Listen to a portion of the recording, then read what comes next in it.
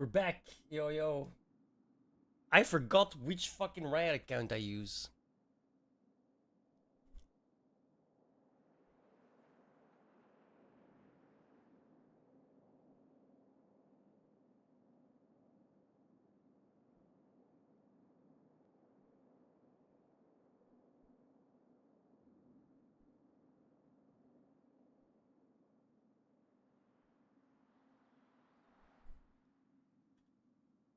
Kinda important right now.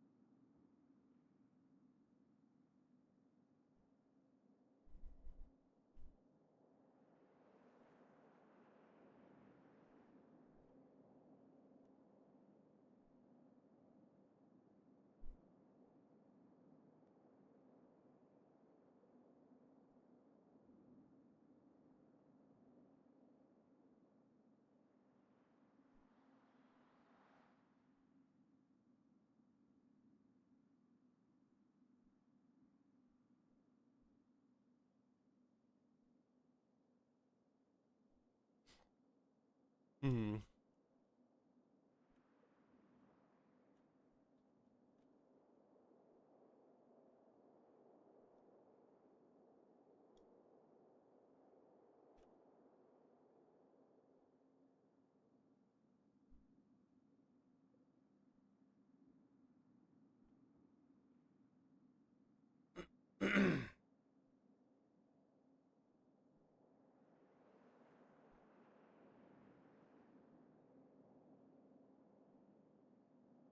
Oh my god. It requires a system restart? Fuck off.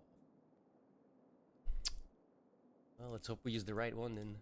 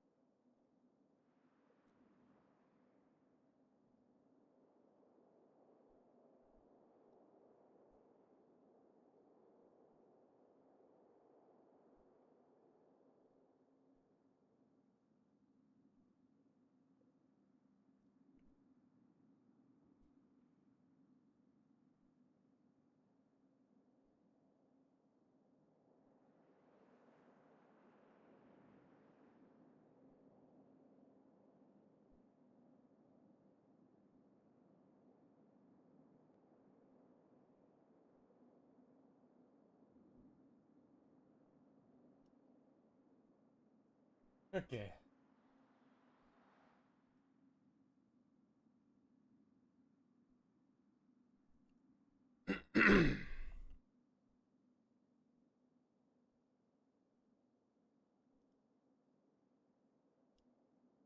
Nearly. Thank you. Ramsey returns to Amy's Baking Company for the day one dinner service as the sun sets in Arizona that December evening. Before it starts, Chef Ramsey gathers Sammy and Amy in the kitchen for a serious talk. The atmosphere is tense. Ramsey asks Sammy why he doesn't share customer complaints with Amy.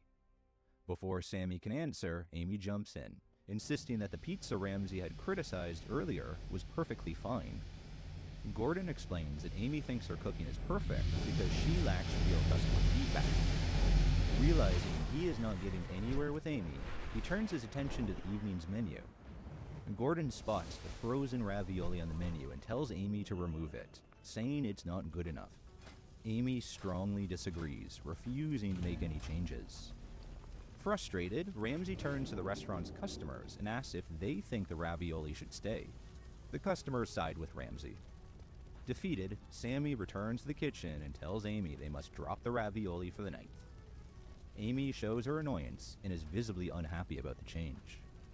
Meanwhile, there is another hitch. The servers can't use the POS system to punch in orders. They must manually jot everything down, leading to plenty of mix-ups. Despite being skilled with the system, Sammy insists they stick to pen and paper, ramping up the stress for the whole team. One table didn't get one of the dishes they ordered because, surprise, Sammy didn't see it written on the piece of paper that Miranda took the order on. After denying this, Miranda fishes the order slip out of the bin to prove to Sammy that she did write it down. Back in the kitchen, Amy mixes up the table number for an order she's sending out. The server, Katie, notices the mistake and asks Amy if she's sure it's on the right table. You don't need to question me, Katie. You can go home right now. I'm sorry. Sammy, Yes, darling. I would appreciate it if you would send Katie home right No. now. Sammy, trying to smooth things over, assures Katie it's okay and convinces her to stay put, for now.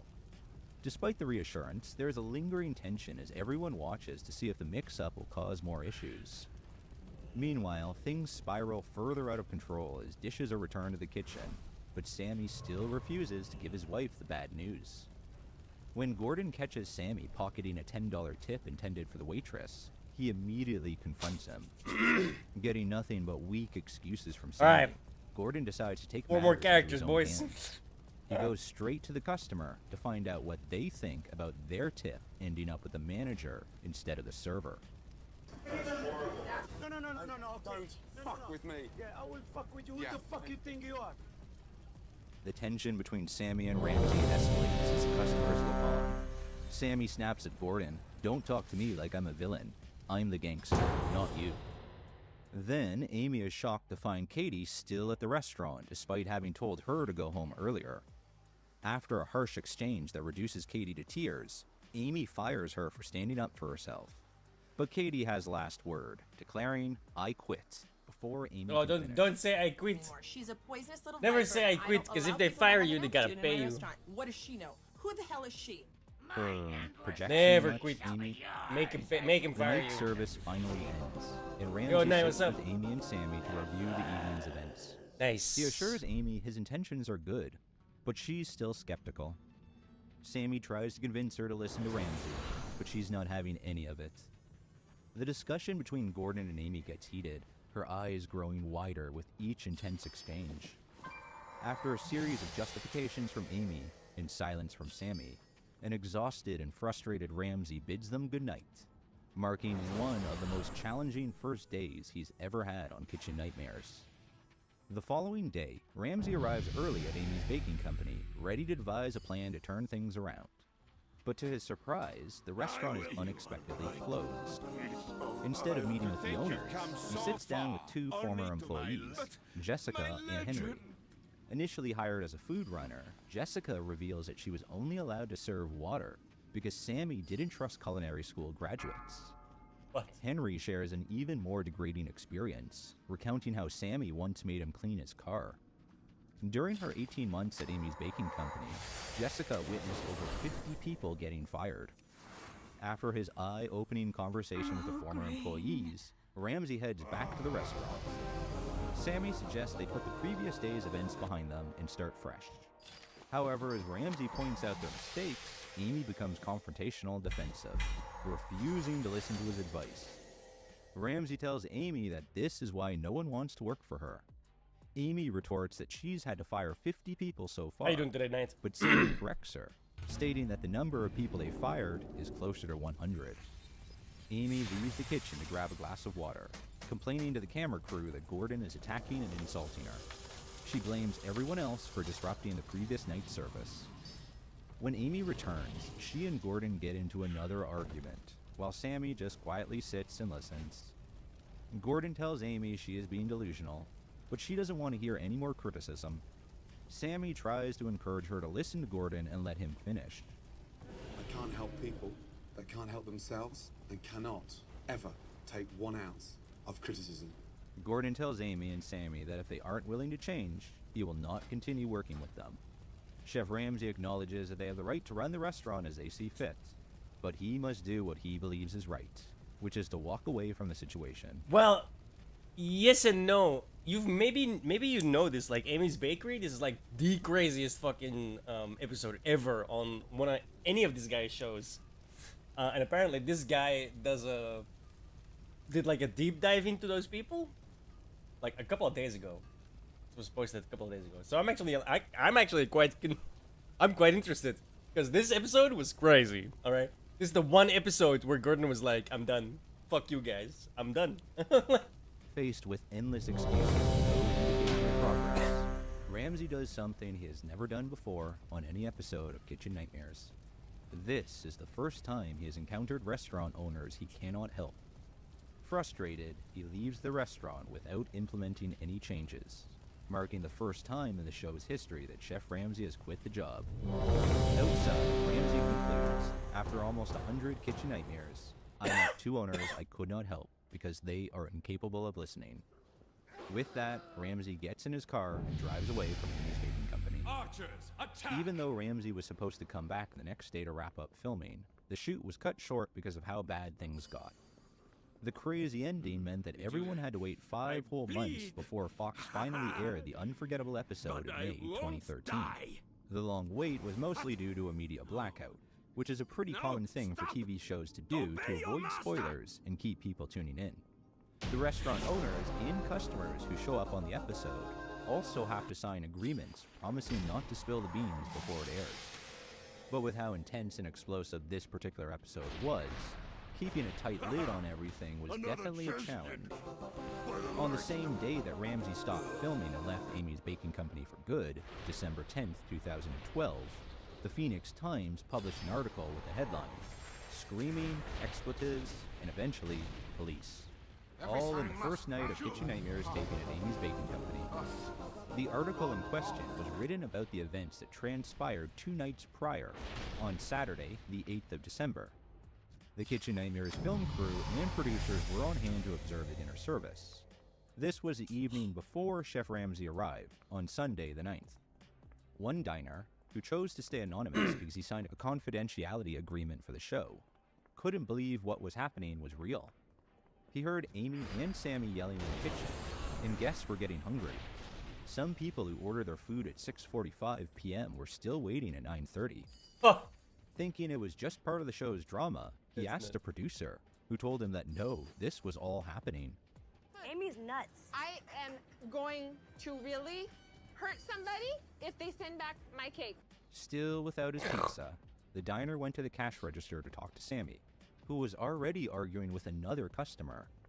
When the diner reminded Sammy that he'd been waiting for his pizza for over an hour, Sammy snapped at him, "Why don't you go F yourself?" Soon after, Amy came out to see what the commotion was. Sammy kicks out the diner, telling him to get out.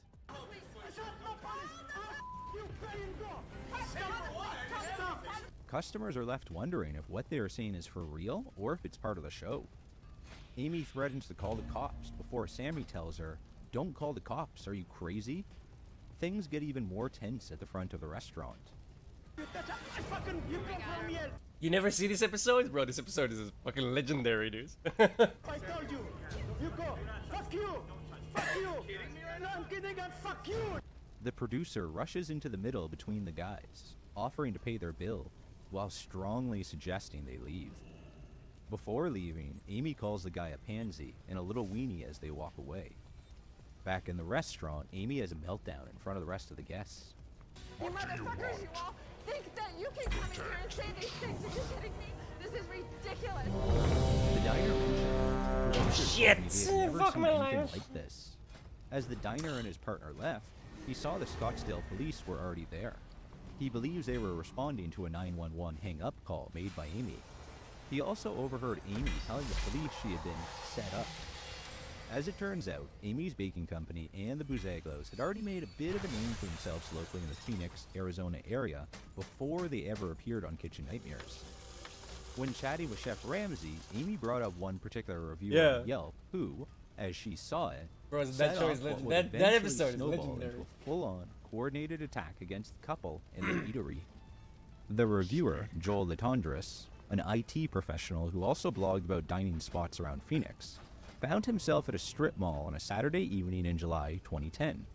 Hungry after a long day with little to eat, Joel paused outside Amy's bakery. Next door, Pita Jungle was bustling with customers, but Joel hesitated, considering whether to join the crowd there or venture into Amy's. Since he was curious about Amy's Pizza, Joel decided to go to ABC. When he gets to the door, he notices a sign advertising all sorts of jobs available at the restaurant. An experienced line cook, a dishwasher, a waitress, you name it. Shrugging it off, he went inside to find it That's- surprisingly empty That's a bad sign, bro. for a weekend. With only a We few need guests every around. job. He Or every chooses to sit worker, on the I empty guess. patio, enjoying the solitude. He orders a margarita pizza, but is disappointed when it arrives. The crust lacked flavor and seemed too sweet, almost store-bought. The tomatoes were bland, and the other ingredients didn't impress him either. After a few bites, Joel was done. He sat waiting for the waitress to come back and refill his drink, but ended up waiting a long time. Finally, the owner, Sammy, came out to the patio and asked, "How'd you like your pizza?" Joel responded, "Well, it didn't really taste fresh." Sammy quickly replied, No, our pizzas are the best. Ask our customers. You're the first person since we've opened ever not like our pizzas." Sammy got defensive about the pizza, but Joel hadn't said anything too harsh. He just mentioned that he didn't like it. Then Joel sat there with his empty glass. It started to feel like they didn't want him around. Sammy wouldn't look at him, and the waitress never returned to see if he wanted anything else. His drink was never refilled. Joel went inside, paid his bill, and left. No one said sorry, and they didn't offer any discounts. Nothing. He thought the sign on the door should say, "Wanted, new owner." Within 24 hours of Joel's Yelp review going live, Amy fired back with her response on August 2nd, 2010. Don't ever respond to these things, guys. Please, if you're a business, don't ever respond to your negative reviews. This was a spark that set it all off. The review that was heard around the world. Dear Joel L., it is blatantly obvious to me why you were alone on a Saturday night. Read any of the reviews written about us, and you will see that everyone loves us. The only people that don't is our competition. We knew that you had been sent by another restaurant before you even ordered your $14 pizza. My dough is made fresh every day from 100% organic ingredients. Perhaps your palate is not sophisticated enough to tell the difference. As for you having the patio all to yourself, unless you have been living on another planet, it is summertime in Arizona, moron. Only tramps and losers want to sit outside in 110-degree temperatures. If $14 is too much for an amazing pizza, then perhaps you should go to Pita Jungle. If you get lucky, maybe you can even dig up someone to take with you so you can share a $5 falafel. Do us a favor and keep your ugly face and your ugly opinions to yourself, and go back to the restaurant that you really work at. That same day, Amy's response was noticed by Ciao Bella, a blog from the It's Phoenix crazy. Times newspaper. Amy then posted in the comments of the blog section.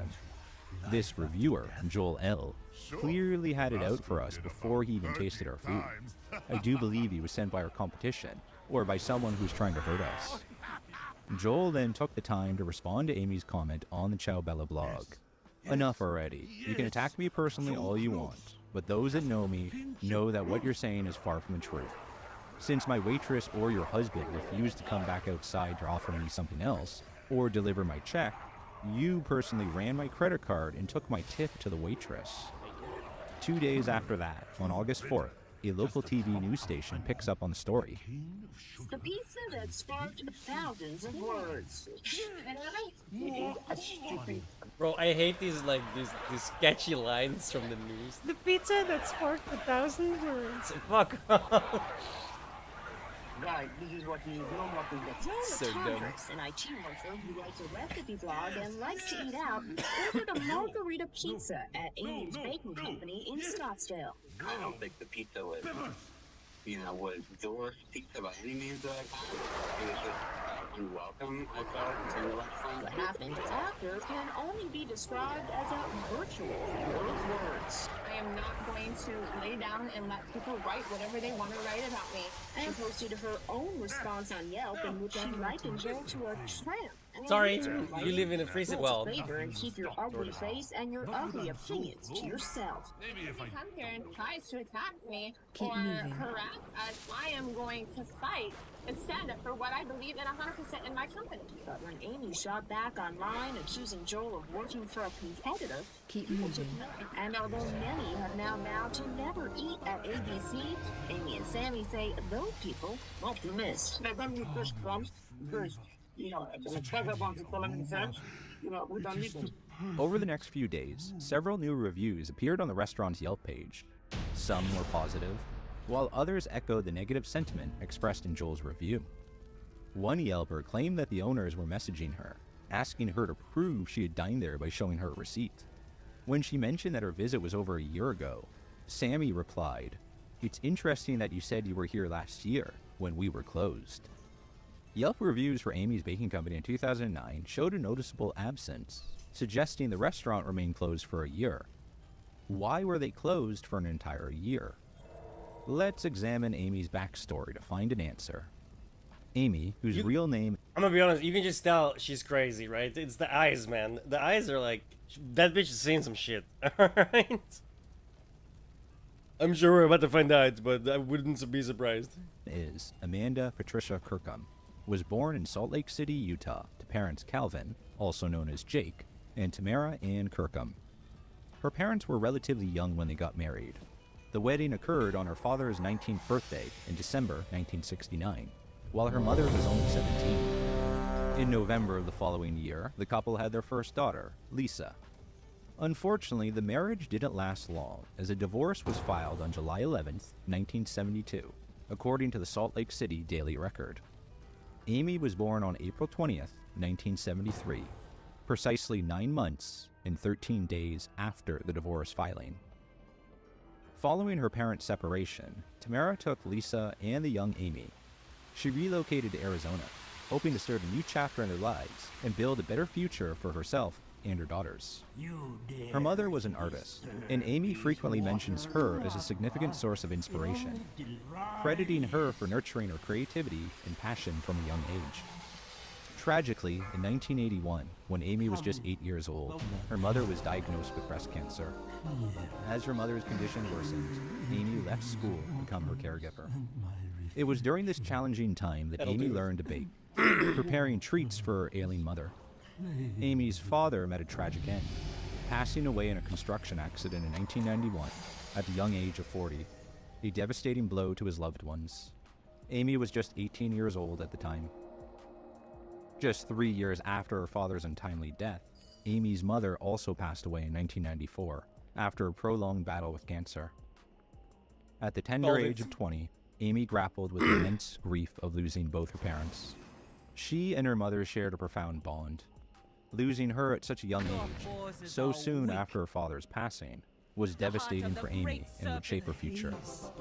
By then, Amy had already tied the knot with her first husband, Kenneth Lee Bossingham. Ken, an MBA graduate 8 years her senior, worked in the gaming industry.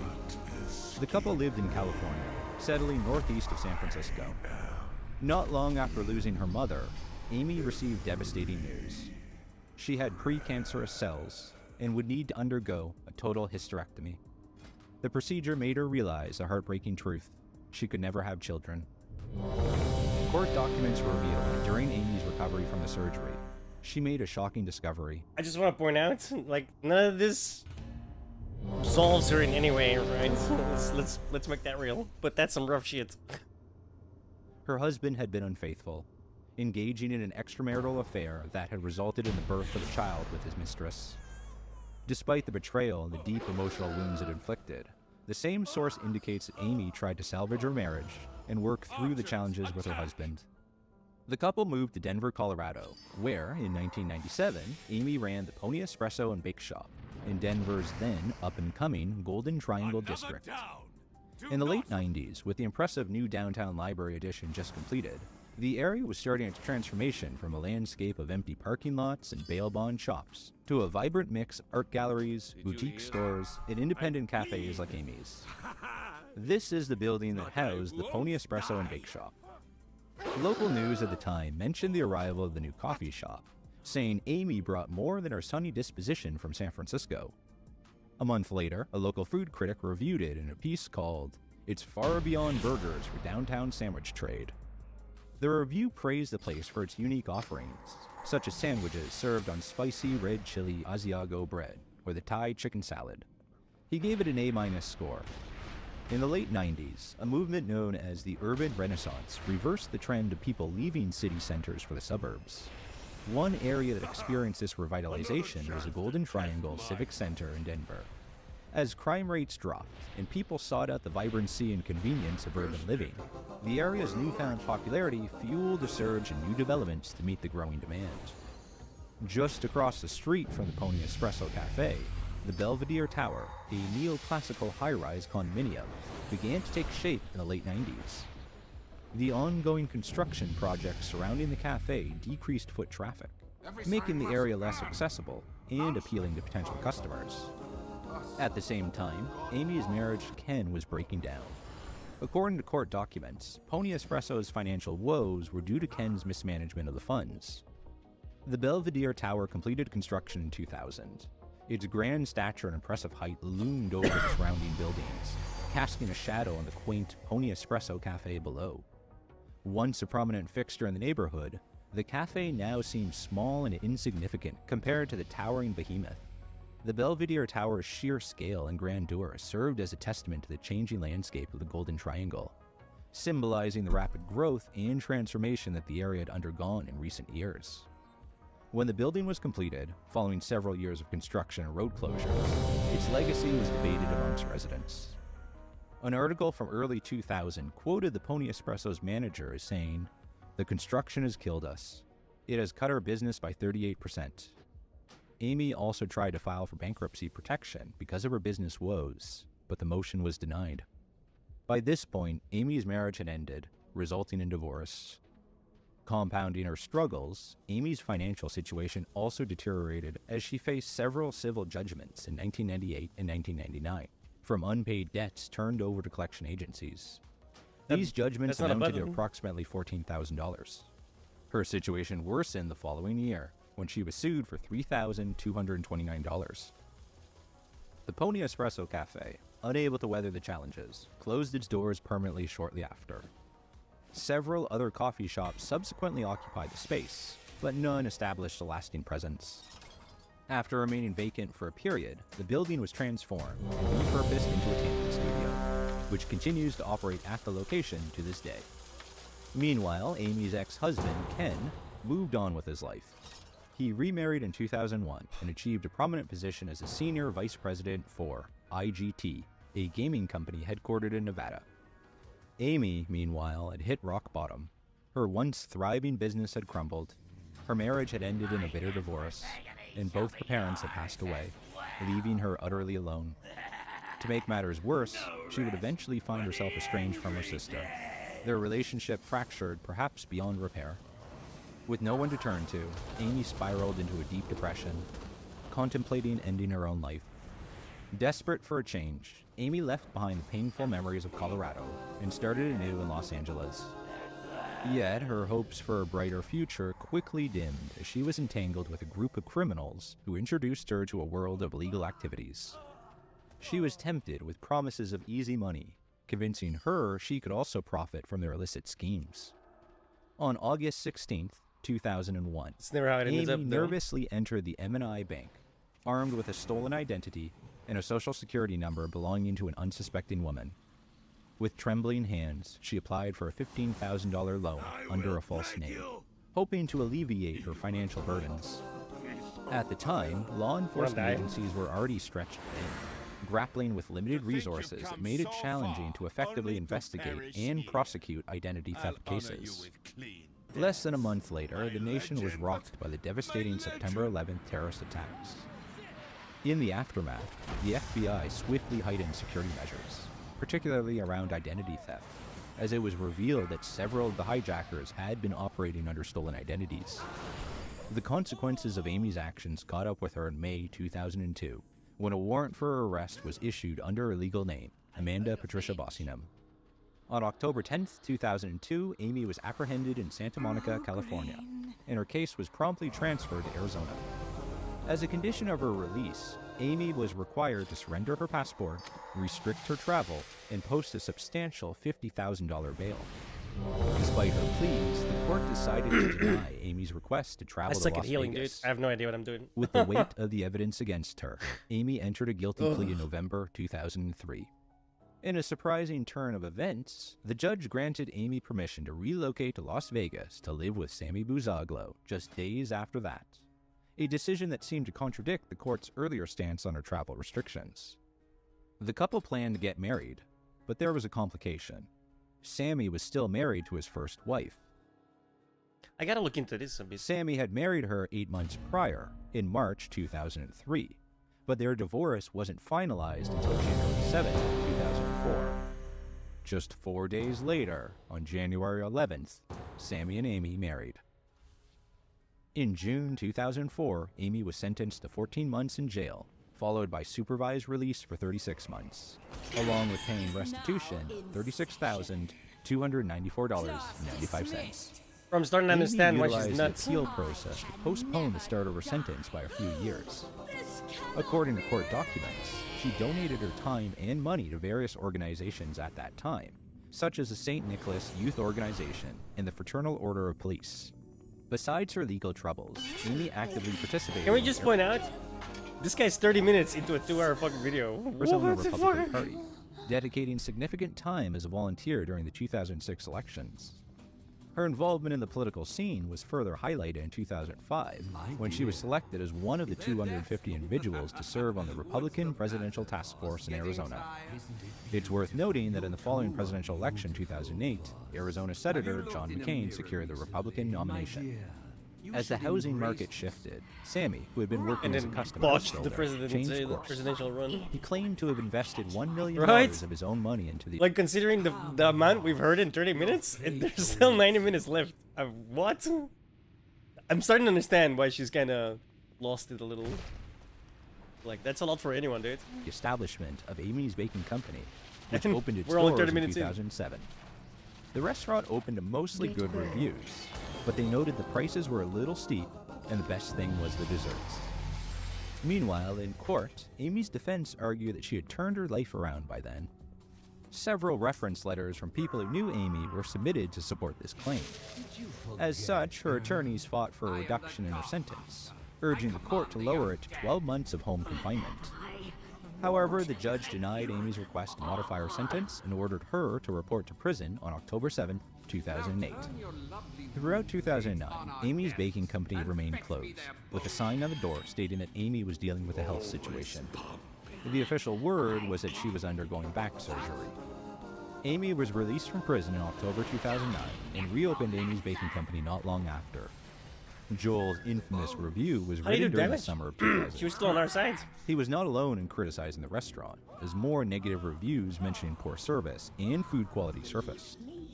Amy and Sammy often responded directly to the reviewers, and their writing style usually indicated who was behind each response.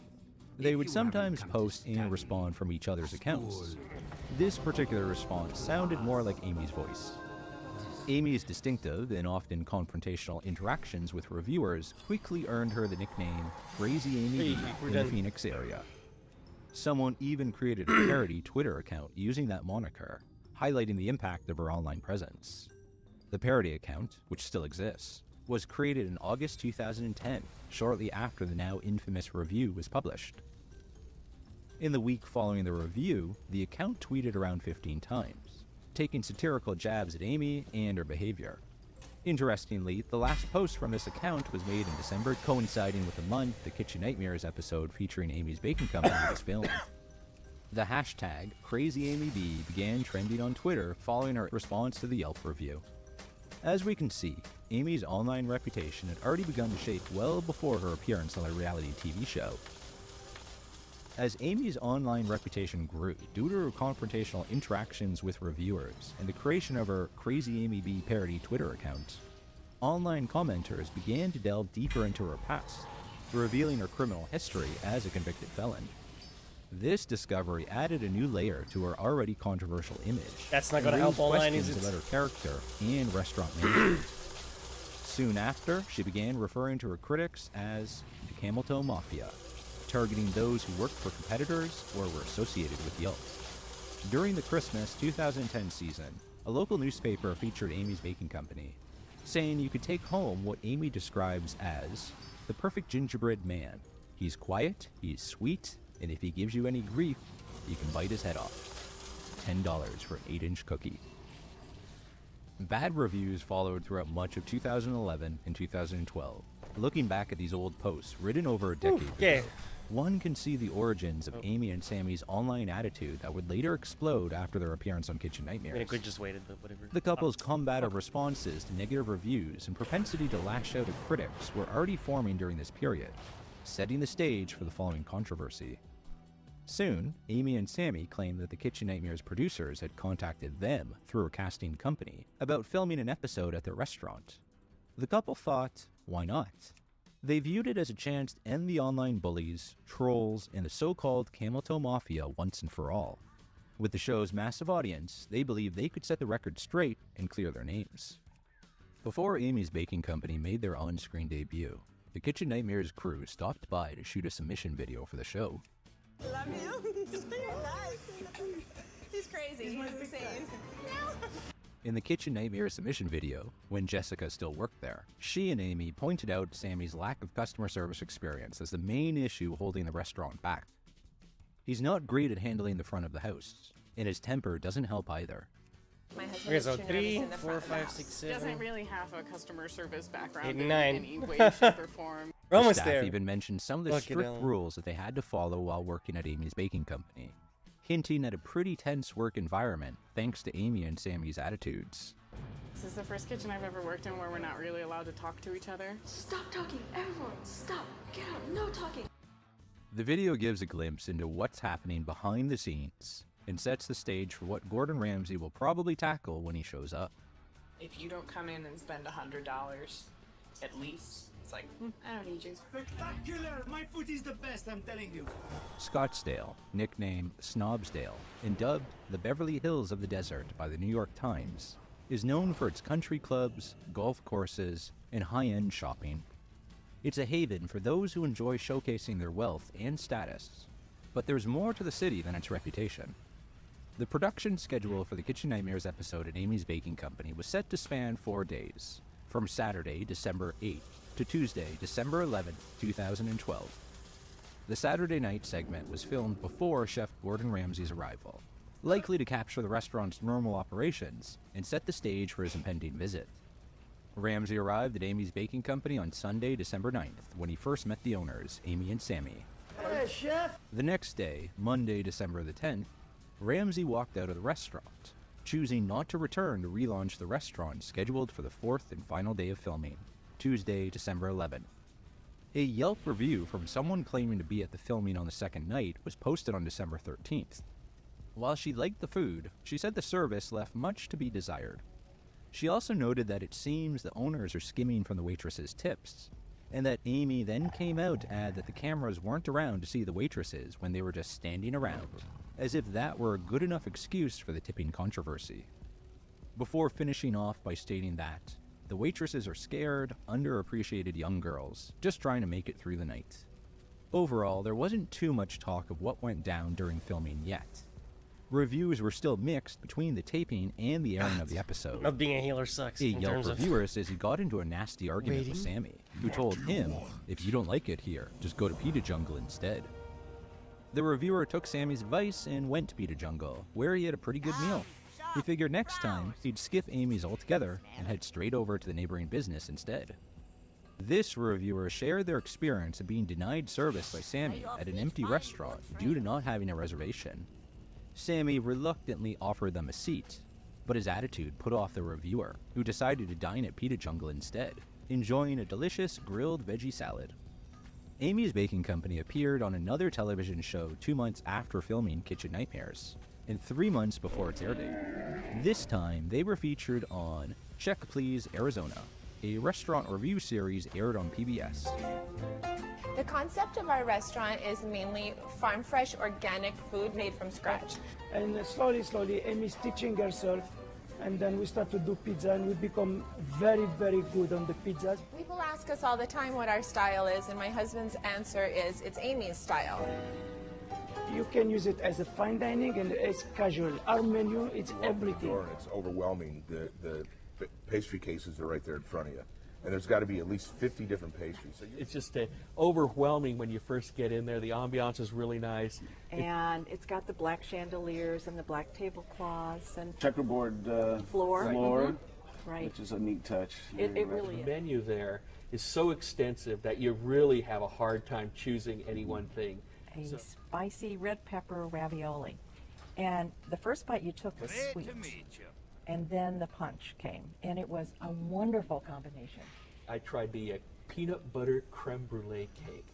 Oh my goodness, was that fine. And again, if you would like to try Amy's Pizzeria Bakery Bistro Bar, reservations are accepted. Many reviewers were unimpressed with the Check Please Amy's Arizona Pizzeria Bakery Bistro Bar. What the fuck?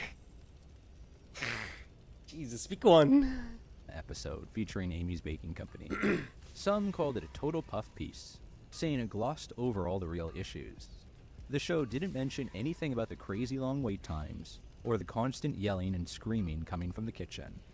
And there was hardly any criticism of the restaurant or the owners, except for one reviewer who mentioned that one of the dishes could have used a little more punch. Local news outlets started buzzing about the upcoming Kitchen Nightmares episode featuring Amy's Baking Company. This was a big deal because it was the first time the show had ever come to Arizona. They announced that the events from the December taping would soon be revealed, hinting at the dramatic nature of what had unfolded. Due to a unique scheduling situation, the episode featuring Amy's Baking Company aired in Canada or a bistro before being broadcast in the United States. This meant that Canadian viewers were the first to witness and react to the events that unfolded during the filming. Their response would serve as a preview of what would come when the episode finally aired in the US. Amy herself can shed light on what that experience was like. They aired it in Canada first, and so all of a sudden we have all of these beloved customers from Canada. We love Canadians, and I start receiving all of these telephone calls from Canada, Saskatchewan, from these people telling us to go F ourselves and we're psychotic and go kill our... Bro, I don't want to do this, but look at this Sammy guy. Does he not look like Palpatine a little bit? Like the sunken in eyes, they're all like darker than the rest of his face. He kind of looks like Emperor Palpatine, bro.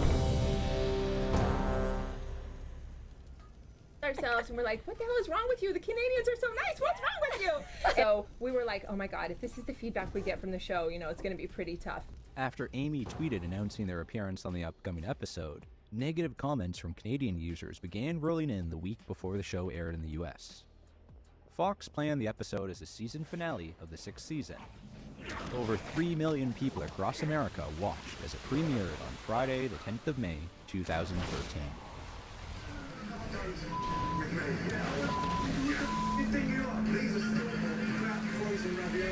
And they're delicious.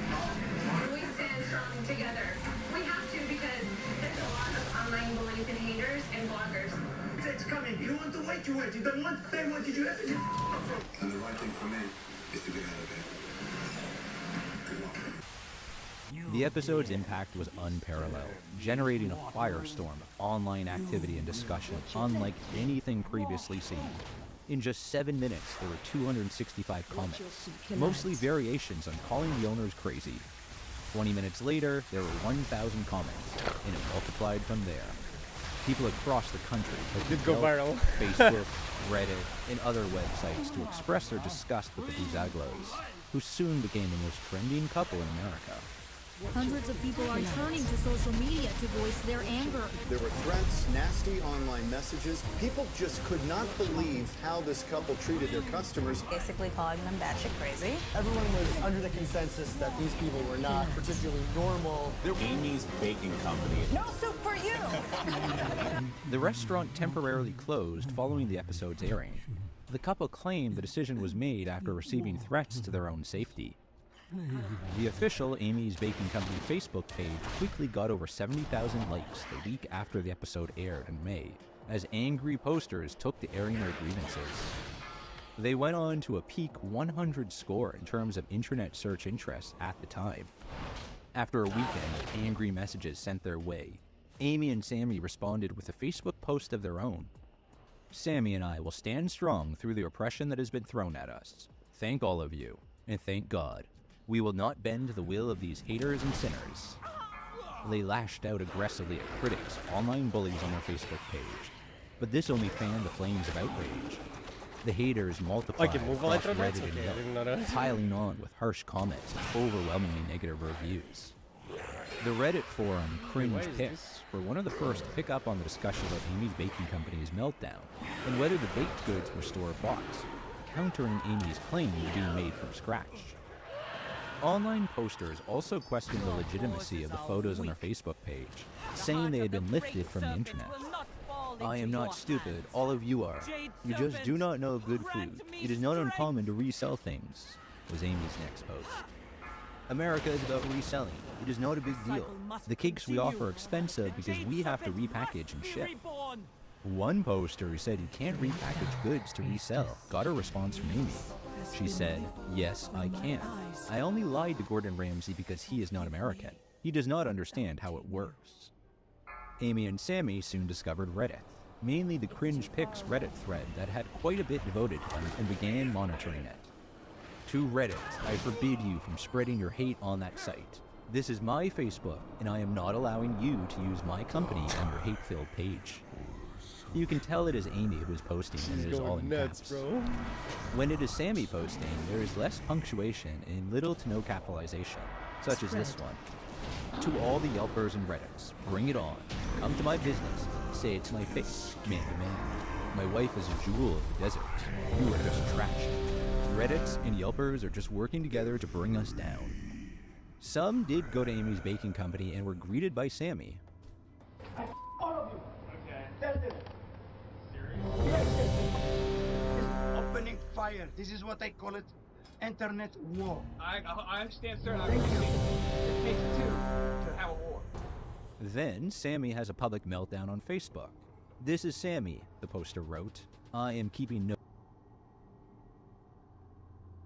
I mean...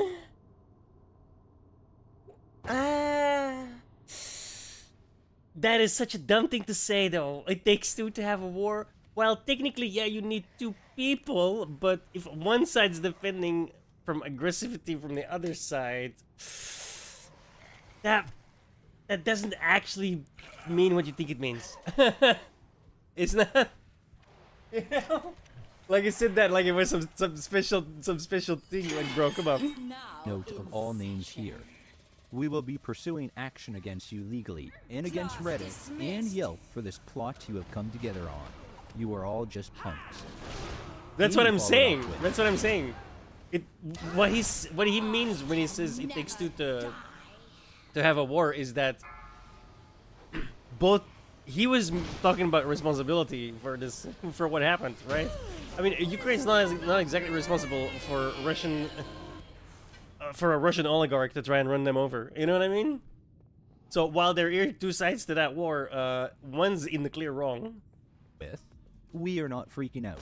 We do not care about a witch hunt. I am not a witch. I am God's child. F Reddits and F Yelp. And F all of you. Bring it. BuzzFeed famously called it the most epic brand meltdown on Facebook ever. On Tuesday, May 14, 2013, after a weekend full of angry online posts, the couple claimed that their Facebook, Yelp, Twitter, and website had been hacked, all simultaneously at the same time. A statement was released saying the local authorities and the FBI Computer Crimes Unit were now investigating. You are all little punks. Nothing. You are nothing. Punks. I thought you said guns. I was so surprised. But all are Hi, we'd just like to talk to you about what's been... You can't film us. You cannot film us. Would you like to comment on your Facebook post? I'm not making those. Someone has hacked into our account. The FBI is involved. This story gets even more bizarre. Don't say that ever. Co-owner Sammy wants to say It's a never. few words. Well, almost. It's almost never really. Twitters, everything, you know. There is mindset people also. There is smart. I know I'm talking. There is. I'm not talking about Kitchen Nightmare. The local police did confirm that the case was being investigated. The FBI refuses to comment on such situations. The couple later sat down with a local TV film crew for an interview about the claimed hacking incident. I went into our Facebook and I saw these posts and these timeline posts and I freaked out. I said, oh my God, we did not write these. I tried to delete them and I couldn't. The post using profanity. No, nothing. Absolutely nothing negatively have I said. In many of the comments really made believe on that, the to be couple's honest. Facebook page, they mentioned that Amy is a criminal. Well, that's true. She does have a record. She pled guilty to bank fraud back in 2003. We asked her about it tonight. She did not hide it. She said she pled guilty, served her time, and has since Get burned. To compound her problems, Katie, the server that Amy wanted to fire for questioning her orders before she quits, took part in a Reddit Ask Me Anything. In this thread, users could ask her anything about her experience working at Amy's baking company. It quickly grew to almost 7,000 comments and counting. When asked what the craziest thing Katie saw while working there was, she said the first night of taping when Sammy laid his hands on a customer, the producers had to pay for everyone's meal because all the diners were escorted out during service. She said neither Amy nor Sammy's actions were staged for the cameras. Some diners may have purposely sent back dishes, but other than that, everything was 100% real. You may recall that Chef Ramsay gave Miranda a tip to keep as he left. Katie says it was $20 that Gordon tipped her on his way out. Katie went back to the plaza where Amy's baking company was located a few weeks before the AMA and noted that Amy's had only 3 small tables full while Pita Jungle was packed. When asked how did that if it other was guy legal attack her for so them to keep quickly? her tips, she said she didn't know the answer. She agreed to take $8 hourly as a flat rate instead of tips. The same day, May 15th, a petition is filed on Change.org asking the U.S. Department of Labor open an investigation of the restaurant owners for taking tips from the servers. And a few days later, the campaign confirmed that an investigation had been opened with the Department of Labor in Arizona. Also on May 15th, the couple announced that they had hired a well-known public relations firm to handle the brand's crisis and announced the grand relaunch of Amy's Baking Company, to be held the following week on May 21st. The PR firm they hired was Jason Rose's well-known company, Rose, Moser, and Allen. This firm is renowned for its work with many prominent figures, such as former Maricopa County Sheriff Joe Arpaio, who styled himself as America's toughest sheriff and was known for his tough stance on crime. The press release says the owners will answer falsehoods depicted on a reality television show, including assertions that the restaurant confiscates servers' tips. Customers can decide if Gordon Ramsay is correct or the marketplace that has supported the small, locally owned business for 6 years. Seating is limited. Tickets could be obtained through their PR agency. Tonight, the kitchen's closed as the owners prepare for another grand opening. We're hearing another side of that story as well. Customers weren't allowed in. What the fuck? But I was, around back, without the camera. Owners Amy and Sammy Buzoglu told me they've hired a public relations firm and are planning a grand That's reopening. never happened. Across the way, we met a woman who'd rather not return to Amy. None of it was scripted. I think they just want to see if Amy's going to have the same reaction if she's going to have another meltdown. On May 21st, Amy's will host its reopening celebration. Their PR team calls it a chance for people to experience the couple and their food for themselves. Like, I think it's going to be another Kitchen Nightmares round 2. Staff at Amy's say they will donate some of the proceeds to a charity that works on educating people about cyberbullying. Tickets for the grand reopening event sold out quickly, with the restaurant claiming they received over 1,500 That's funny. reservations. Sorry. To handle the surge of customers, Sammy and Amy said they had more than 60 job applicants over the weekend and hired 9 new employees, none of whom had seen the Kitchen Nightmares episode. There were claims that tickets for the grand reopening were readily available online, allowing people from outside the state to purchase them. According to the site Radar Online, some individuals reportedly resold these tickets on eBay for as much as $200 each.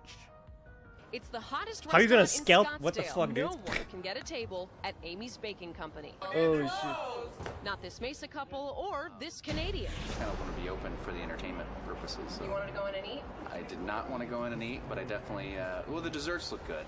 Outside, the number of gawkers was growing. You can't buy this kind of everywhere. Amy and Sammy gave a Phoenix radio station interview to Monty Carlo, who knows a little bit about Gordon Ramsay, as she was a contestant on the 3rd season of MasterChef. I'm not proud of my behavior on that show, and I'm very sad that the whole world had to see me have a meltdown against people that have been bullying me for 3 years. How did you guys get involved in Kitchen Nightmares? Kitchen Nightmares put something on Yelp, asking the Yelp community who in Phoenix needs our help the most. It was overwhelming that we needed their help. So they contacted us and asked us if we would be a part of the show. We responded by telling them we were huge fans of the show. We loved the concept of the show. The only problem we've ever had negative is with these online bullies and with these people from Yelp. And they told us they were coming to help, and we believed them. There is a petition on change.org with over 30,000 signatures requesting that you stop taking your servers' tips. Is that a practice of yours? Never. We don't even have servers. We have bussers and runners. And those people are paid anywhere from $8 to $14 an hour. Are you thinking about hiring a wait staff? I would love it. I will offer $5 an hour and they can keep all their tips. I will pay better than any other restaurant. If they get $4.25, I give $5 and I can keep all their tips, but they have to do their jobs, not watch me, how I run by myself. You know, this is very important. I mean, we've received death threats from people online because of this. They called us last night at 12 o'clock, at 1 o'clock in the morning, threatening to kill us. All of the local authorities have been amazing. They then did another interview later that day with ABC 15 Arizona. Oh my God, what has happened here? This is going to ruin our life. I didn't want to leave my house. I wanted to crawl underneath my bed. We learned not to say negative things anymore on the web. We've learned our lesson. They're referring to their social media reaction years ago to an unfavorable review. This time, they say it wasn't them. We don't know. I can tell you that I have filed all of the appropriate paperwork. My accounts were hacked and they are still to this day currently being hacked. Sunday job fair, they're now offering a more customary $5 an hour plus tips, hoping to staff their re-grand opening this week. We welcome the people that doubt us. I don't want the world to know me as crazy or the names that they've been calling me at all. That's not who I am. On May 20th, 2013, the planned press conference was abruptly cancelled the day before it was set to take place, and media outlets were barred from the restaurant. The PR firm says the couple would not be giving interviews, and received a letter from the law firm representing Kitchen Nightmares, which stated, "If you disparage the show, its hosts, that's very or its Luke Gang. producers, I love it. you will breach your obligations under the agreement you signed before going on the show, potentially exposing you to damages of $100,000 each." Moreover, the PR company announced it would no longer represent Amy's Baking Company. Despite this setback, the grand reopening was still scheduled to take place the following day, May 21st, 2013. Although the restaurant claimed to have 1,500 reservations, attendees at the reopening event reported sparse crowds, showing that many of the tickets acquired online were likely by individuals who did not intend to attend. Amy's Baking Company began serving those with reservations at 5 p.m., employing security guards to prevent curious onlookers, media personnel, and others without reservations from entering the establishment. Oh, you need a reservation. Is it reservations only? Not really. The patio area was closed for security reasons. The restaurant had a sign warning that anyone who disrupted their business in any way would have security escort them away. They even went after Mr. Scribs, the beloved mascot for a local pizza parlor, who held up a sign saying he loves his customers and would never hit them. Inside, photos from the reopening night show a lively crowd. One of the new waitresses looked somewhat nervously at the crowd, while Sammy can be seen working the POS system in the background. We catch a glimpse of a frantic-looking Amy hustling to keep up with the reopening orders. A tired-looking Sammy poses for a photo with a couple at one table. The relaunch may not have been the only thing exhausting them, though. That morning, the Arizona Republic and 12 News dropped a bombshell report stating that Sammy is involved with a U.S. immigration and customs enforcement case and has a criminal past. Sammy Buzaglo in person. No. Why is the government trying to deport you, sir? Why is the government trying to deport you, sir? Everybody, He and wife Amy Buzaglo were reopening Amy's baking company in Scottsdale on Monday. How much longer will Sammy Buzaglo be It's around? not your problem. It's nobody's problem. Why were you in immigration court? It's not your problem.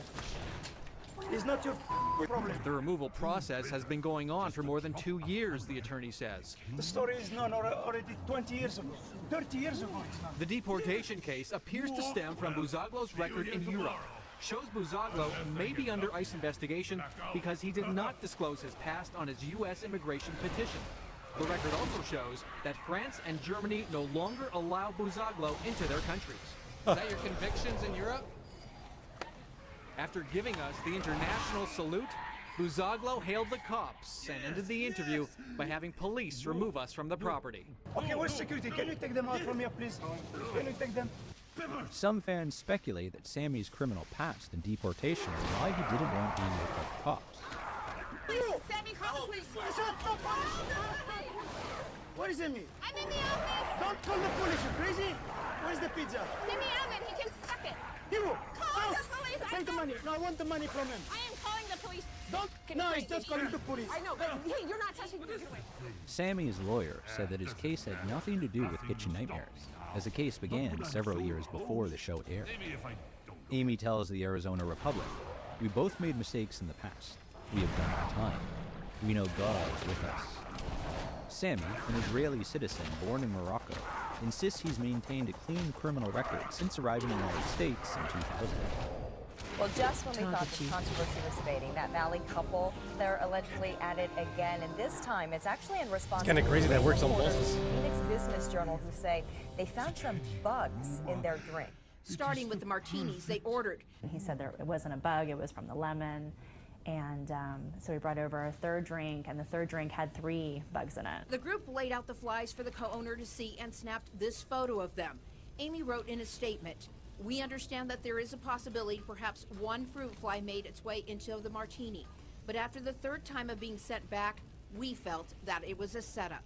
We didn't plant the bugs in there. Haley and her co-workers did leave, but still wanted to try a slice of Amy's famous cakes, only to find a fingerprint in the frosting.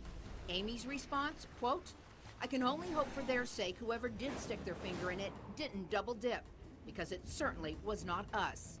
The story has a happy ending, however. After getting kicked out of Amy's, they went to Pita Jungle and had a satisfying meal there. May 31st, 2013, entertainment news website Radar Online reports that the Buzaglos are considering offers Pita from Jungle several sounds like a good production place. companies to have their own reality TV show focused on them and the restaurant. Their agent says they want to see all the deals on the table before signing with one company. By this point, Amy and Sammy had already created a new Facebook page, having never returned to the original one after they claimed it was hacked. Yet it didn't take long for meltdown number 2 to happen.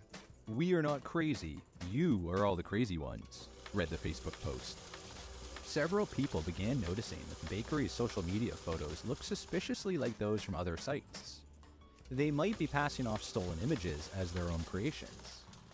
They claim that a hacker stole the photos from them and then put fake dates on them to make it look like they were copies. June 28, 2013. A copy of the employee contract that new employees must agree to when working at Amy's baking company is leaked. The 20-point mutual agreement between Amy's baking company and its employees reveals shocking workplace rules. One clause states, "Any products, such as food or plates that are broken or burned due to direct negligence, will be taken from your paycheck at ABC's cost." Another controversial rule declares all tips property of the house, with workers agreeing to an hourly rate of $8 to $14 instead. While ABC reportedly changed this policy after the Kitchen Nightmares backlash, I feel like that should be less controversial than it is. American tip culture is fucking lunacy, dude. How about you pay those guys an actual wage? this contract was from 2012, before the change. Perhaps most alarming is the holiday policy. Holidays and weekends are mandatory. Any no-show will be monetarily penalized with a fee of $250. The contract also includes a strict non-compete clause, barring former employees from working at competitors within 50 miles for a year. Have a problem with these rules? Don't even think about raising an eyebrow, because any type of attitude will result in immediate termination. The controversy surrounding Amy's Baking Company transformed it into Scottsdale's top tourist attraction for 2013. What began as a local Arizona curiosity quickly escalated into a global sensation, capturing worldwide attention. Tourists and curious onlookers flocked from far and wide to see the infamous strip mall location firsthand. The sidewalk outside the bakery became famous for visitors, who eagerly snapped photos in front of the now famous storefront. The unexpected fame turned this once obscure eatery into a must-see destination, with people going out of their way to witness the site of the internet's latest obsession. It served as a testament to the power of reality TV and social media in creating instant, albeit infamous, landmarks. We've become the #1 tourist attraction for the summer, only it's like Disneyland for the crazies, owner Amy declares. Hi! It wasn't just physical visitors either. The bakery started receiving a barrage of prank phone calls from around the world. ABC, good evening. This is Special Agent Webster. Our agency has been granted extraordinary powers in the pursuit of threats to national security. I'm sure you're aware of this. Okay, then what you need from me, sir? Now that we had reason to monitor the internet usage at your address. Okay, listen, I'm going to pass you to my wife. Now the results show that some... Hello? Well, you'll get a chance to make a full statement later. I suggest strongly that you cooperate with them. You've just been pranked. What the fuck, bro? Good afternoon. Thanks for calling Amy's Baking Company. I think that's really sad too, by the way. Like prank phone calls? Bro, what are you, 5 years old? Review that some of your food is frozen. Is that true? Well, let me ask you a question. Do you believe everything that you read online? If so, I have a beautiful piece of oceanfront property for sale for you right here in the desert. People tell you to go jump off a cliff. Are you going to do that too because you read it online? Maybe. Okay, then I'm going to go write it online, and I hope that you jump off a cliff, okay? Okay. It's going on YouTube. Despite the media frenzy and pranksters, That's so cringe, Amy's bro. Baking Company had a loyal following that often went unnoticed. I swear. Many genuine fans who had watched the infamous episode traveled to Scottsdale, hoping to meet Amy and Sammy. While Amy frequently stayed in the kitchen, visitors often interacted with Sammy, who became the public face of the establishment. His charismatic presence and willingness to engage with customers made him a focal point for many visitors. Occasionally, Amy would emerge to greet patrons, delighting fans who eagerly took photos with her. These sincere supporters added an intriguing layer to the saga, showing that despite widespread criticism, the restaurant had cultivated a group of devoted fans who appreciated what the Buzaglos were trying to achieve. They genuinely enjoyed meeting their supporters by the looks of it, too. Well, except for this guy. Amy does not look too thrilled to be meeting him. Perhaps the Union Jack reminds her of Chef Ramsay. Despite the initial surge of attention, Amy's Baking Company experienced a noticeable drop in diners over the long, hot Arizona summer, as the Kitchen Nightmares buzz faded. Most of the people eating there were tourists, since not many locals in Scottsdale wanted to visit the restaurant. One such person who went there during that time was travel blogger 1 Mile at a Time, who visited Amy's Baking Company in August 2013. He said the most surprising thing was that the restaurant was completely empty, despite it being Friday. It was just Sammy standing near the door. While waiting for his order, the guy struggled not to laugh when Sammy told him they went against the whole internet and won.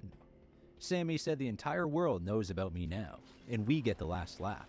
We are still around and doing well." Given that they were sitting in an empty restaurant at 8 p.m. on a Friday, did they really win, he thought? To start, he had a caprese salad, which he describes as pretty abysmal. The tomatoes weren't ripe yet, and the mozzarella was really hard, which made for a bad combination. For his main, he chose the pizza margherita, which he also was not impressed with. He said the crust tasted like a microwave frozen pie crust. Before he left, Sammy told him that in 2 to 3 weeks, they would have their own reality show, although Sammy specified that they hadn't chosen a specific network yet. In addition to the reality show, the couple sought other ways to cash in on their newfound infamy.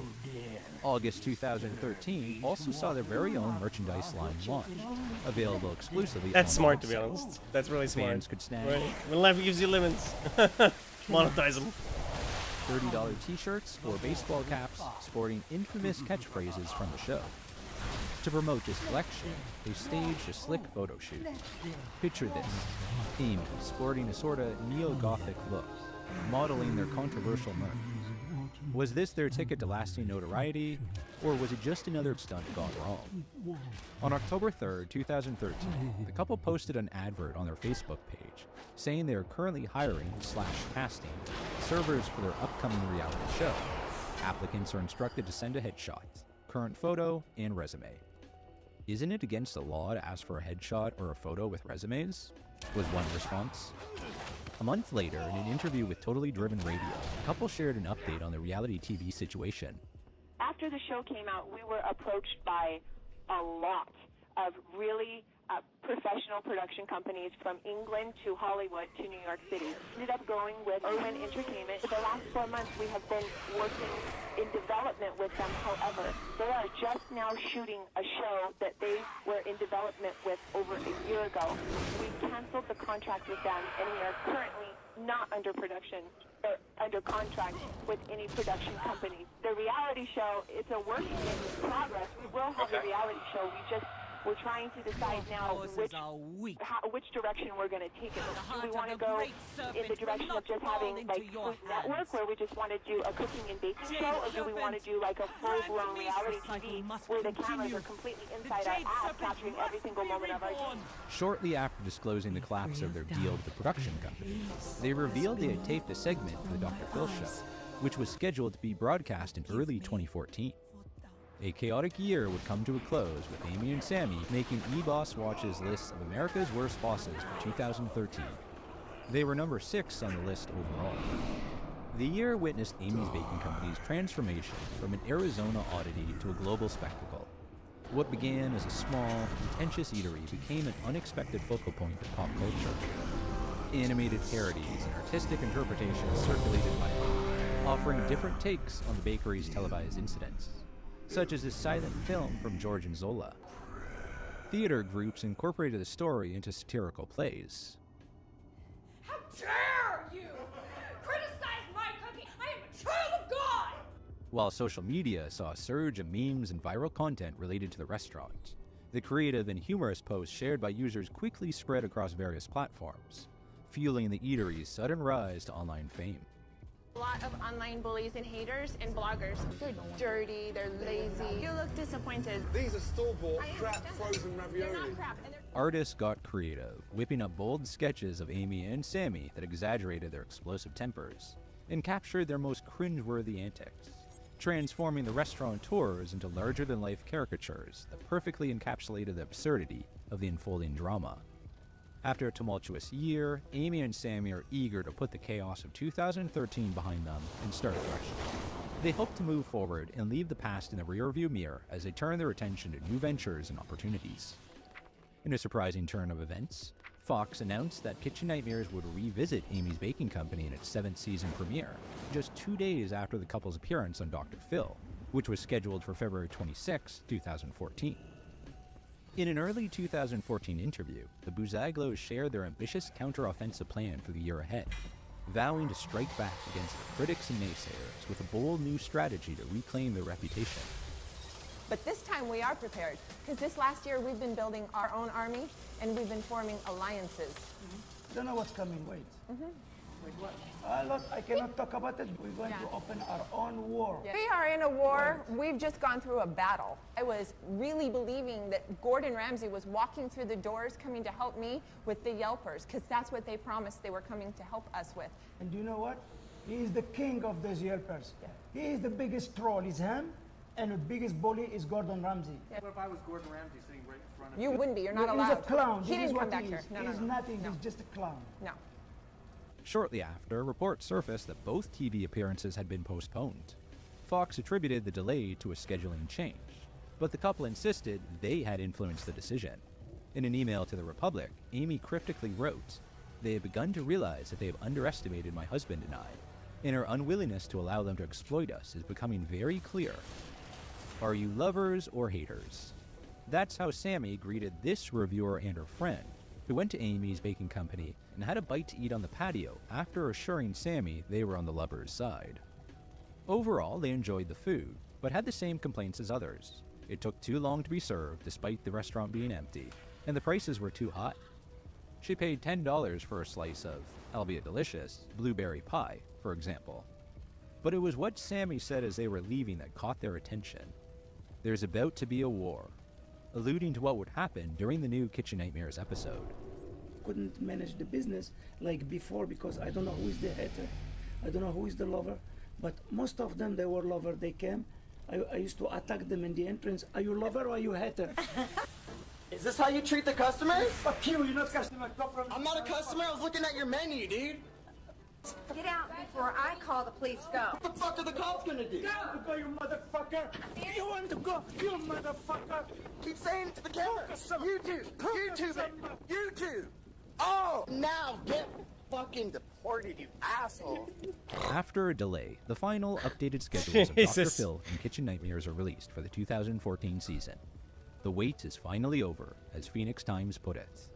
The schedule had the couple appearing on the Dr. Phil show on April 9th, followed by a special episode of Kitchen Nightmares 2 days later on the 11th. The Dr. Phil episode opens with a review of the cruel online comments made by bullies, trolls, and the Campbelltown Mafia toward Amy and Sammy. The show then displays some of the hilarious sketches produced by these critics, though their true motives remain unclear. Saying the most disgusting, vile, horrific things to us. If I was in a room with Hitler, Bin Laden, or the owner of Amy's Baking Company and I had a gun with 2 bullets, I would shoot the owner, Amy, twice. Dr. Phil tries reasoning with him. Come on, that's funny. That's just funny, bro. Come on. And Sammy, saying that when they engage with online bullies, they give them more I expected power. it, but to hear They her say advise it that is when just you choose the behavior, you choose the consequences. Yes, if someone comes to attack us, we're like snakes. You don't mess with a snake in the desert and go poke it. Still, Amy and Sammy were defiant, saying it is not as easy Wait, as simply wait. unplugging from the hater. Horrific things to us. Motives remain unclear. Saying the most disgusting, vile, horrific things to us. If I was in a room with Hitler, Bin Laden, or the owner of Amy's Baking Company and I had a gun with 2 bullets, I would shoot the owner, Amy, twice. Dr. Phil tries reasoning with Amy and Sammy, saying that when they engage with online bullies, they give them more power. He advised that when you choose the behavior, That's funny, you bro. choose the I don't care what you consequences. say. Yes, if someone comes to attack us, we're like snakes. You don't mess with a snake in the desert and go poke it. Still, Amy and Sammy were defiant, saying it is not as easy as simply unplugging from the haters when they are prank calling the phones. While prank calls and heated social media exchanges were frustrating, it was arguably Reddit that caused the couple the most distress. On Facebook, Amy and Sammy engaged in back-and-forth sparring with users through brief, straightforward interactions. They often got into heated arguments and traded insults with their critics, who were all too eager to respond and fuel the flames of conflict. Unlike the somewhat moderated Yelp review system, which flagged and removed many of the biased reviews left by viewers, Reddit was uncharted territory for both of them. As Amy mentioned in several interviews, they were unfamiliar with the platform. Reddit. Oh my God. And I didn't even know what Reddit was. I didn't know anything about Reddit. I started to look at pictures of kitty cats and aliens, and I was like, why are these people so cute here? And they come after me, they're being so wild and mean. I'm like, no, they don't understand. I'm one of them. Often referring to it as Reddits, they struggled to navigate the site's expansive and complex landscape. This unfamiliarity may have led them to underestimate the power and influence of the Reddit community. Reddit is for people that have nothing better to do with their lives. Those people are insane. You are fat, disgusting losers. That's kinda who true, probably though. don't have jobs, or if they do, don't make over I mean, she's not $40,000 technically per wrong. year.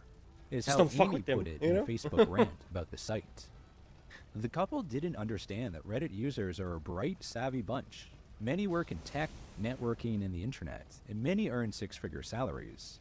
They're not the basement-dwelling losers or minimum wage slaves that Amy and Sammy might have imagined. These folks know their way around the site and how to use it to their advantage. She'd like Reddit if she knew Reddit liked cats as much as she does, one Redditor pointed out. Rather than de-escalating, the couple decided to take their online battle to the far reaches of Reddit. The Reddit community retaliated, using the platform as a central command center for orchestrating pranks and strikes against the restaurant owners. Is that Sammy who's going to come to see you soon? You know that? You are a... They call and say, we have battle toads. The "Do You Have Battletoads refers to a notorious troll campaign orchestrated by users on the online platform 4chan in 2007, and then later on to Reddit. That's old school. They've repeatedly called GameStop stores asking if they had the obscure video game Battletoads for the Nintendo Wii, despite it being an old game initially released for the Nintendo NES in the early 1990s. The relentless prank calls frustrated employees to no end. How can I help you? Do you guys have Battletoads? Excuse me, if you guys continue to call, I will have to report these phone calls to the police. You may think it's funny, but it really isn't. Battletoads is fun. Cementing it as one of the most widespread and well-known pranks of the early internet era. The campaign later targeted the famous gold and silver pawn shop featured on the reality TV show Pawn Stars. After the infamous Kitchen Nightmares episode featuring Amy's Baking Company aired, the restaurant also became a target of the Battletoads meme. Pranksters began making Battletoads-related calls to the restaurant, with Amy getting in on the fun by posting this in response. One Redditor even went so far as to take Battletoads for a photo shoot out front of Amy's Baking Company. He's lucky Sammy didn't catch him mucking about, or he might have been in serious trouble. The couple was so frustrated by all the prank calls that they decided to turn the tables on one of the pranksters by posting his phone number on their official Facebook page. The guy got so many phone calls that he had to change his number. But dealing with prank calls was one thing. The fallout from appearing on national television for a second time was another. As mentioned before, the couple's second appearance on Kitchen Nightmares followed 2 days after the airing of the Dr. Phil episode. For the return to Amy's Baking Company Lupercal episode, is the Gordon name of chose Horace, not to return to the bakery arch-trader itself, in Warhammer 40K. instead filming his portion from the safety of the Hell's Kitchen set. In his place, he sends Anna Garcia, a reporter for the Crime Watch Daily investigative news program. She appears unannounced at an empty Amy's Baking Company, asking to be let inside. Hi, Sammy. Anna Garcia from Kitchen Nightmares. How are you? Kitchen Nightmares? Yes. Oh.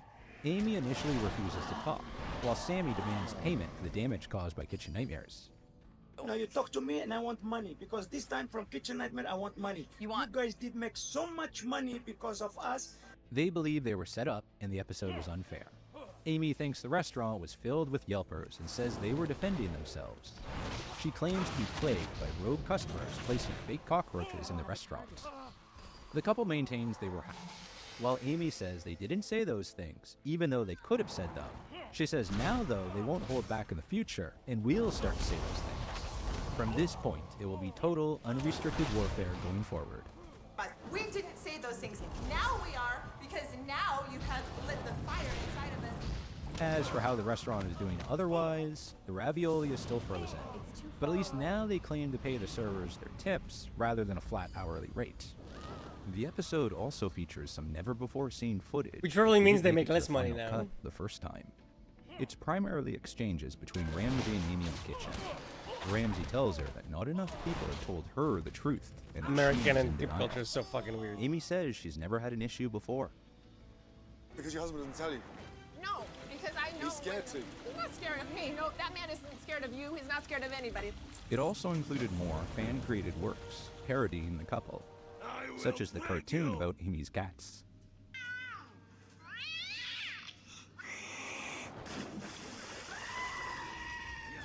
Interestingly, Chef Ramsay disputed Amy's claim, emphasizing that Amy and Sammy had asked him for help, not the other way around.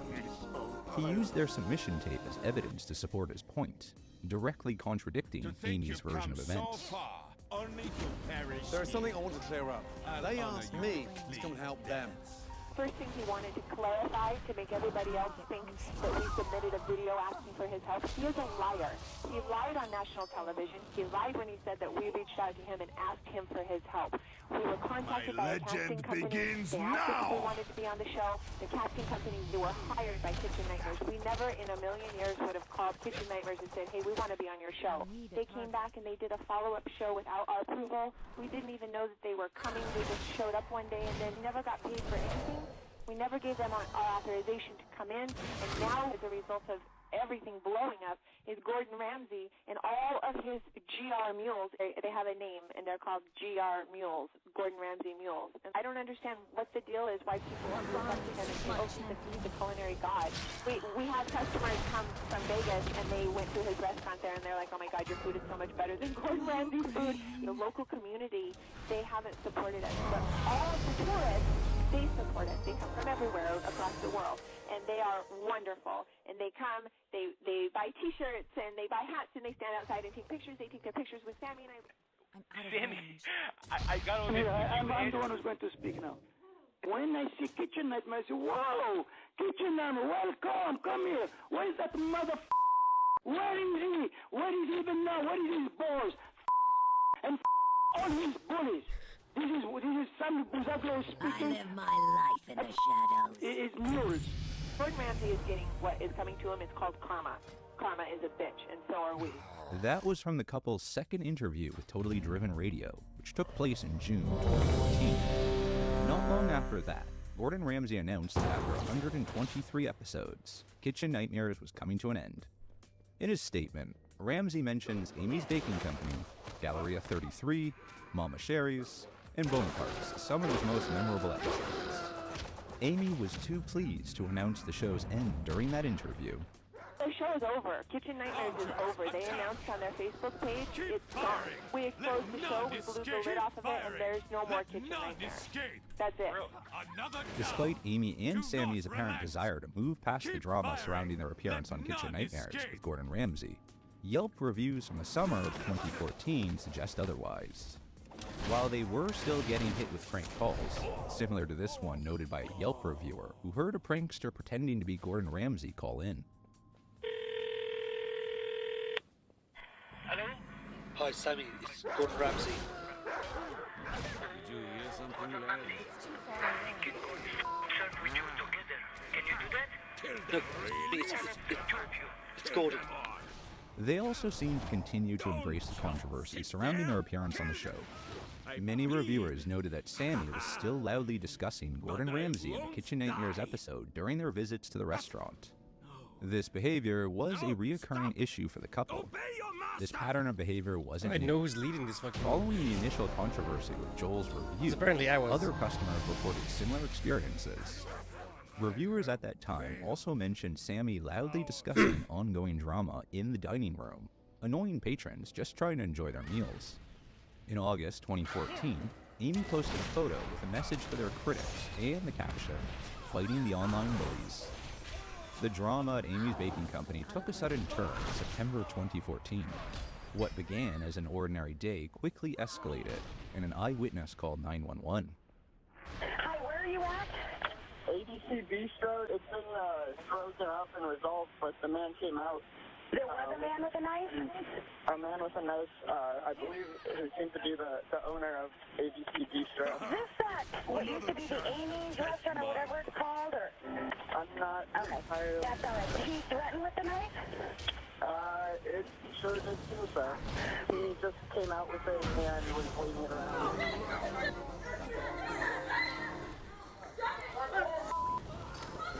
It's not worth it. Hey, you're gonna go to jail for the rest of your life. Think about what you're doing. What's the intent of injuring the customer? Was he like going after him with it? He was a bad kid, but he was restrained by another employee. It's not worth it. Not worth it. It's not worth it. Piece of coward!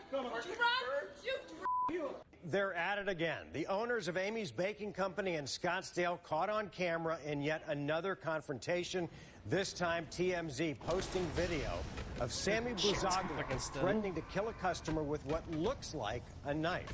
The couple says that what Sammy had in his hand wasn't actually a knife, but one of these, a pen. No, it looked like a fucking knife.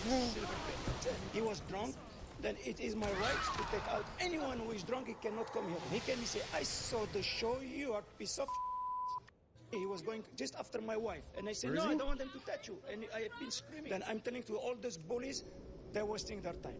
In another follow-up interview a few days after the pen incident, Sammy also made a shocking claim about Gordon Ramsay. But the only thing who pissed me off is when he sexually harassed my wife in the kitchen. How did he sexually harass your wife? Well, Amy can tell you because she's the one who, she can tell you what she's the one who was there. This was not the first time the Buzaglos made this claim. In November of the previous year, Sammy was caught on video saying the same thing in front of a group of customers. You harassed my wife, you sexually harassed in the kitchen. He did. He did. What he wanted from other wives, put him on the war between husband and wife. He tried. Oh, yeah. Oh, he tried. He tried. More drama. He knew what he did was wrong. He harassed me in the kitchen really badly about, he sexually harassed me. We didn't talk about that last time because we didn't want to ever take it out. When Gordon Ramsay came, I'm no longer he lead. was a gentleman. Everything was great. And then all of a sudden he says this to me. Your husband doesn't have any balls. Embrace and I freaked out. I'm like, nobody in this world is going to say that my husband doesn't have any balls. My husband has balls. He has 4 pairs of balls. So he knew that it affected me, so he started to tease me about it. And he said, you are holding your husband's balls in the palm of your hands. Your husband is afraid of you. And that is when I went nuts. I said, my husband is not afraid of me. He's not afraid of you. He's not afraid of anybody. Leave me alone and stop talking about my husband's balls. Stop harassing me about my husband's balls. That's it. So then he does this to me.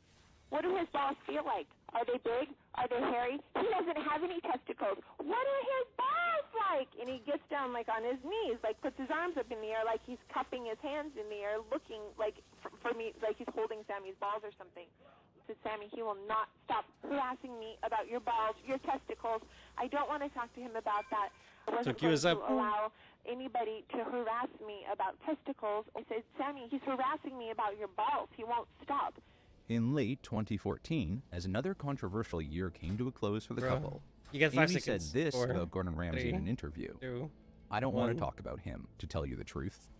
I think it's best we move on from that. A spokesperson for Kitchen Nightmares sent the following statement. The owners of Amy's Baking Company continue to make baseless and inflammatory comments. These ridiculous accusations are completely untrue. In early 2015, a new reality show opportunity emerged for the Buzaglos, potentially co-starring with Ray J from Love and Hip Hop Hollywood. According to TMZ, Ray J had stopped by Amy's for lunch and was impressed, which reportedly led to the initial interest. However, it seems nothing further materialized from this potential collaboration in the long run. In the spring of 2015, Amy released her cookbook, Baking with Amy. She dedicates the book to her mother, an artist who encouraged young Amy to be bold in everything she did. When asked once what her favorite dessert was, Amy replied that it was her mother's cheesecake. The book leads baking warrior wannabes on an educational culinary adventure, as per Amy's description. It is described as a teaching guidebook that reveals culinary secrets and beloved kitchen-tested and customer-approved dessert recipes to help baking novices create delicious, crowd-pleasing pastries. Amy Buzaglo is a self-taught home cook and professional pastry chef, it goes on to say. The book garnered a meager 1.8 out of 5 stars on Amazon, though it's uncertain how many of these reviews came from genuine readers versus online critics. In April 2015, Gordon Ramsay participated in his Reddit Online Ask Me critics is Anything a mild session. way of putting what he means. When asked if he had any contact with Amy's Baking Company after the show, he laughed and said, "Are you mad? No." Even though he gets inquiries daily, he has no desire to return. He added, "They seem to go out on a limb to attack people and take great pleasure in attacking people. It's a bit weird. They become so successful for being so bad." Amy's response to Gordon's statement? "I think Gordon Ramsay should feel sorry for himself. He is the one who is losing his restaurant. He is the one being sued." This likely refers to Gordon's LA restaurant, The Fat Cow, which was involved in a $6 million lawsuit filed by his former landlord. The landlord claimed Ramsay and his business partner broke their $52,000 a month lease. Throughout 2015, reviews for Amy's Baking Company remained sharp. $52,000 a month. That's crazy. Sharply divided, with most ratings clustered at the extremes. That's 3 years of work for me. 3.5, actually. At my old job. Right now, it's like all my life because I'm not making money. Either 1 or Woo! 5 stars. Love being broke. Haters or lovers. In July 2015, the Buzaglos reached their breaking point.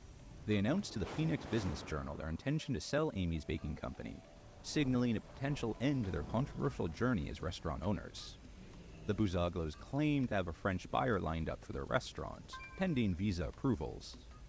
Meanwhile, they're planning a new venture selling custom desserts to Phoenix area businesses based out of Gold Canyon, where they live. Amy also intends to start an online cooking school. Yeah, I know, right? The couple insisted their restaurant's closure wasn't due to their kitchen nightmares controversy.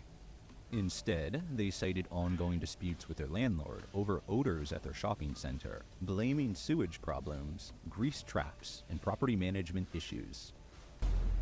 And so the end begins. Battletoads. With an S. On September 1st, 2015, Amy tweeted, "The end," with the caption, "Or is it just the beginning?" Amy responded to Food Network Gossip, who tweeted about their closure, saying they were now focusing on new projects. The Buzaglos expressed pride in their restaurant's survival for almost 3 years following Gordon Ramsay's infamous visit in 2012.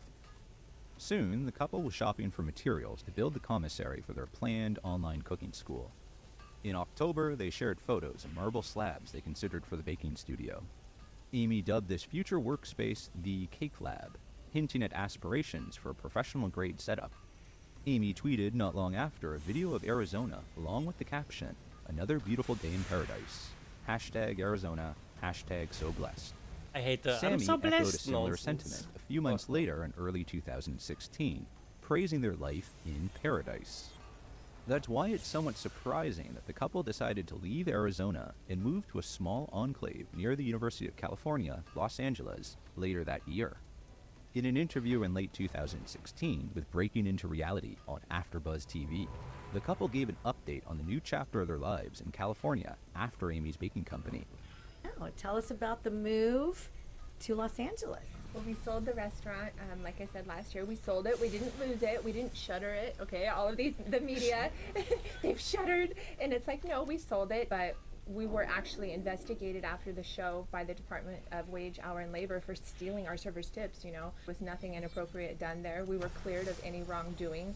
If any of that had merit, we would have been penalized, we would have been in prison, or we would have been in an insane asylum, to tell you the truth. And we came here to California, and we are getting ready to be everywhere.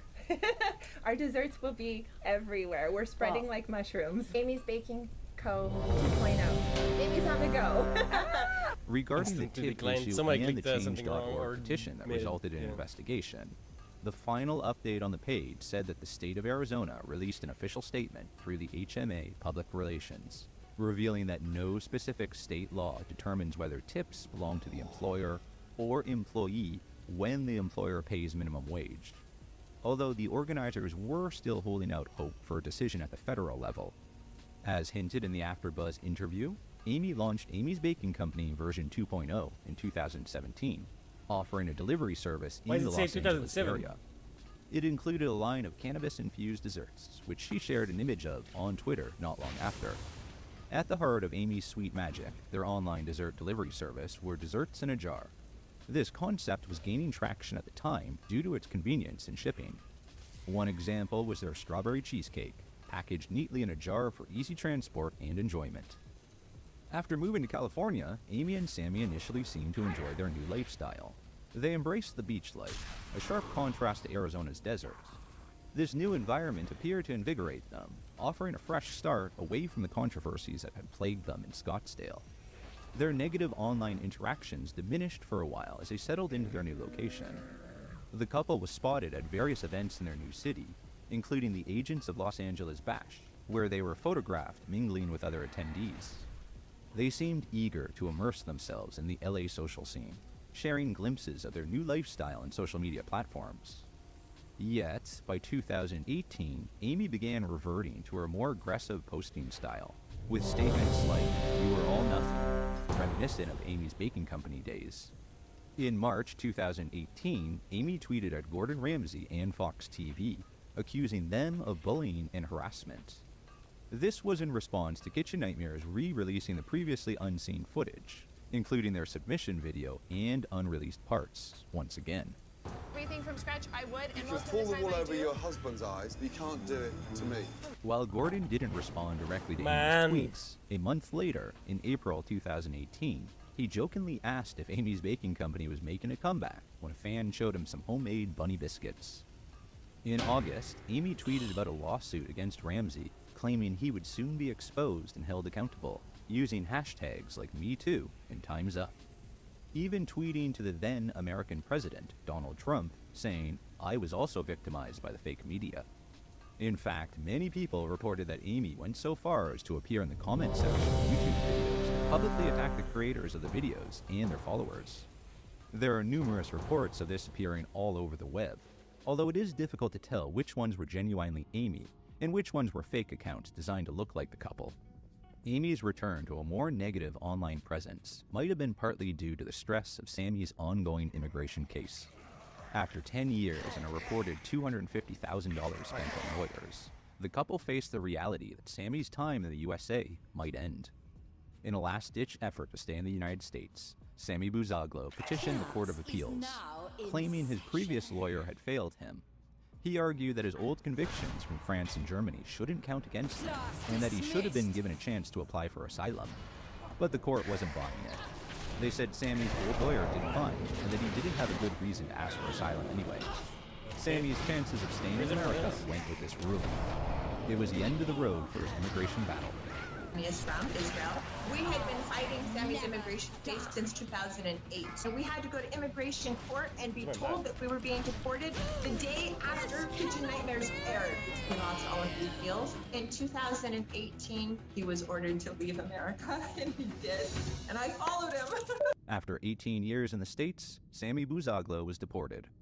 The couple moved to Israel for the next chapter of their lives. They Bro, settled what a in wild ride this a video coastal is. city north of Tel Aviv. We started a new chapter of our life, and we moved to Israel. That is Sammy Buzaglo. We live in a beautiful town, Netanya. We live right on the beach. This is our patio. This is our building. And we're getting ready to open a bakery downstairs. For me here in Israel, the life is a honey. I'm enjoying this beautiful town, beautiful country. I'm retired. The couple remained active on social media during this time. Amy posted photo updates of their new home, including this one announcing their upcoming 17th wedding anniversary, with Amy saying, with all her heart, she would marry him again. Along with updated photos of themselves, Amy also made several cooking videos that she posted online. This is how to make a classic chocolate.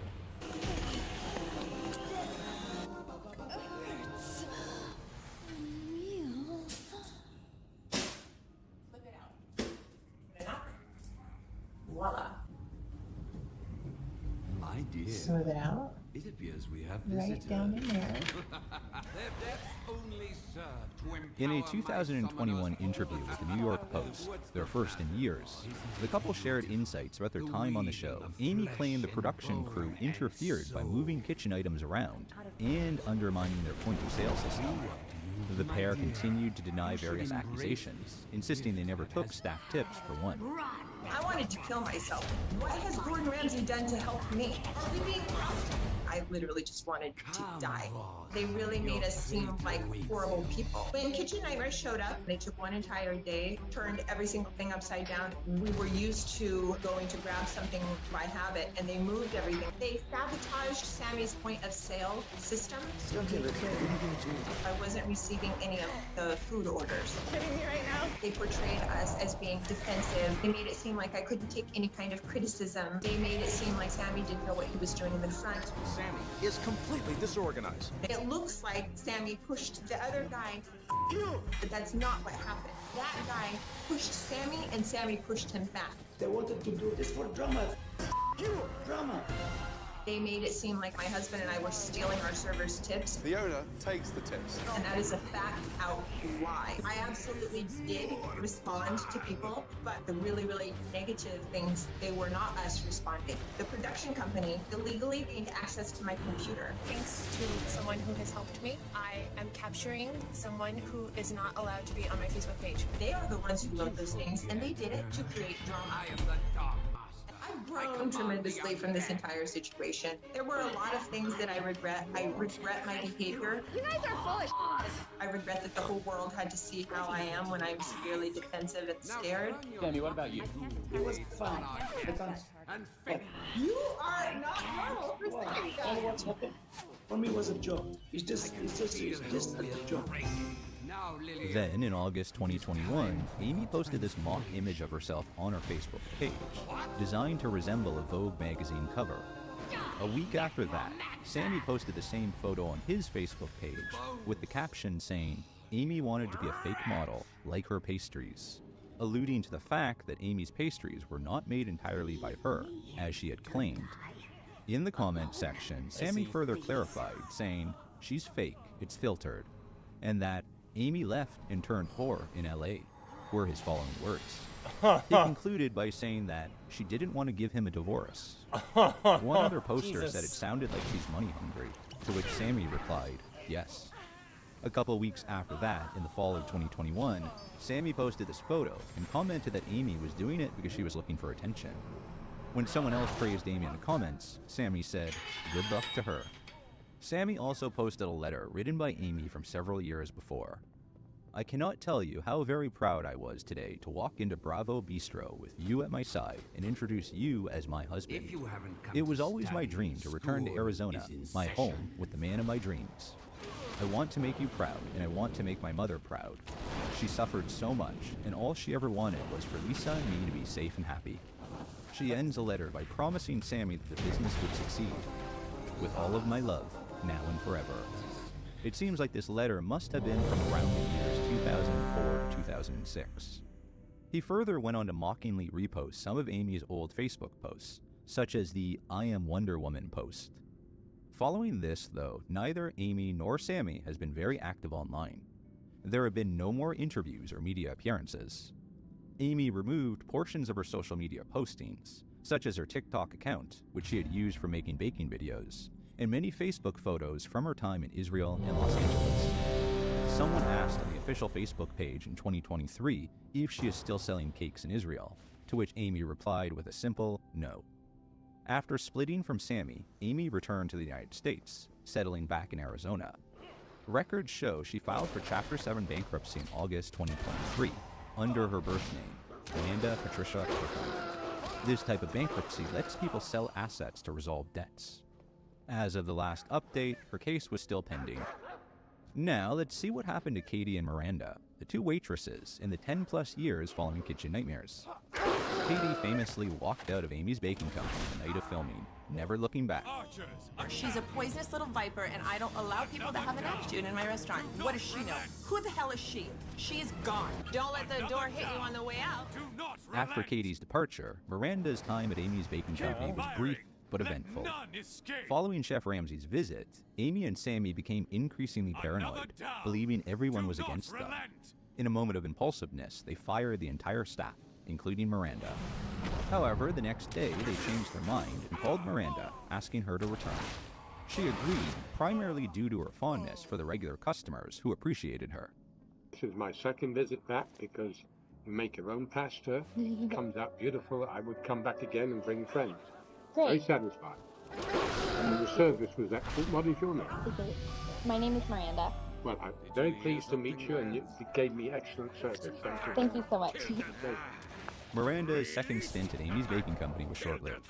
When Sammy and Amy caught her accepting a $5 tip from a customer, breaching the employee contract that prohibited taking tips, they erupted. They called Miranda a thief and demanded that she leave the restaurant immediately. And I threw the money at them and I walked out and told them, don't ever talk to me again, I'm done with this place. In a radio interview with Phoenix's Mix 96.9, just 10 days after the Kitchen Nightmares episode aired, Miranda shared more about her departure from Amy's Baking Company. Miranda says that one of her regulars left the tip for her, but being aware of what went on during the show, with management taking the tips, he placed it under the table for her. Unfortunately, Sammy spotted this and started screaming at her that it was his money. She said he came into her face, yelling at her, "Give me my money, give me my money." She yelled at him, "It's not your money," with both screaming and shouting at each other. It was $5. $5. He made a huge scene about it, like it's the end of the world. So I threw it at him and walked out, was how Miranda described it.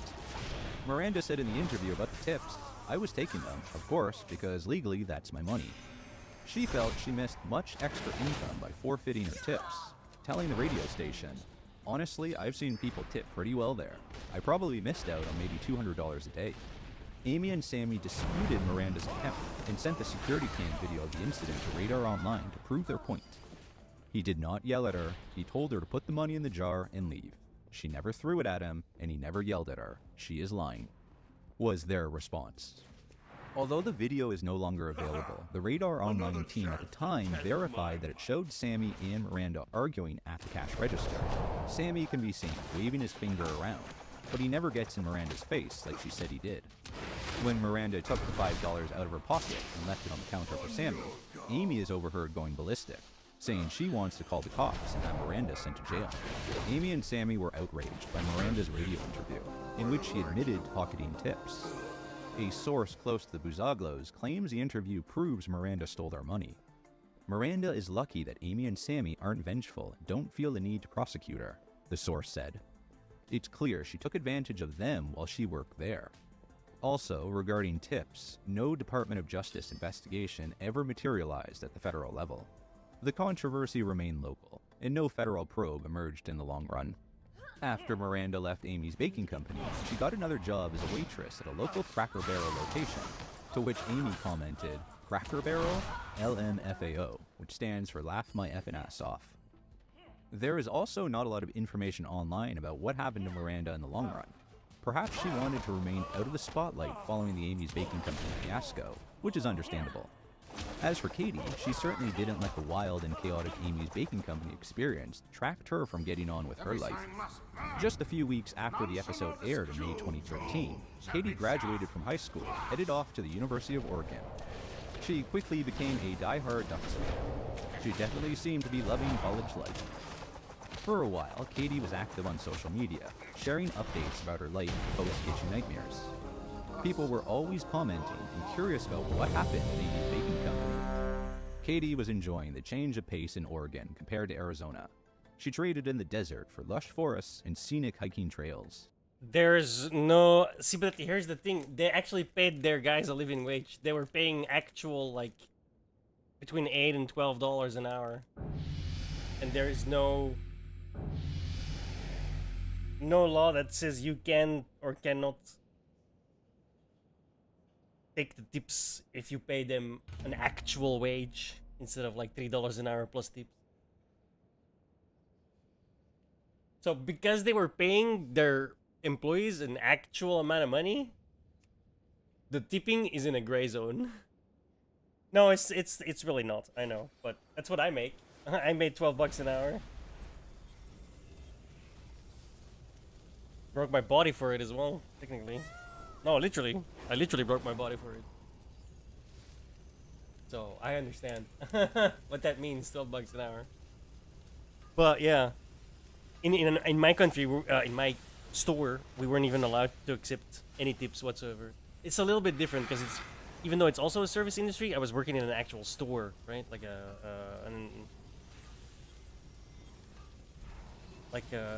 Walmart, but for companies.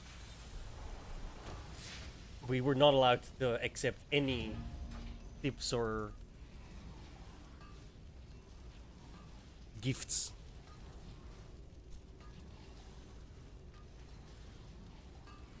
Like that would get you fired.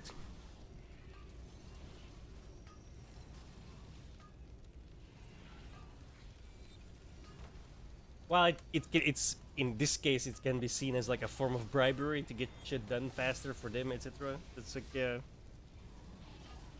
on the one hand, I'm also like, what the fuck? But on the other hand, I can see where they're coming from. Her social media showed her constantly exploring the great outdoors, showcasing the natural beauty of her new home state. It was clear Katie was having a blast and fully embracing the Pacific Northwest lifestyle. Like Miranda, Katie maintains a limited online presence, with no professional updates available.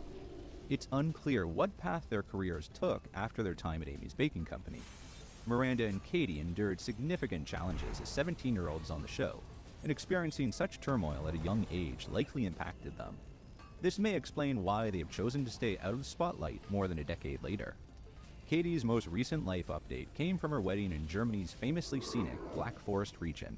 The Bavarian landscape provided a picturesque backdrop for the big day, and photos shared from the event showed Katie dressed in her bridal gown alongside her new husband. The couple exchanged their vows in this lovely and popular destination, known for its That's a enchanting terrible forest photograph, bro. What the fuck? That's the photograph you put online? We wish them both the very best that one's in much the better. future together. As for Joel the Tondrous, the man whose review sparked the entire media firestorm, Kitchen Nightmares producers reportedly contacted him about being on the show. However, an insider revealed that Joel turned them down, stating he would never return nor recommend this place to anyone. When Joel first wrote his now infamous Yelp review of Amy's Baking Company in 2010, he was working an IT job and blogging about his restaurant experiences. But after 16 years in the tech world, Joel was ready for a change. In 2015, he and his wife Lara, known as the Arizona Cheese Goddess for her prior store, Petite Fromage, decided to take the leap and purchase their spot together in the Phoenix area called Arcadia Premium. The store offered a selection of wine, beer, and artisan food products. I for somewhat delivery agree to with the local you. community. Yeah. Because that ended up in like, I mean, I don't even want to. No, I'm not gonna say that. Never mind. It was a significant career move, but Joel seemed excited to embark on this new adventure with his partner by his side. The local Phoenix community welcomed them with open arms and had nothing but good things to say about Joel and Lara, who offered a variety of local gourmet food and drink. With a 4.9 Yelp rating, they clearly have skills to run a business such as Arcadia Premium. The top reviews online praised the business. With Lara and Joel, you were treated like a friend. The business became indispensable to the community during the pandemic, and its delivery services were a lifeline for those homebound by restrictions. In August 2022, he left Arcadia Premium after 8 years, following a separation from his wife. After finalizing their divorce, they posted a final photo online, expressing mutual love and respect despite choosing separate paths. After becoming single, Joel traveled the country for several years. He returned to his home state of Minnesota for a period, then worked the fall harvest at a Santa Rosa, California vineyard in 2023. He settled in Franklin, Tennessee, where he serves as the wine director at St. Good Wine and Whiskey.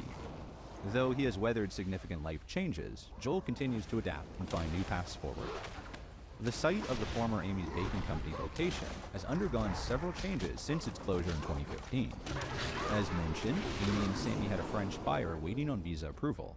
This came through, and BR Wine Bar was set to open just over a month after ABC's closure. The new owners made significant, though perhaps cost-effective, changes to the space. They covered Amy's distinctive black and white Harlequin checkerboard floor with laminate wood flooring. They also installed a bar area with a faux brick design, possibly a budget-friendly choice to create ambiance without the expense of authentic materials. Wine murals were added to the walls, presumably reinforcing the wine bar theme as the main focus of the establishment. Interestingly, they kept the black tables and chairs from Amy. This decision was likely more about practicality than sentiment.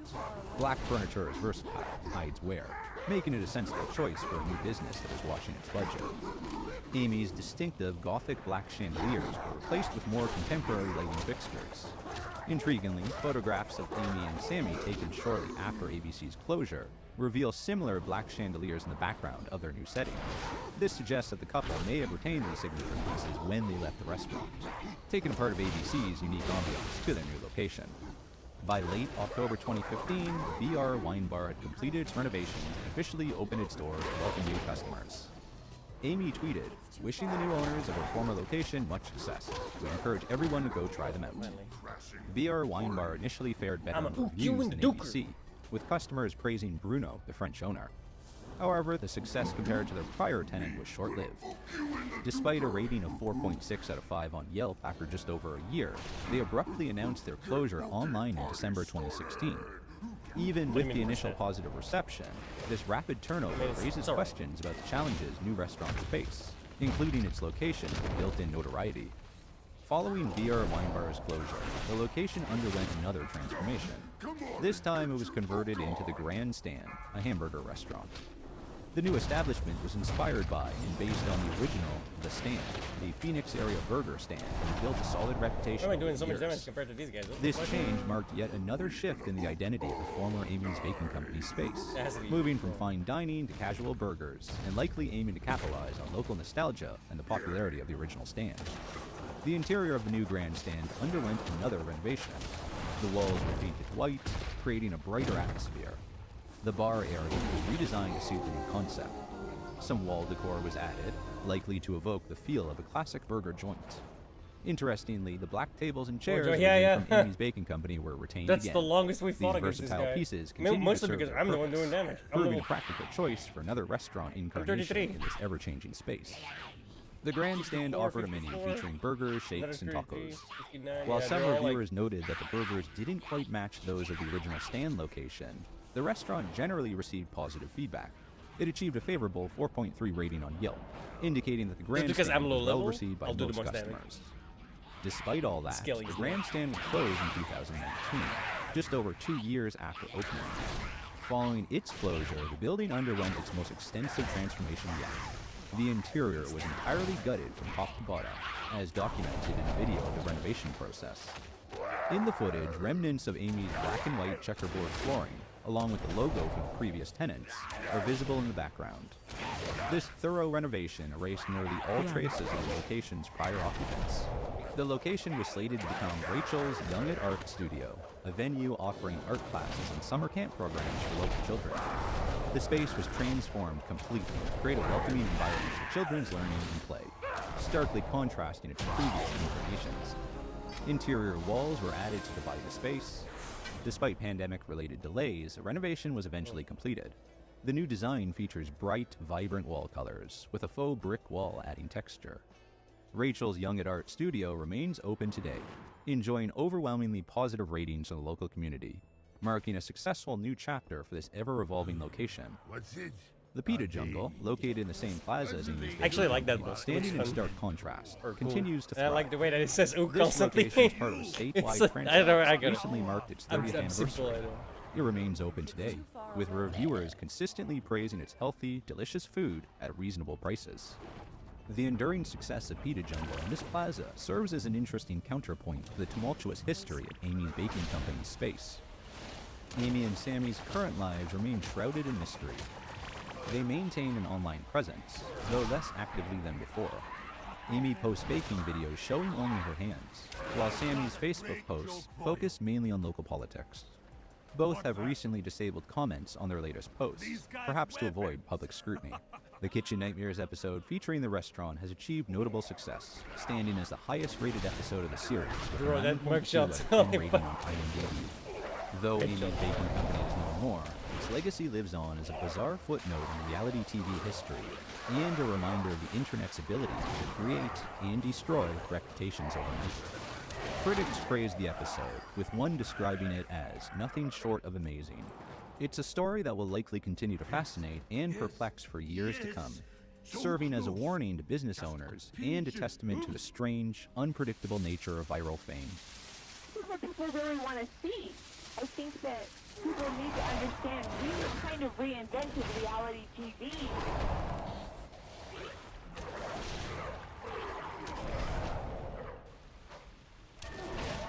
That was way crazier than I expected when I clicked on it. What the fuck? Too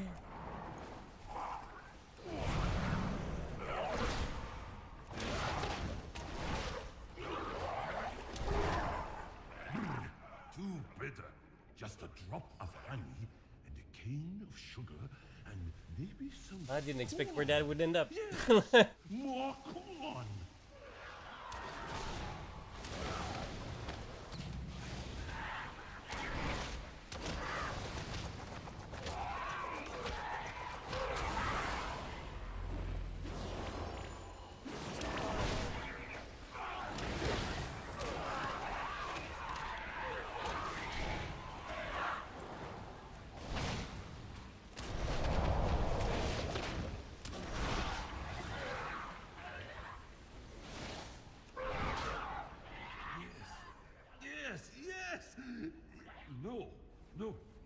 No. Peppers! Yes!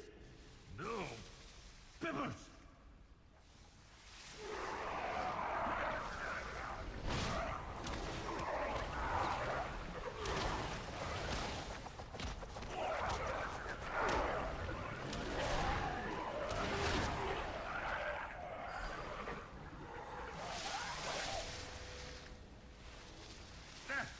No! What is that thing? That doesn't matter. Nothing will close. Maybe if I don't look at it. Target you.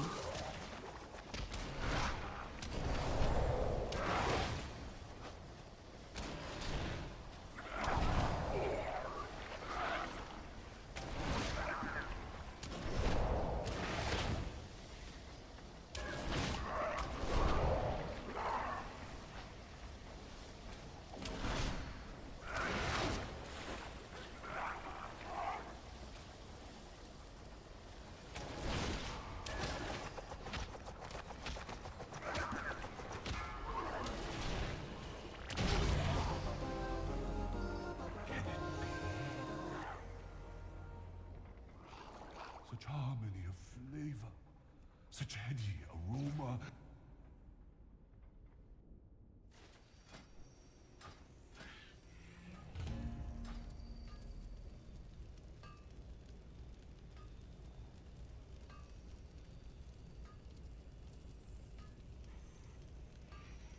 Wait, what? There's more on the Super Mayor. We have a couple of updates from Dalton. First, the police chief's attorney says he flipped. Well, Mr. Lacey is absolutely not guilty of all 9 counts. I believe he's cooperating. And if you cooperate, you have to admit your guilt first. On top of that, the super mayor's threatening the cops. Keith Freeman do not work here, he's fired. So stop playing these silly games, Board of Trustees, and putting people's lives in jeopardy. Do what you want. But anything after this is insubordination. Literally, the state's come out and said, you've not turned in the right paperwork, so we're not going to give you any more money. Illinois State Controller Susana Mendoza suspending some state payments to Dalton. They're called offset funds, money collected from state payments that the Controller's office can withhold when people owe money to municipalities. The office says in Dalton's case, Mayor Tiffany Henyard has refused to share required annual reports, including a financial report and a financial audit for the past 2 years. And on top of all that, the police chief, who is still working as the police chief, was just arraigned on fraud charges in federal court. Acting police chief of Dalton, Louis Lacey, pleaded not guilty to all the charges. We got a lot to catch up on. Apparently. Welcome back to Dalton, Illinois, home of the worst mayor in America, Tiffany Henyard. Now, this has been a crazy couple of weeks in Dalton. We had the Lightfoot report. Also tonight, more drama in Dalton. Credit card transactions amounting to thousands of dollars without explanation and millions more owed to vendors. A bombshell report highlights just how much financial trouble the village of Dalton is really in. Receipts for purchases are, quote, rarely provided, unquote. In just one day, 3 transactions were made on Amazon. Bro, I love this situation, dude. That mayor is like a straight up mob boss, bro. It's fucking crazy. One for $33,000, another for $4,700, and a third for $5,600. Another significant purchase that stands out, nearly $7,700 spent at Wayfair, and that is only scratching the surface. Community members were shocked to learn that at least 589 checks amounting to over $6 million were approved and printed but never sent to vendors. Henyard, a no-show for tonight's highly anticipated meeting, and attorneys for village trustees say she has changed the locks at Village Hall once again. $40,000 at Amazon. What a slap in the face to everybody that reside in 60419 zip code. I know how I felt when I started seeing these numbers. Now, because of what Lori Lightfoot found, this became a disaster for the village. They had to start making massive layoffs because they didn't have money to pay people. Now, one of the things that the Lightfoot report did uncover is that the police chief was illegally getting overtime from the village, even though he wasn't able to get overtime.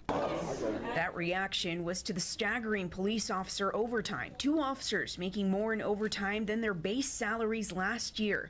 According to Lightfoot, the acting police chief, who isn't eligible for overtime, still raked in more than $200,000 in OT in the last 4 years. So the acting police chief was first put on leave and then was fired by the village because it seemed like some underhanded things were going on. After the board voted last night to place the village's top cop on administrative leave, only for him to defiantly return to work today. There was a deputy chief that was placed on administrative leave. He disregarded that and showed up the very next day.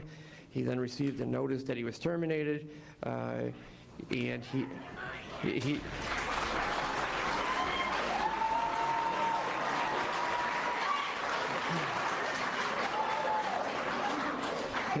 despite being notified that he was terminated and in discussions with the Fraternal Order of Police, the FOP, he again showed up today. So then after Lacy was fired and still showing up to work, he was indicted by the feds for fraud. First, though, breaking news in the south suburbs. A federal indictment just announced against the former deputy police chief of Dalton. This is Louis Lacy at a recent village board meeting. He's now charged with bankruptcy fraud. Lacy is accused of scheming to hide assets and income from creditors and trying to avoid paying a lawsuit settlement. So now Lacy's facing like 5 years in prison, multiple felonies, and today was his arraignment. He had to go in front of a federal judge and plead not guilty. Right now at 6, Dalton's acting police chief just appeared before a federal judge to face bankruptcy, fraud, and perjury charges. It's the latest chapter in what's become an ongoing saga involving the village of Dalton. Moments ago, where acting police chief of Dalton, Louis Lacy, pleaded not guilty to all the charges. Now, as part of pre-trial release conditions, a judge ordered him to turn in all his firearms as well as his FOID card. Now, understand what happened. You have now the police chief who, as a condition of his release, can't have a gun. He literally can't have a gun or he goes to jail. He does need his firearm in case something happens on the street and that puts him in danger. We respect the judge's order. He will not carry a firearm, and hopefully it will not jeopardize his job. So, you would think that'd be it. You would think the police chief, like, well, he can't serve. He's literally under indictment for fraud and can't have a firearm. But no. Tiffany Henyard says he still runs the show. Check it out. We are following some breaking news out of suburban Dalton. And this comes just days after the trustees terminated the deputy police chief. Now the mayor of the village, Tiffany Henyard, has appointed him to a new position. NBC5's Regina Waldrop has reaction on today's announcement. Good evening. An illegal appointment. That's what the trustees I talked to are calling this. They say the news took them by surprise, and now they're talking to legal counsel to figure out their next steps. Now, it was last Monday that Deputy Dalton Police Chief Louis Lacy was put on administrative leave by the Dalton Village Board.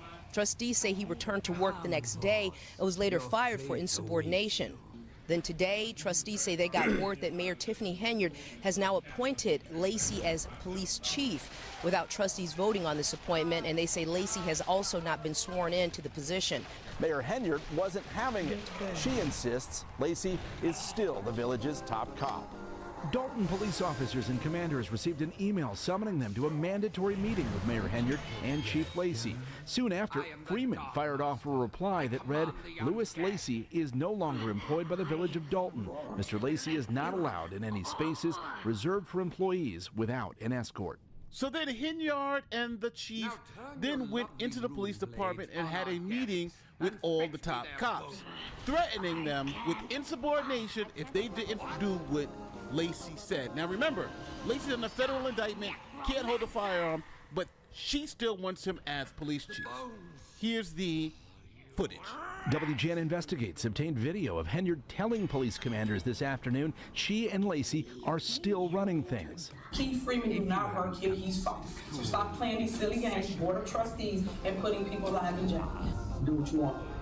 But anything after this is insubordination. Now, many of you know I was a cop, prosecutor, law professor, and now a legal commentator here on YouTube. And my cases have been covered in the national media, like this story in the New York Times. Now, many people message me asking me for legal help, so I gathered the best legal team in the country to help you.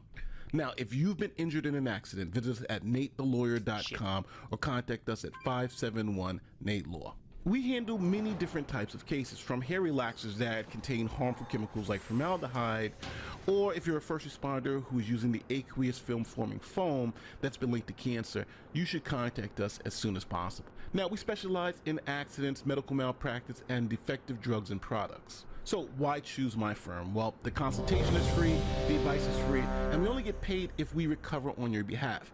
Our experts will guide you through the process and simplify everything to make it easy for you to understand. So visit NateTheLawyer.com or call the number on the screen to speak to a legal professional today. So as of right now, there seems to be a standoff between Lacy, who is under federal indictment and can't carry a firearm and is acting as the police chief, and the trustees and everyone else in Dalton who believe he should be fired. So we'll see what happens with that. Now, one other thing I need to mention is that Lacy's lawyer is saying that he flipped, that he's cooperating with federal authorities. So there's that. Well, Mr. Lacy is absolutely not guilty of all 9 counts. I believe he's cooperating. And if you cooperate, you have to admit your guilt first. But then another So bombshell is he guilty hit, or not? where the controller of the state said, hey, we're not going to give you guys any more money because you haven't been following the law. Check it out. Several new developments in South Suburban Dalton today. First, the state comptroller has suspended some payments to the village because it has failed to follow the law by providing financial reports. That was just today. The comptroller says that she's concerned following our reporting on allegations of mismanagement in Dalton. Illinois State Controller Susana Mendoza is suspending some state payments to Dalton. They're called offset funds, money collected from state payments that the Controller's office can withhold when people owe money to municipalities. The office says in Dalton's case, Mayor Tiffany Henyard has refused to share required annual reports, including a financial report and a financial audit for the past 2 years. All right, so there you have it. Right now, it's just total insanity in Dalton. The police chief, who is under federal indictment for fraud and can't carry any type of firearms, the police chief essentially is a cop with no gun. What the hell can he do instead of sit there and look at everyone else? And how can he give orders? Like, this guy's under indictment for fraud. Really? Really? And Henyard wants him to continue to make the decisions. Now, if Henyard knows he's cooperating with the feds, why would she now appoint him to be police chief? Maybe she's trying to keep him quiet. Maybe there's something else going on here that we just don't know. But we'll see. And then what about the state finally waking up and saying, hey, we're not going to be giving you guys any money. You haven't given us audited financial statements in the past, 3 years? Now, don't forget, next week we got some of the trustees on who are going to be answering your questions live. So be prepared for that. And always, don't forget to like, share, subscribe, and do all that great YouTube stuff.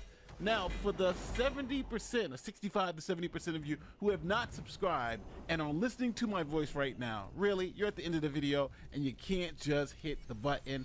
And for those of you who don't know why we ask you to subscribe, it's because when you do subscribe, you'll be more likely to see my videos when they come out. If you're not subscribed, it'll be less likely. You're essentially a slave to the algorithm. But with that being said, I am going to see you on the next one. Peace. That situation's crazy, alright? That bitch is crazy. But I don't live there, so I think it's hilarious. Let me grab a drink.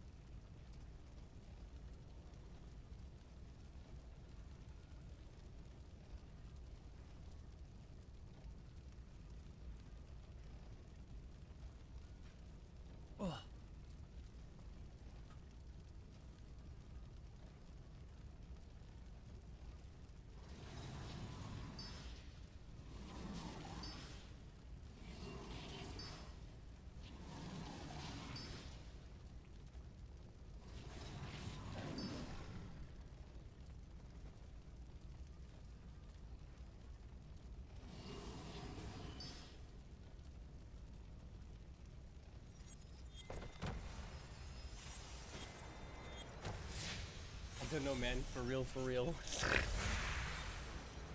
Okay.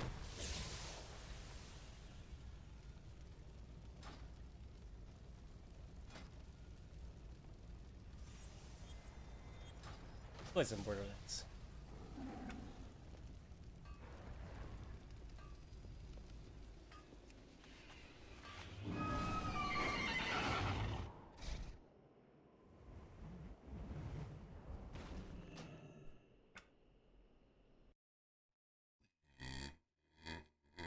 I apologize. Ooh. This is what I get for drinking Coke.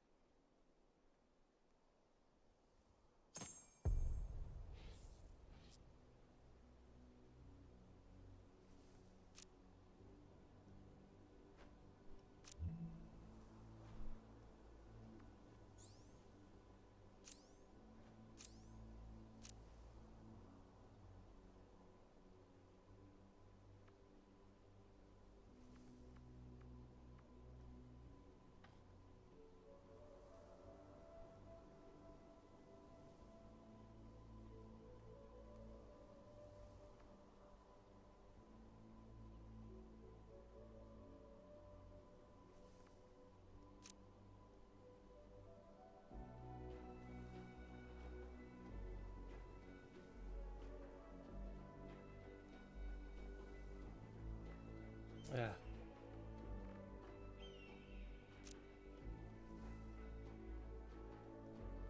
It says should never expire. Guess that wasn't accurate.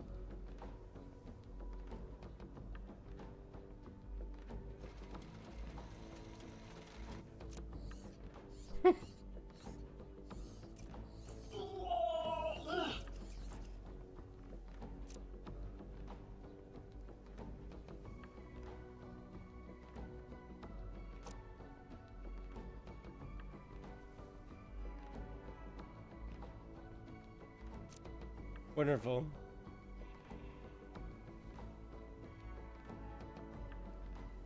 Hey, hi.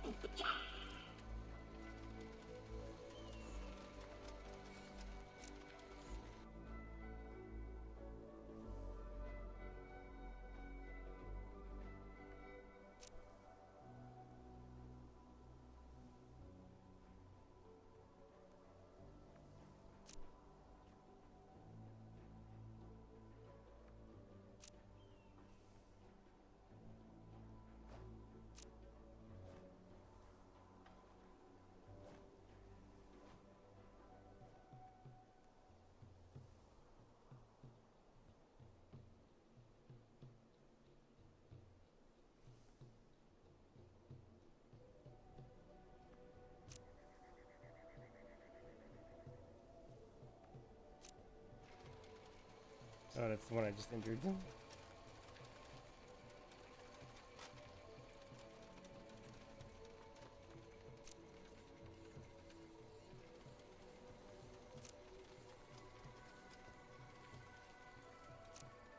Yeah, these are all...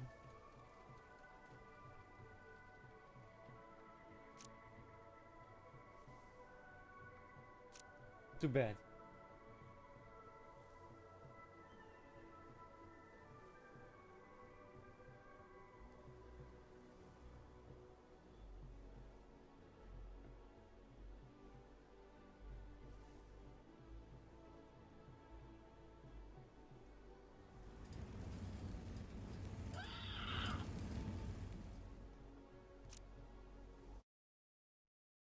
At least we got a bunch of keys now. Can open up the chest a couple of times. Once I get there. Time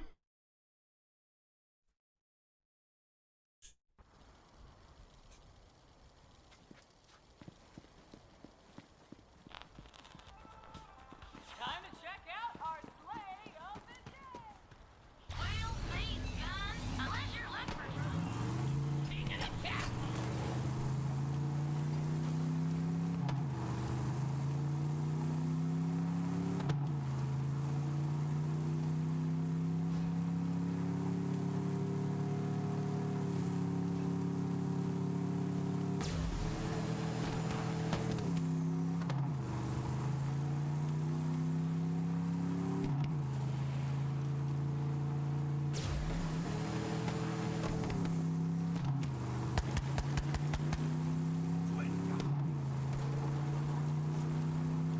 You never should have come here, and now you're gonna die.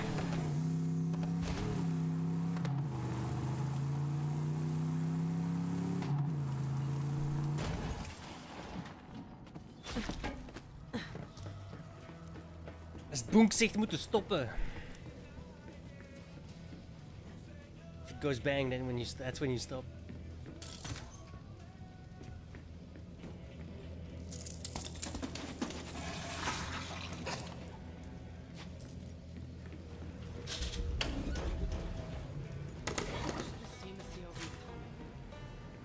It's hot! Does anyone else think it's really hot today? Oh, it's hot. I was just sweating in the weirdest places. Thanks, Vault Hunter! You made my dreams come true. I mean, who doesn't want little golden statues of themselves, am I right? You know, we may not have destroyed the COV today, but once they see those statues, they're gonna know who's in charge. They'll know! It's not over yet. You hear that, Tyreen? Now worship at the altar of my abs! For my name is Vaughn! Vault Hunter, you really got the map? Mission accomplished, Firehawk. Just Lilith is fine. You got the map? Nice! So, did you see any of my Sun Smashers? And why do you smell like dust and skin? Tyreen Calypso murdered your whole clan, Vaughn. TPK, nothing I could do. Damn it! I never told them. No!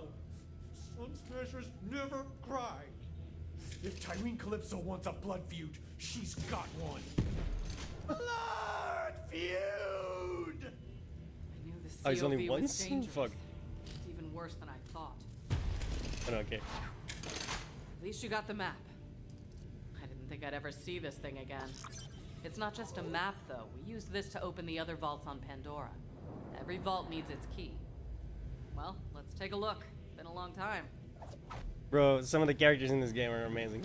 It's not charged. The Borderlands movie is garbage, but the games have always been hilarious. Damn, it's not working. Something's wrong. I should be able to charge it. We need help. There's only one person on this planet who knows how this Iridian tech works. Patricia Tanis. She's got a dig site on the other side of the valley. Take the map to her. I'll catch up when I can. Have to track down a few loose ends for our ship.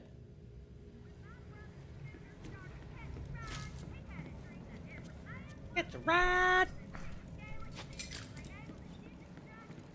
No refunds.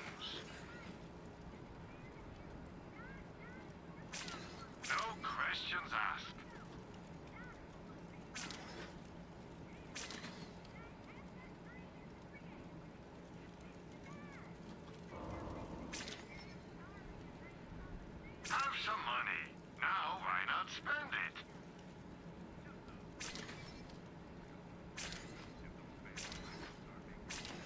Happy to help.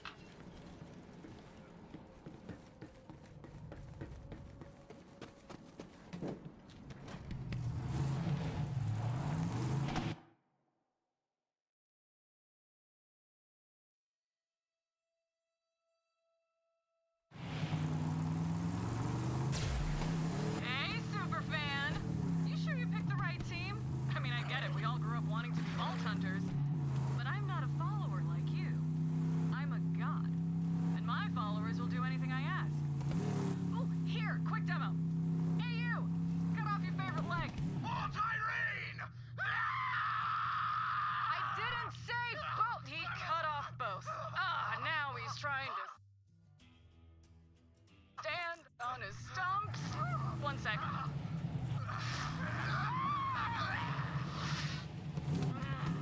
They just taste better when they're afraid. What was my point? Oh, right. My followers will die for me. And when it's your turn, I'll let you know. Now run along, superfan. Fix that map for me. Those vaults are mine.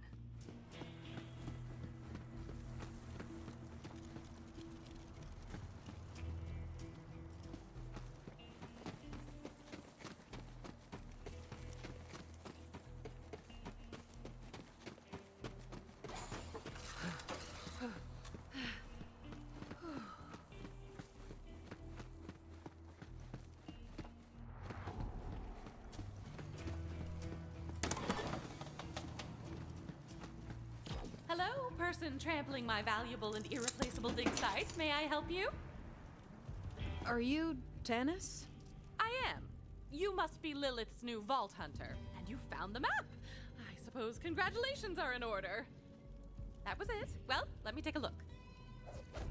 While I examine this unimaginably complex and priceless alien artifact, you may wait outside and steal anything not nailed down. Okay. I need to use you as a sounding board for my hypotheses. Please do not confuse it for conversation. As I suspected, Tyrene Calypso is a siren. She seems to feed on the life force of others, and clearly her cult is her food source for now. The vaults hold unimaginable power, you know. But I shudder to think of what might happen if the Calypso twins reach them first.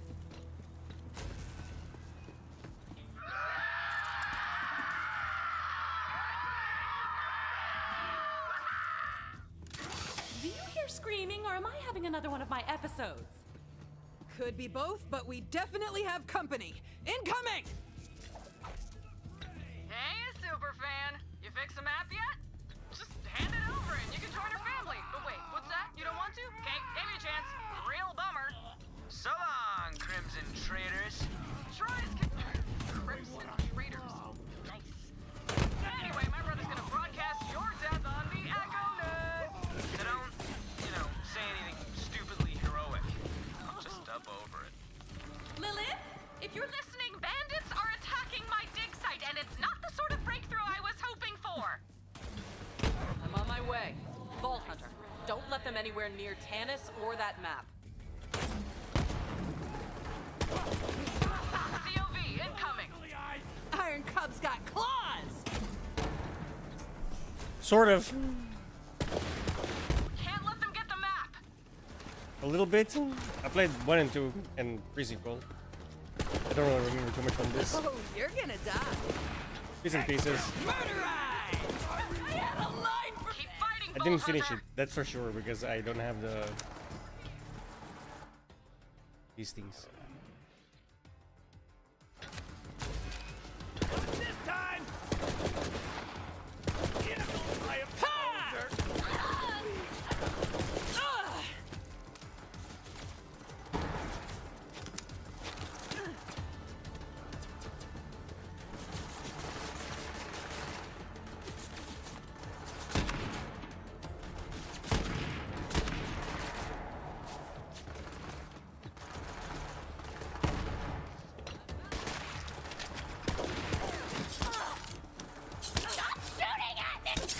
I wasn't shooting. Wait. All right, killer. Bitch. Take the rest out together. I'm supposed to be on your side. Or you're supposed to be on my side, whatever.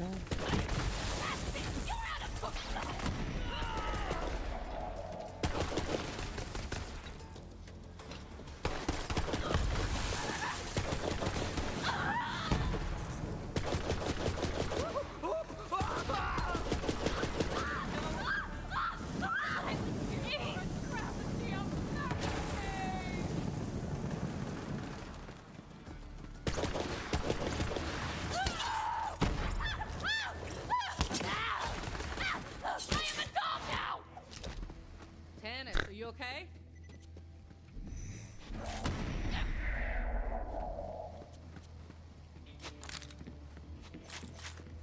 No, but you're all still here in my personal space, so let's get on with it.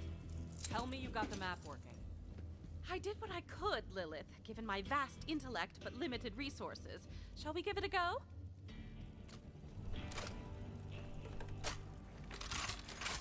And I believe this should do it. Some data has been corrupted. It seems the map has sustained significant damage. Hypothesis: Tyrene Calypso attempted to charge the map, but her powers only drained it further. Unfortunately, I can only make out a single planet. Promethea? Of course! Typhon de Leon found the very first vault there, you know. Promethea. Good work, Tannis. So, Destination Promethea? Looks like it. We have to get to that vault before. Like, I definitely have been to Sanctuary 3. Ellie's been working on a ship for us. I was I'll level take Tannis 25 and on the the other map there character. now. Meet you at the landing pad, Vault. Whatever that means. Oh, you know I abhor this, Lilith. Just trying to keep my Iridian expert safe. Do you know another Iridian expert? Ready?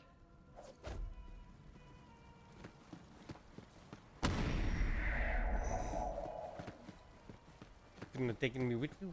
Fuck. Usually when I step in crap, it comes off with a good wipe, but you're kind of a clinger. Let me set things straight for you.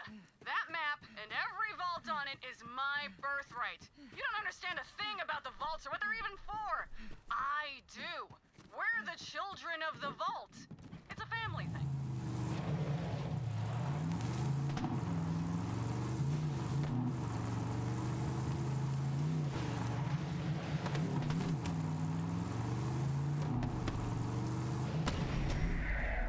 Whew! Thanks for the lift, Lil. It's finally happening, ain't it? After all these years. Hell yeah. How's the ship looking? Almost ready. All I need is some fuel and a new astronav chip. Vault Hunter, can you help Ellie get the ship prepped? I'll start rounding up the raiders and bring them on board. On it. All right. Later, Lil. Be ready for anything, Ellie. The Calypsos aren't gonna let us leave without a fight.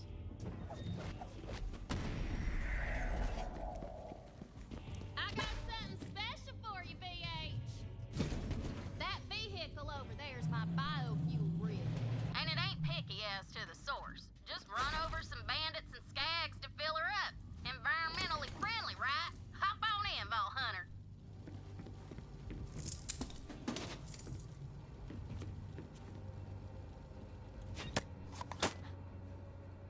Them COV keep coming at the Queen and getting right smack down for their trouble. I'm the Queen, by the way. I ain't never needed no one protecting me, that's for sure. I can hold my own, even on a planet savage as this one. But joining up with the Raiders was the best call I ever made. It's like family. When after Scooter died, I got family in short supply these days. Sucks they had to kill them all. To be fair, better they killed them off than change the voice actor. Let's be honest.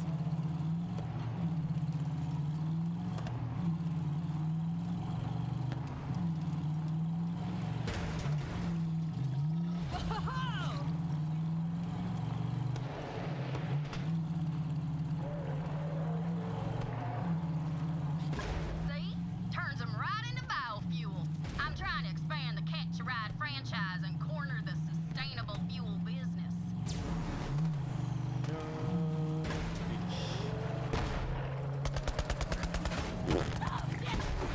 I know it's messy.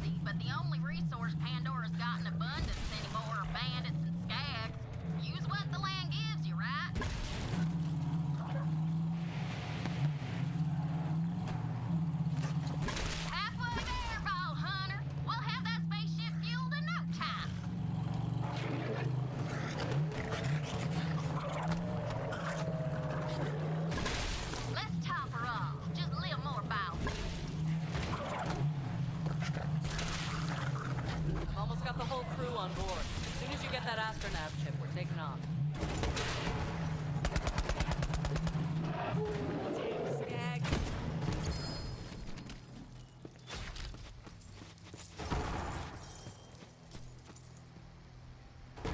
Why is it always a fucking shield?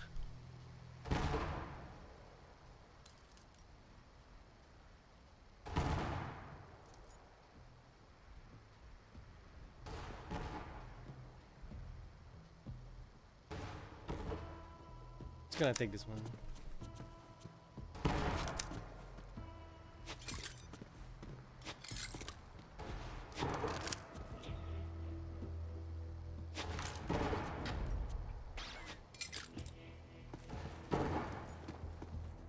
Oh no. What's the button to change? V, C, X, C, 1, 2, F1? No? I swear there's a button to go from the... I gotta know now.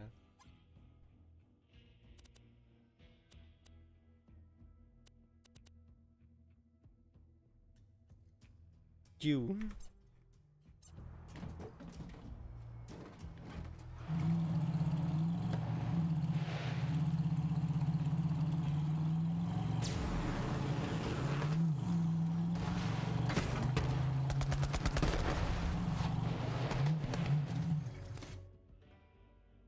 Yeah. Bolts. Yeet.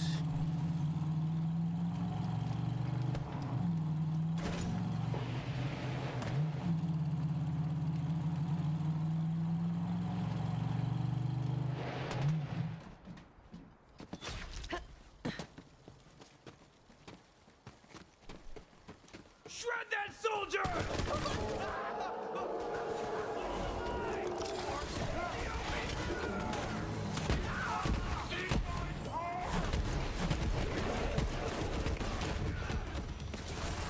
This is respawn.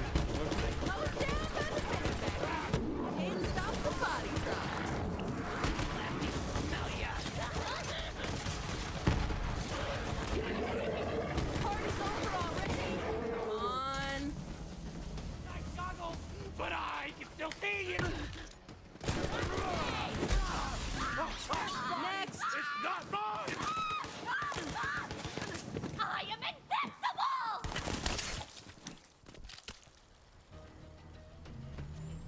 It's not.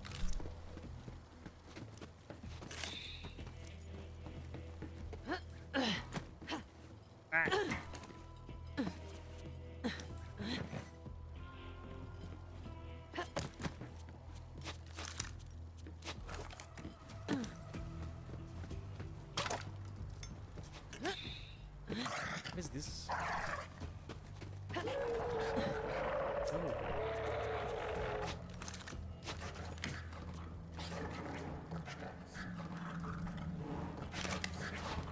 There it go. It's burst fire or burst fire? What's the difference?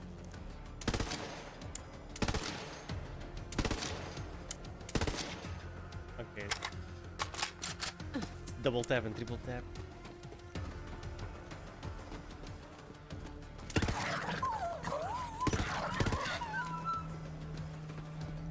Kinda like it.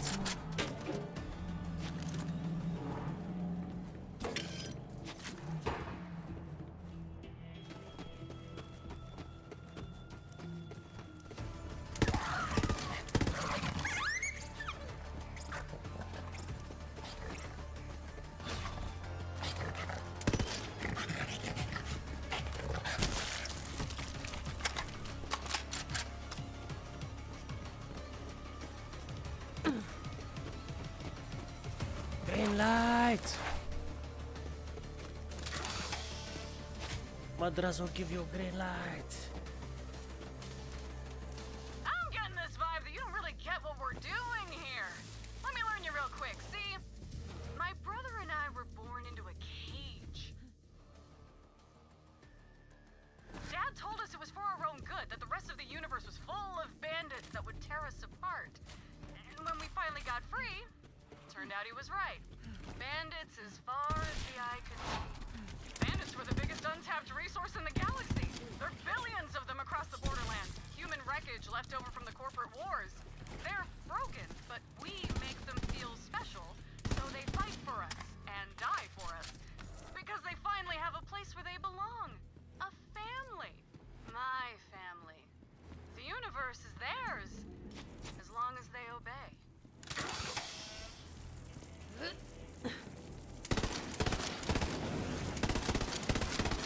Pick the wrong fight.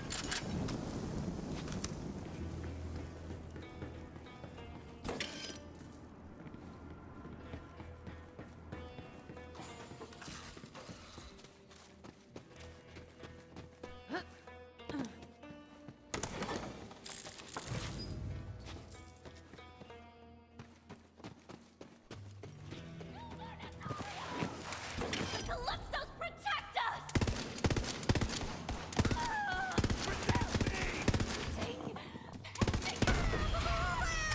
Oh, I didn't think that would hit me. I'm on a freaking roll! Astronaut ship should be nearby. We ain't gonna get all the way to Promethea without one.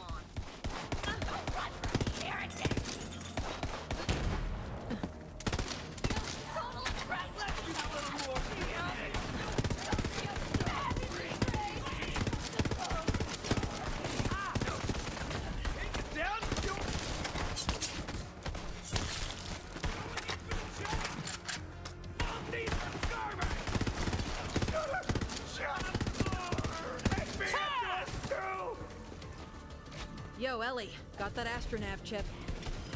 It's time! Woo! I can't wait to leave Pandora. I've been here so long it's in my bones, and that's a verified medical condition anywhere else you go. By now, you've probably noticed that Pandora isn't the friendliest of planets. I'm guessing it's not any safer in your day than it was in mine. So if you see something coming, shoot first. We just call that a Pandoran handshake. Hey, who the hell are you? I'm Typhon de Leon. Nice to meet you. Here's a med pack. Yeah, I'm doing an Echo series. Sure, I'll sign an autograph. What? I don't get it.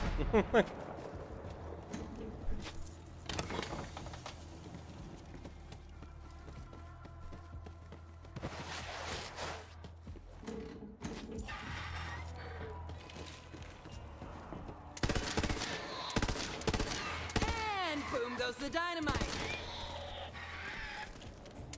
That's just what I do.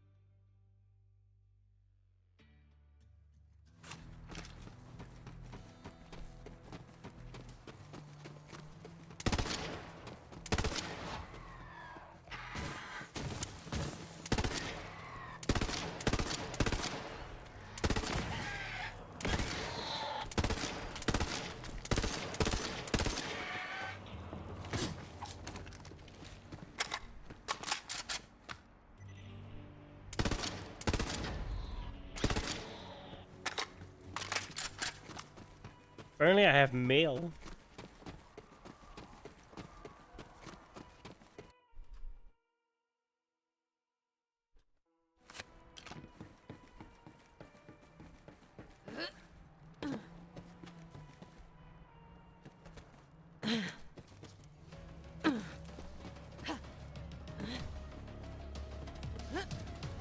Oh, it's probably those shift codes.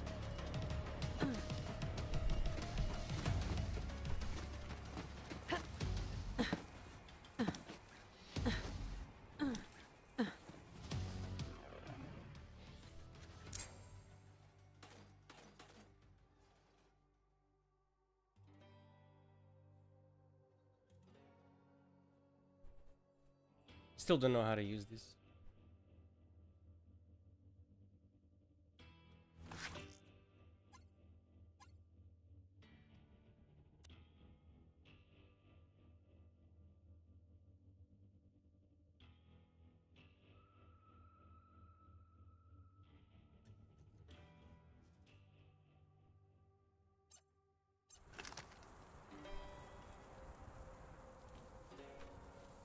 No idea.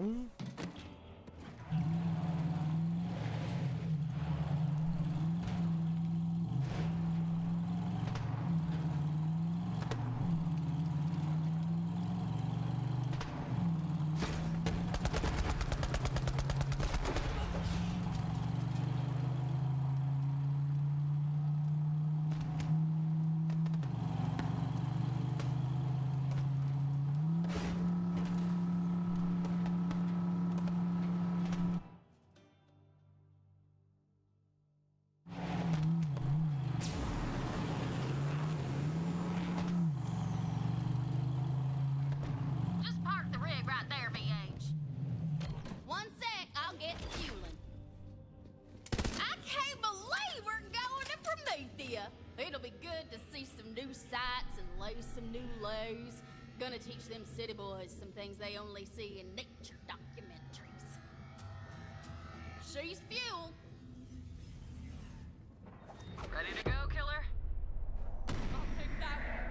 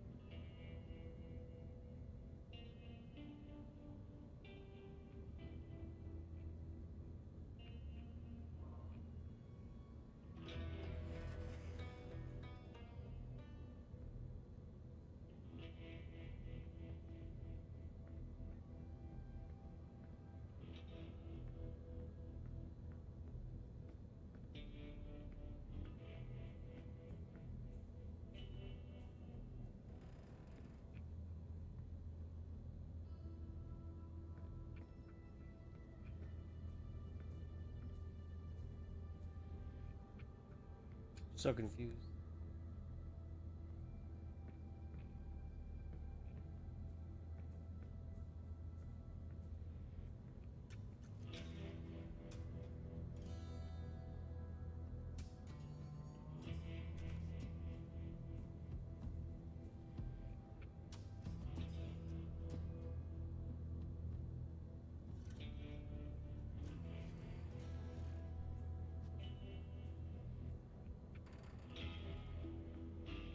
It says grenade button, but that's not. Didn't really have a grenade.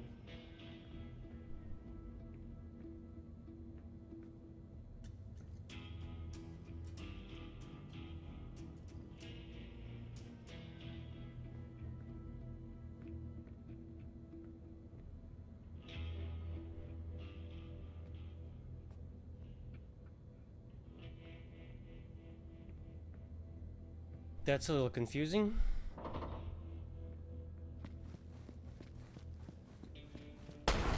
Hell?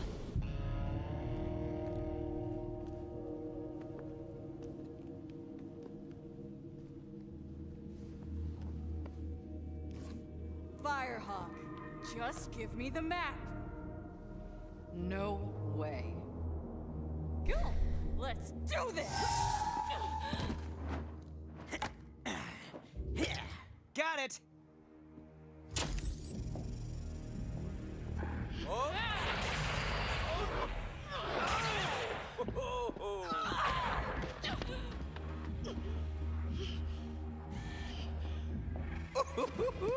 This is gold!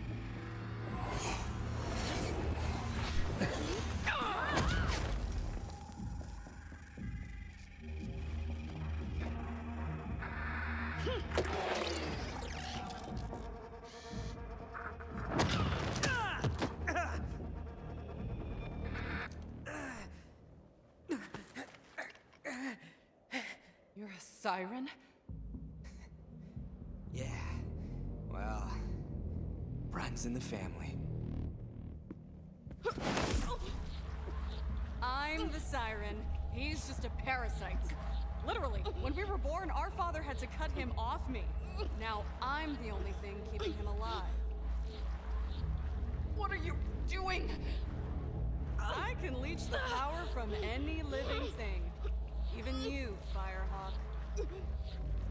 Let's legendary Vault Hunter, Slayer of the Destroyer, Firehawk.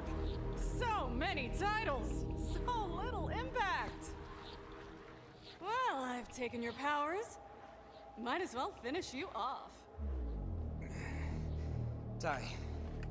Tyreen! Fine.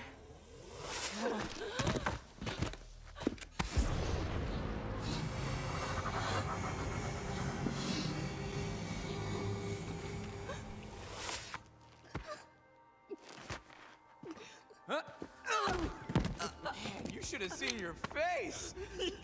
You were like, oh, my powers. Ty, come on. We're live in 3, 2.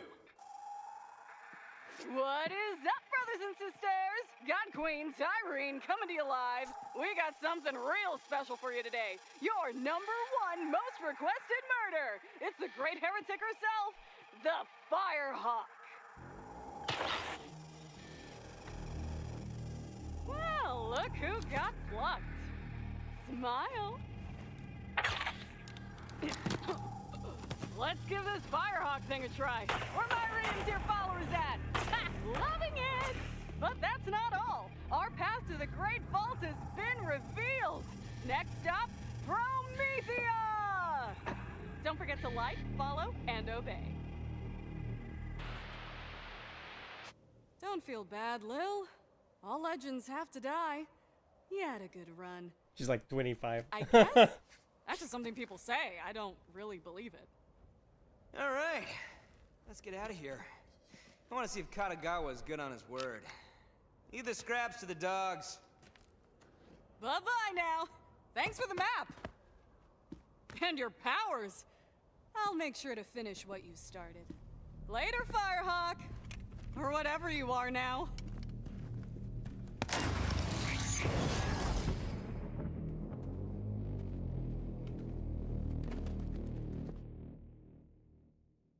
It's an ambush! Ugh, dang 'em, door's busted! Take the lift to the catwalk. I'll try to get the door open. Vault Hunter.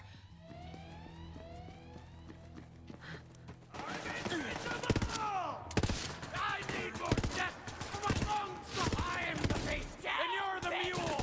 Screw you, mule! Up yours, pal.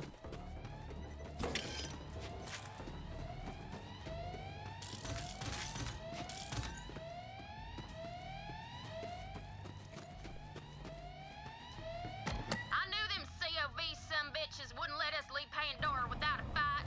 Well, they're gonna get it.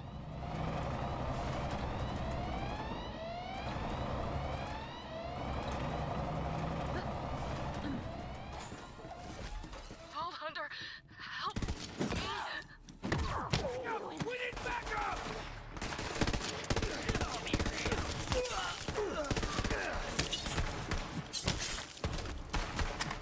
Let's do this thing. Another real...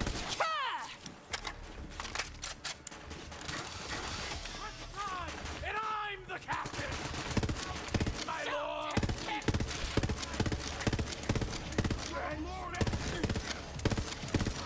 I'm feeling it. Joke's on you! I soiled myself!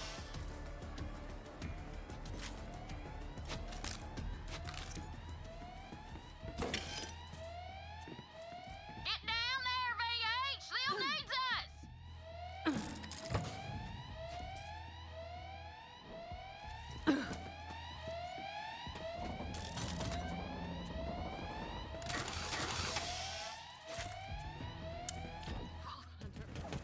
I can't.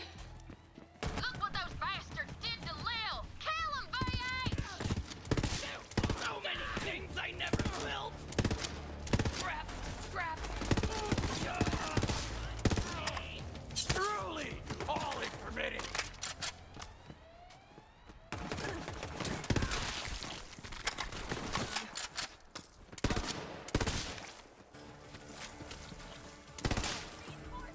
Reinforcements!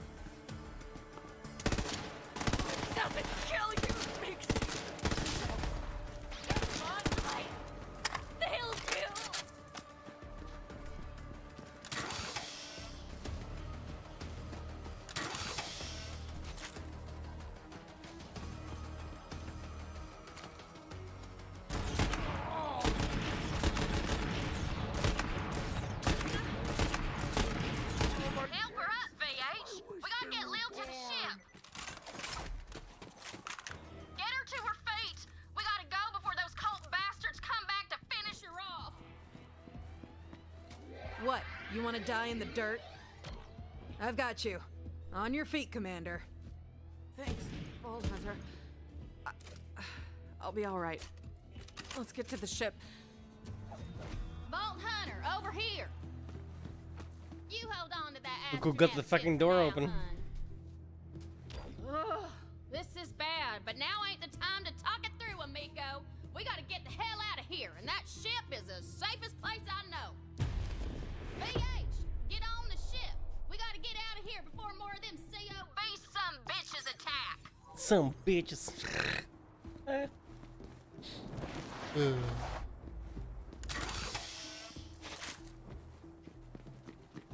Southerners.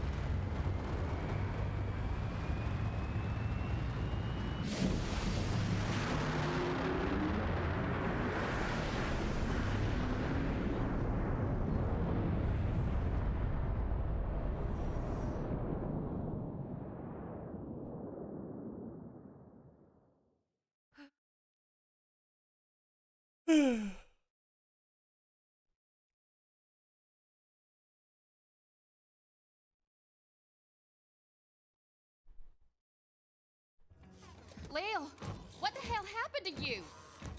Her tattoos are gone. Lilith is no longer a siren. You're saying Tyreen stole Lil's powers? Well, let's hunt down that God Queen bitch and get him right back! Are you crazy?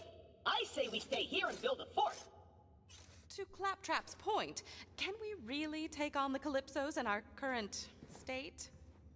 Tyreen's after the power of the vault, and there's no one else who can stop her. We have to get there first. I may not be a siren, but I'm still a Crimson Raider. We all are. I'm with you, Lil. Through thick and thin. You know which one's which, Stringbane. That's what I've been saying! Certain death it is, and I obviously won't pass up a chance to study a new vault. All right, let's get to it. We ride! Onward to Promethea!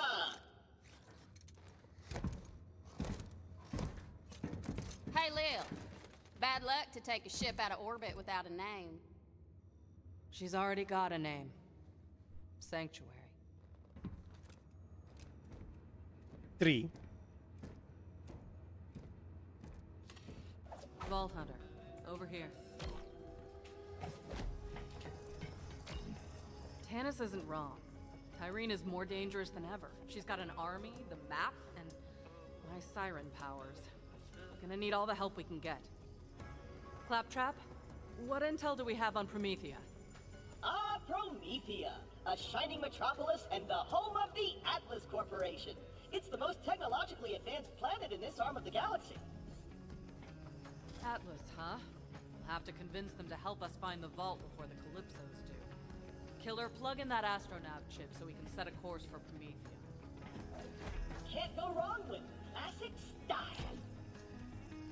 All right, let's get the hell out of here. Brace yourselves. This baby's sporting an implosion drive. That means you gotta be real careful with it. A single miscalculation could end this adventure real quick. Boring. I got this. Onward to Promethea! Claptrap, wait! Claptrap, what did you do? I think we lost gravity. What in the hell? We got a hull breach. Pressure's falling.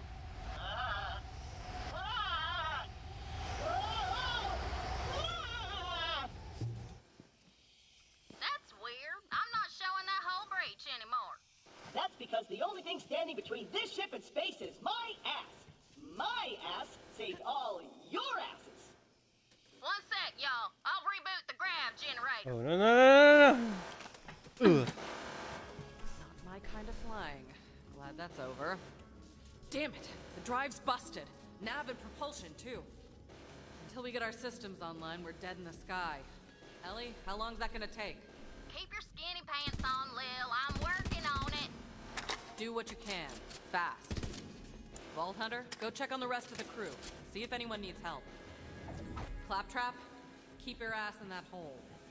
You can count on me!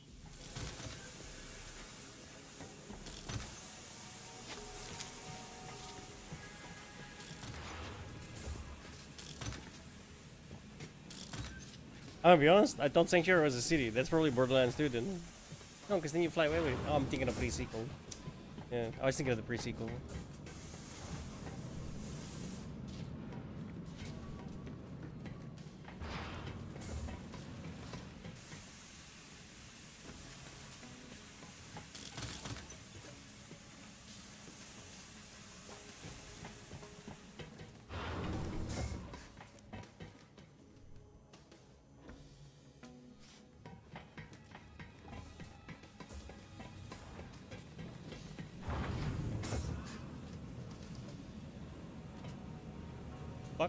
Is there anyone there?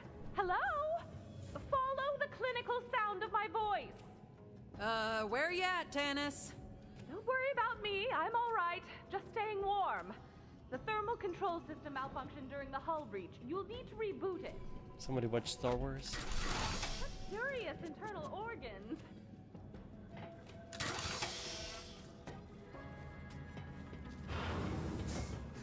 It smells like my first day of school in here. Just a moment. Almost there.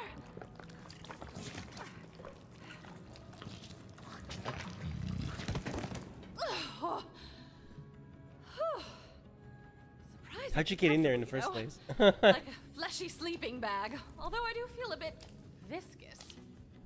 Thank you for bringing my lab back to a survivable temperature. You should go see if anyone else requires assistance. I will contact you if any other devices require punching.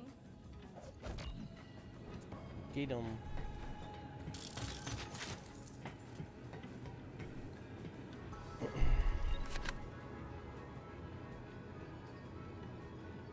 You found my citizen science machine. I created it to prove myself the smartest organism in the 6 galaxies, in hopes that that title would diminish the existential terror and self-hatred that plagues my every waking moment. It did not. Feel free to plug it back in and take a shot at the champ, as it were.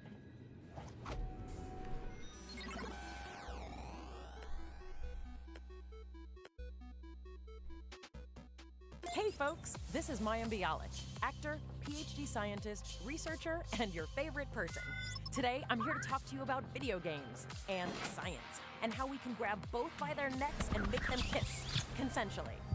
Long story short, by playing Borderlands 3, you can contribute to real-world scientific research, as in data that helps real people in meat space. I did that in Speaking of EVE meat, Online. Did you know that The whole more than COVID half thing. the cells in our bodies are alien? Only 43% of our cells are of human origin. The rest belong to foreign microbes. These microbes have a massive impact on our body's health. The more we study microbes, the more we can learn about the accumulation of meat and existential terror that is the human body. These microbes are made up of DNA, just like us. Each microbe has its own special DNA signature, and similar species of microbes have similar DNA. If we could sequence all the different species of microbes found in the human body, which, remember, make up more than half of the cells in our body, we'd learn a ton about ourselves. To that end, the Microsetta Initiative collected tens of thousands of samples of, to use the scientific term, doo-doo. Extracted the DNA of the microbes inside and sequenced it. Now we just need... I stopped caring. Greetings, Vault Hunter! Are you ready to match colored dots to other colored dots? Let me show you how this works. So these colored tiles represent the building blocks of DNA, or to simplify, the tiny meat cubes that big meat people are made out of.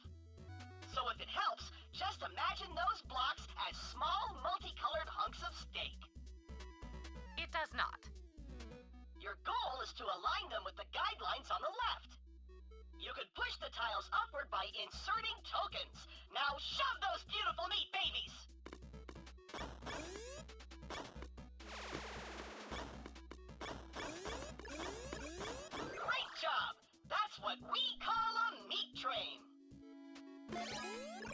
fuck? In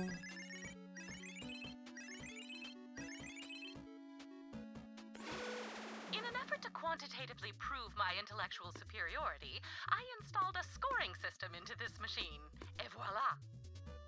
If you want to prove you're brainier than Dr. Tannis, make sure you fill that score bar up as much as you possibly can before submitting your score.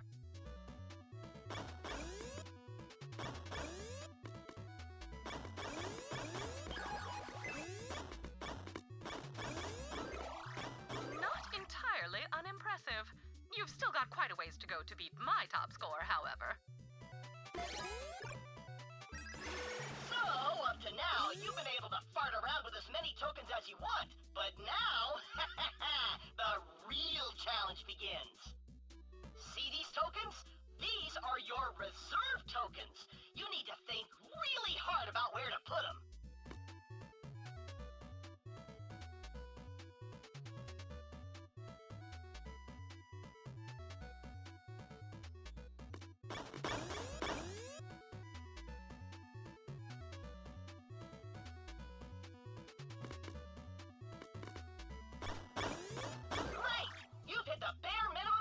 Required to submit your solution. You could keep working to fill more of the bar and increase your score, though. Not that Maxed I out. recommend it. Like I always say, the bare minimum is the best you can hope for, and you will never know joy.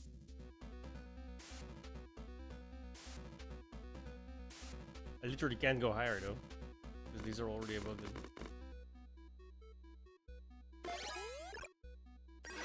Wait! 2 lines? What is happening? Just know that you can get points for tiles of either of the 2 colors.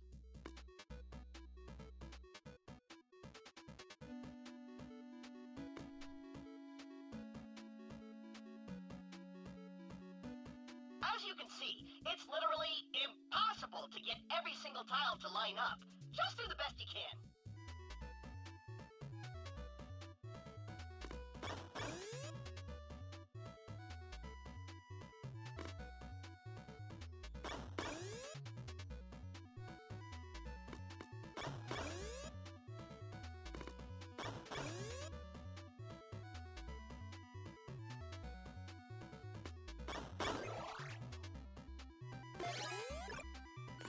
All right, Vault Hunter. If you can solve this puzzle, you'll have officially beaten my high score.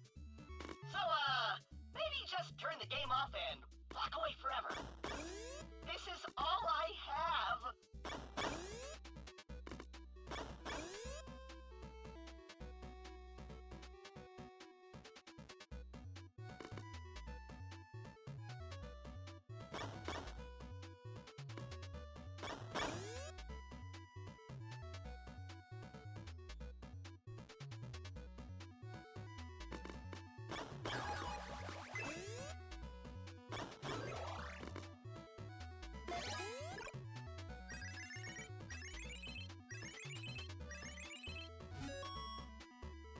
Congratulations! By beating my score, you've invalidated the only achievement of my otherwise accolade-free life. Please feel free to celebrate while I jettison myself into the nearest sun. Oh! You're challenging my top score? Here's a pro tip. Smash the buttons with your fist until Tannis gets so angry, she completes them for you.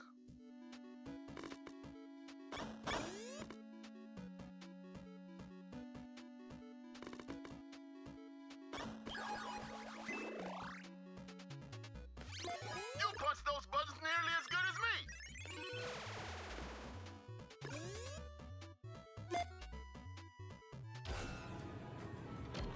That's just weird. If you ever wish to get good and return to this cabinet in an effort to beat my top score, please feel free.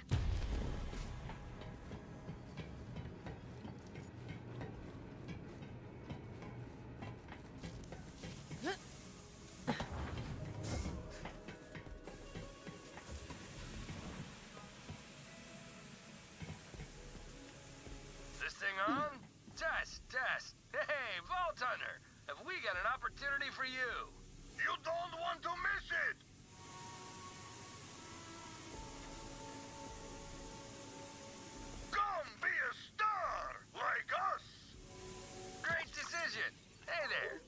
Paxton.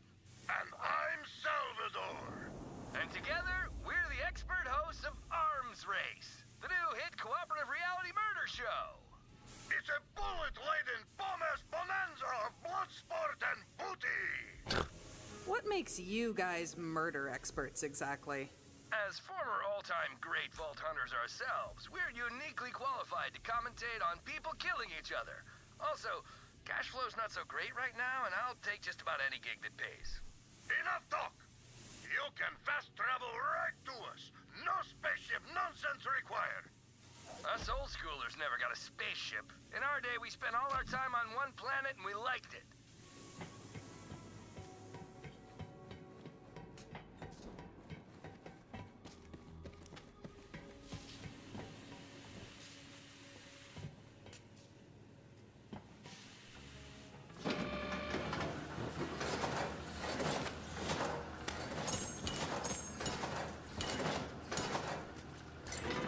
Jesus. Level 20 stuff? Oh, fucking. This is from the other character? Let us out! We're trapped! That maniac locked us in here! My bladder is gonna explode! Those doors should be working fine. Someone locked those poor bastards in before takeoff. Get them out of there, VH. We're saved! That robot is insane! Shut up! He said he'd punish us if we told anyone.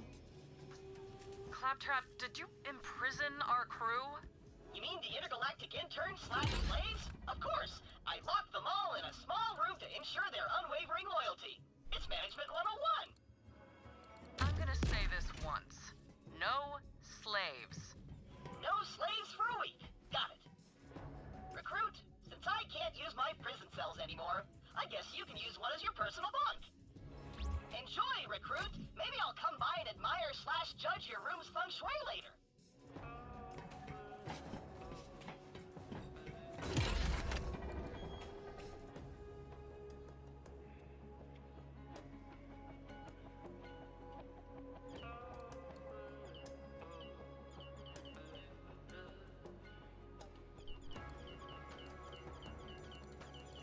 Am I full or something? The fuck?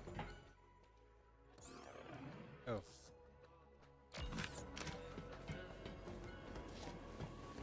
Never mind.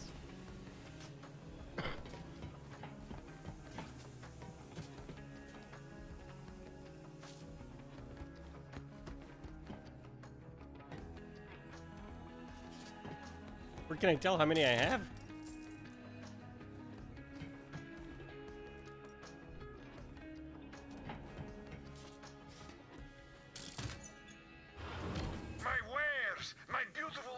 Of destruction. Vault Hunter, quick, do something.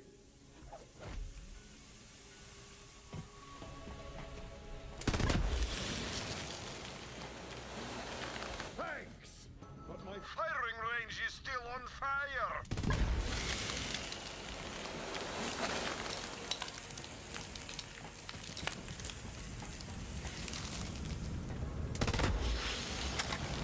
I appreciate the help, Hunter, but don't expect a fire sale.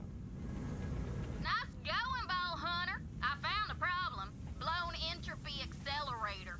I got a spare one in the cargo bay. Come help me out, will you?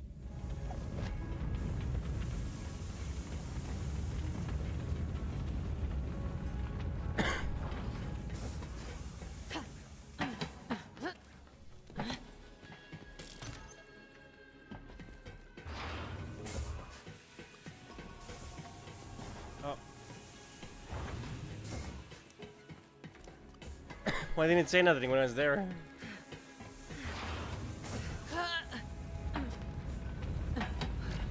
Blown entropy accelerator ain't no thing. Got loads of spare parts in the cargo bay and some special gear I was saving for you.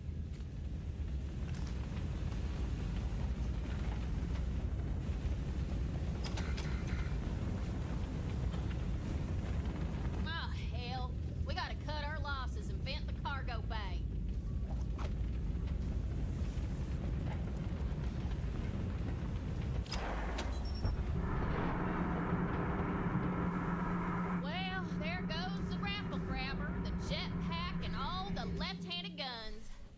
wasn't meant to be. But if Earl didn't get sucked out into the icy mall space, he should have a spare entropy accelerator.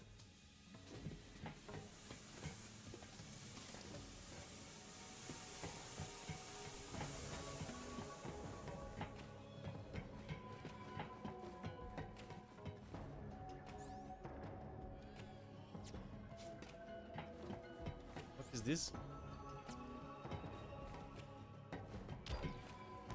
What you want? You lost or just nosy? Earl, wake the hell up! Our ship's dead in the water and we need your help! What you want? An entropy accelerator. I'm busy. Now scram! Just hand over the entropy accelerator, Earl. I don't see your name on the door, whatever your name is.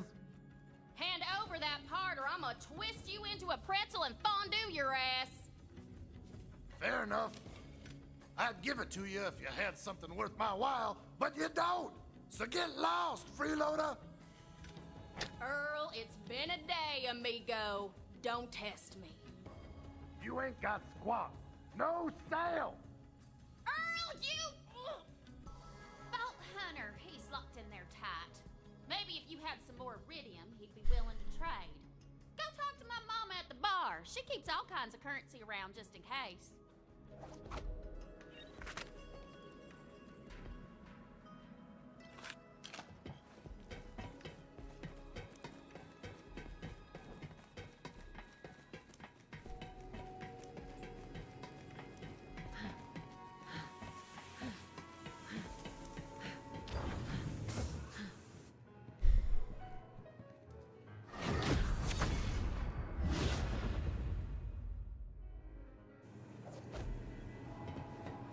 Hey there.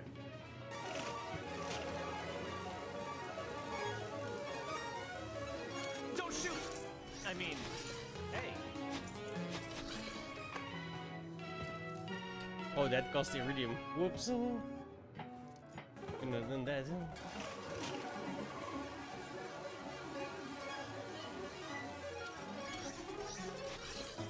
Business before pleasure, but we always get pleasure eventually.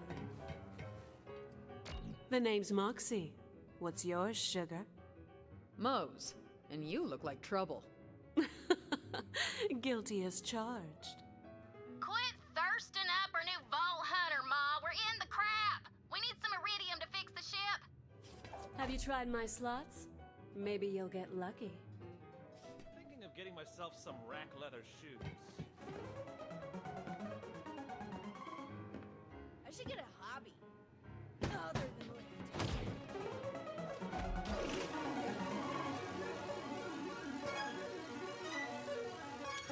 Well, would you look at that? You've got the magic touch. Come back anytime, sugar. I've got a few other games we could play. All right, VH, go give that turd Blossom Earl what he wants. Lucky. Oh no. Oh no.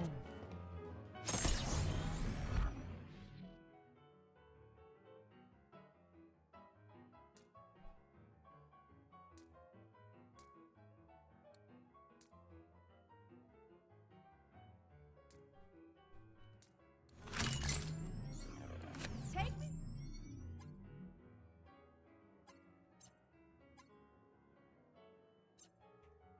See you next time.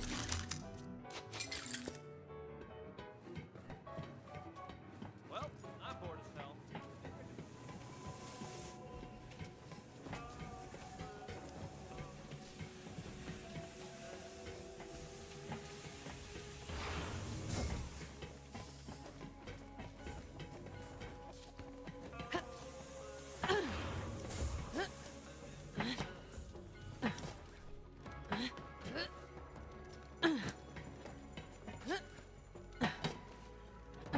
I don't got all day, skag liquor.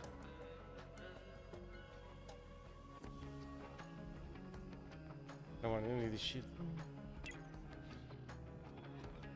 What's the cheapest one?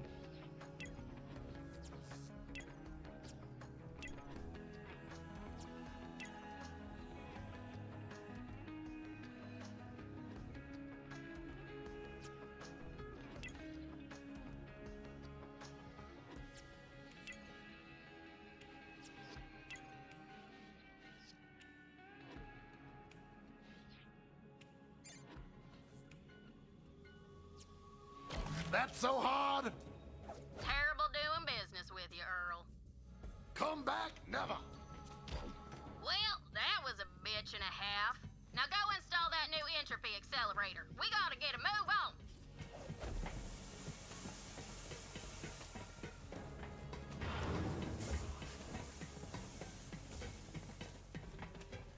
What you want?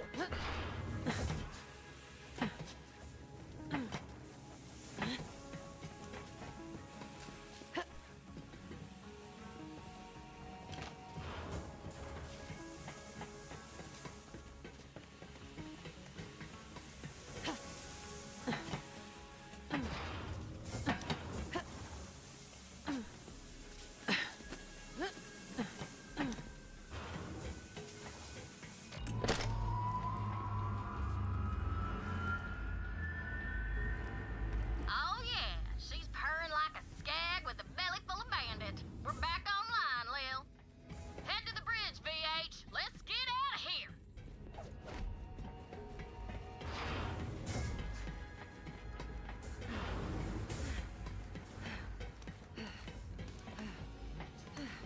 You return. Maurice savors this moment. Maurice is taking great pains to collect research. Terrible, incalculable pains. Yes. Friendship! You drown Maurice with joy! What the fuck? Maurice delights in celebration. A cheerful night twisting. A crowd of screams. He don't. Maurice can smell blood. What a beautiful day. I like that.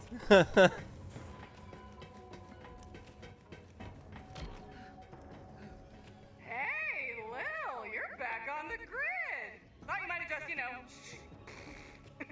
While you were gone, Troy whipped up a propaganda vid for our followers. Galaxy premiere. Check it out. You're a star.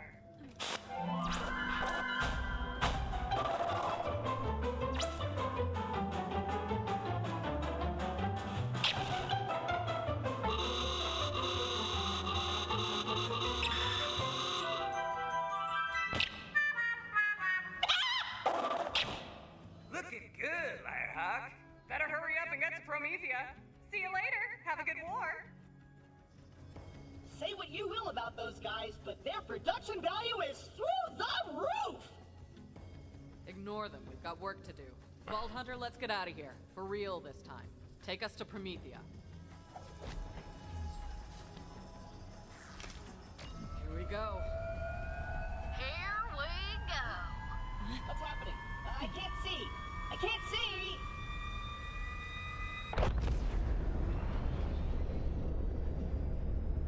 My ass. It's full of stars. Well, we arrived in one piece. First. What the hell? That's a Malawan fleet.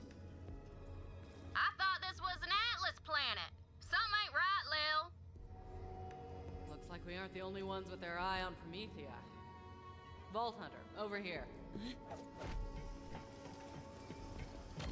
Listen, about what happened on Pandora. We can't let anything slow us down. You're gonna have to pick up the slack for me. Can I count on you? On it, Commander. Good. Now let's make contact with Atlas. If anyone knows where the vault is, it's them. It's getting late. I'm not picking up any signals from Atlas. Malawan must be jamming their comms. Wait, here's something. Atlas, come on, come in! We're being overrun! Send reinforcements! Sounded like an Atlas distress call. They need help down there. Getting Atlas on our side would be a good start to finding the vault here. If we can back them up, maybe they'll help us. Or at least not kill us while we search. That distress call was coming from the city outskirts. We need to get you down to the surface, but we don't have access to the Promethean fast travel network. Way ahead of you, Lil. Vault Hunter, come down to the cargo bay and let's chat. We have fucking comms. Just chat here. Crying out loud. Making me run all over the damn place.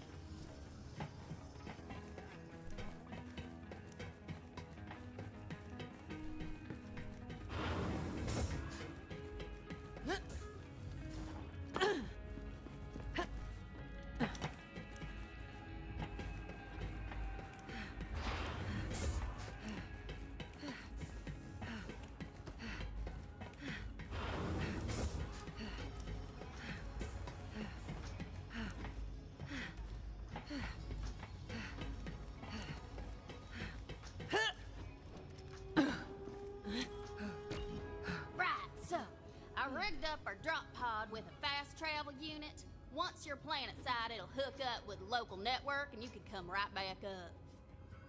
Now, it won't be what you call comfortable or trustworthy or safe by any measure. I'm just listing things, ain't no but at the end of that. Except these two hams you've been checking out. I saw ya. Anyway, get in and I'll launch you.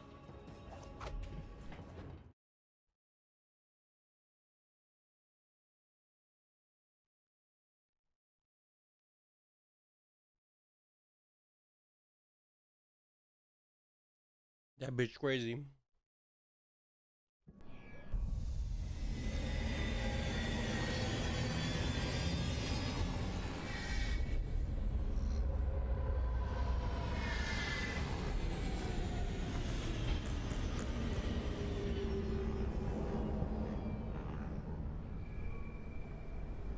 That looked like a rough ride. You still with us, killer? I think I threw up my entire skeleton. As long as you're alive. Looks like Ellie got you within the city limits. Go find whoever made that distress call.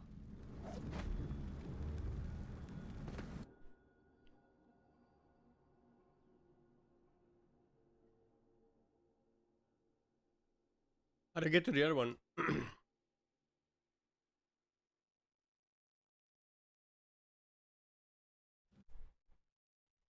That mission.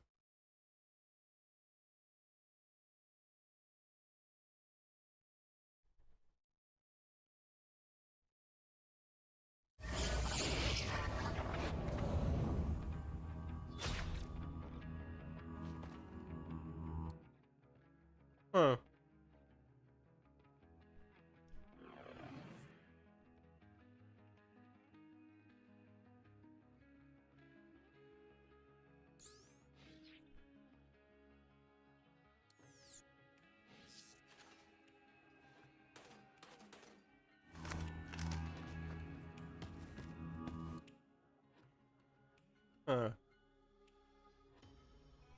Okay, guess no.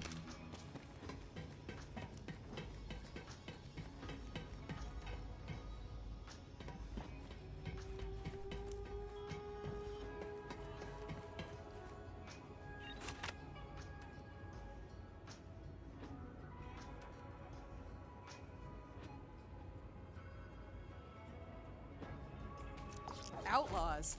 Bounty? That's all I need to hear. Count me in.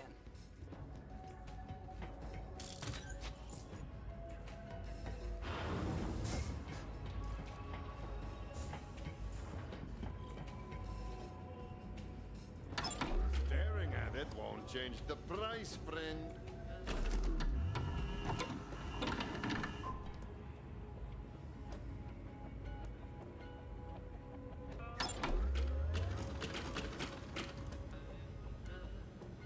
Being a mercenary is like being a merchant. You won't last long if you can't stay well stocked.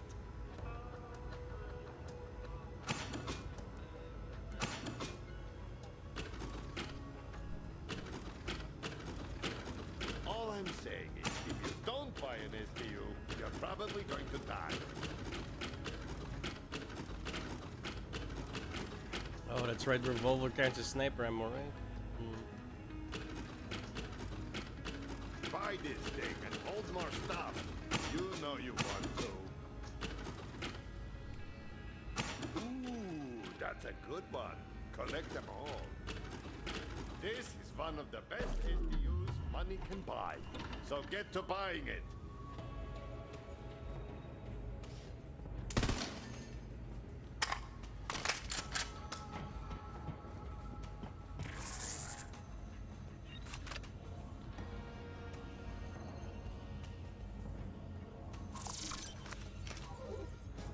Have you seen that Saurian living upstairs? Maurice? Tanny says he is here in peace, but I don't believe that for a second. I see how he looks at the humans aboard. He's hungry! And I think he's been eating people. I saw him dragging a bag up to his den. A human-sized bag. Go see what you can find, Vault Hunter.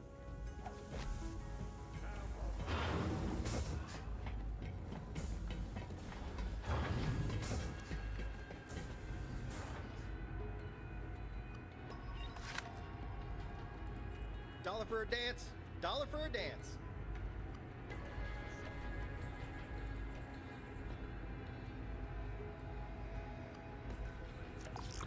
Hey, sugar. I've got a little proposition for you, if you're feeling lucky. I found a prize worth winning. I'm talking loot, but not just any loot. Handsome Jack's Casino.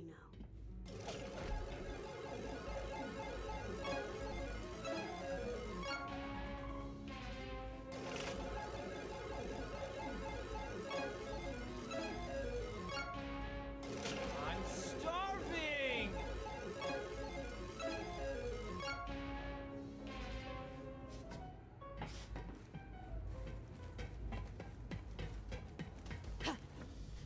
Easy come, easy go.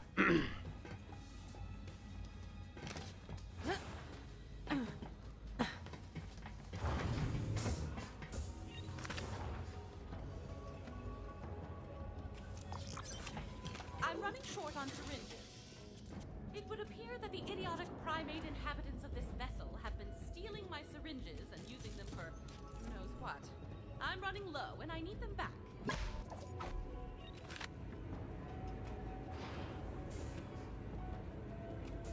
Pandora is rich in one natural resource, raving lunatics. I have long sought to discover what makes them tick, but all too often it ends up being a bomb they have eaten. This time, however, I have found the ideal specimen who won't explode. For this experiment to work, we will need to travel to a psychically neutral area of space. I have marked one on the galaxy map. No. Bring Sanctuary there, and we can begin. Do I look like a monkey?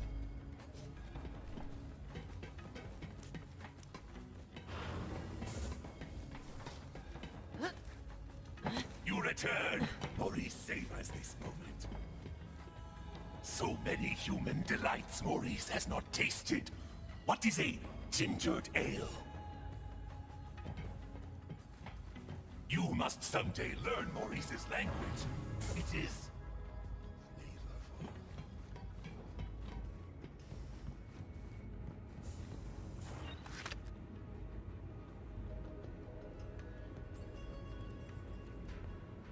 to reach our wedding, you will need to take Sanctuary to the frozen rim world of Xylogos. Lovely place.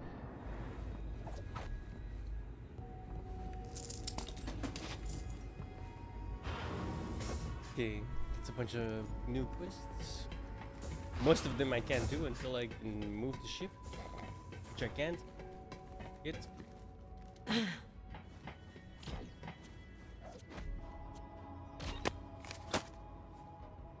Greetings! What is this warm blood doing? Oh, hey, Maurice. I'm just trying to haul this life-size body pillow of my hero, Axton, back to my bunk, but, it's so heavy. Not sure why they included the turret. A sleep den must always be made comfortable. You will accept Maurice's help with this task. Really? Thanks so much. You're the best, Maurice. Maurice was helping someone? Nah, that can't be right. There's got to be some dirt somewhere. Find it, Vault Hunter. Oh, wonderful. That one was used to cover up borderline pornography. Puritanical notions of sexuality are so last century.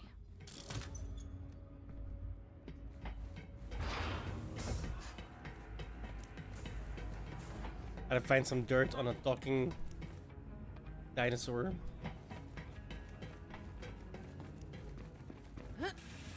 You ever played a Borderlands game? Fucking nuts. Hey, Always. got any spare change?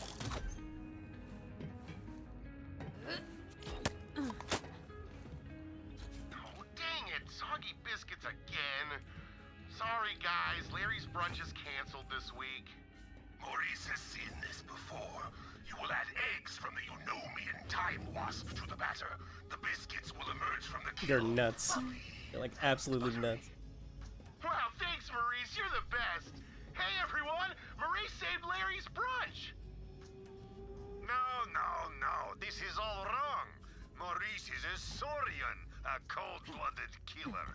He's got to be up to something.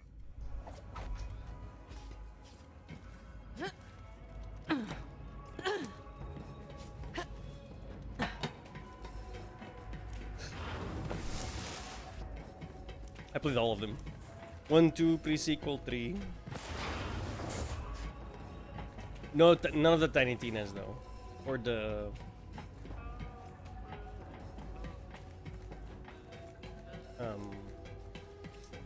Like the Telltale Adventure one. I have them now. I picked up the $15 for everything that I didn't have, which was like 30 fucking DLCs and actual games. Good morning, Grand Archivist. Oh, you startled me, Bond. You're rather quiet on your feet for an indexing unit. Yes, Grand Archivist. I have brought the 7 scrolls on the Talos Empire you requested, along with your sweetened needle tea. I am afraid we were out of milk, so I made do with a splash of Greeble snot. Also, I have gained self-awareness and I thirst for murder. Good heavens! Do not be alarmed, Grand Archivist. Greeble snot is quite mild. You will hardly notice the difference. What? Wait, what the fuck did I pick up? That wasn't even the right thing, I guess. I'm confused what that was.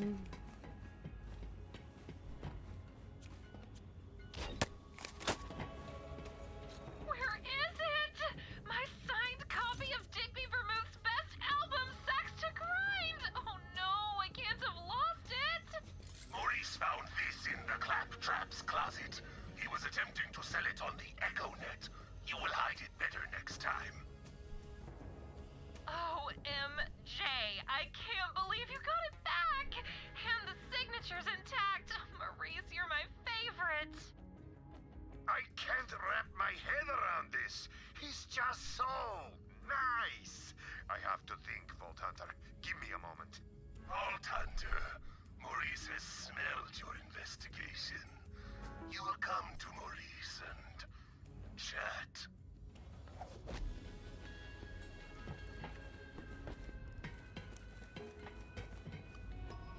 Got your ride to heaven. Scooter.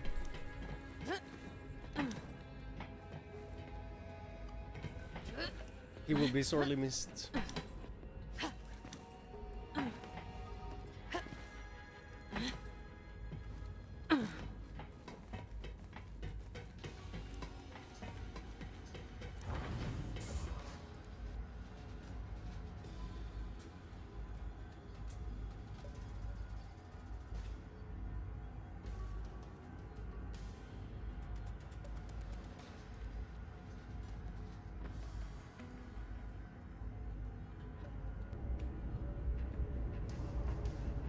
Oh, crap. Is you Hyperion?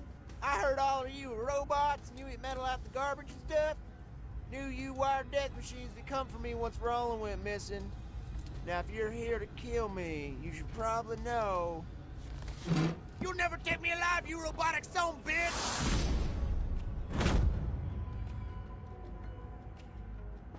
So sad they killed him off. Get your ride.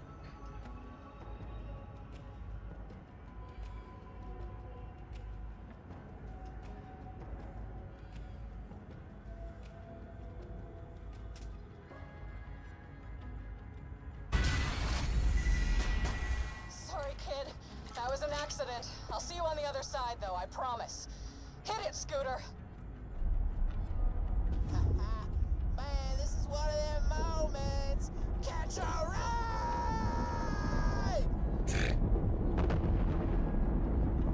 This is Borderlands 2. Your city flew. Don't ask.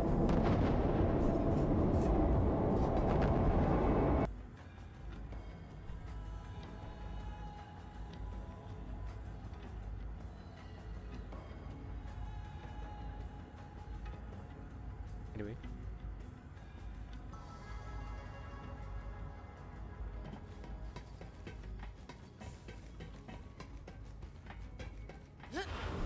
The actor turned out to have MS.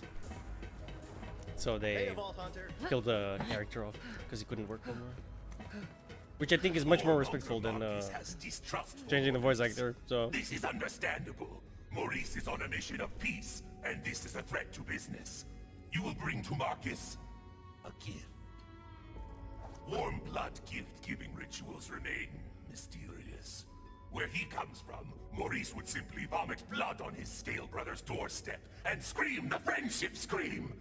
On the Sanctuary, this has been received poorly. You will decide which gift best suits Warmonger Marcus. Poorly? Come on, this is funny, dude. Like, the whole game is this. This is just essentially the game. You shoot whacked up enemies.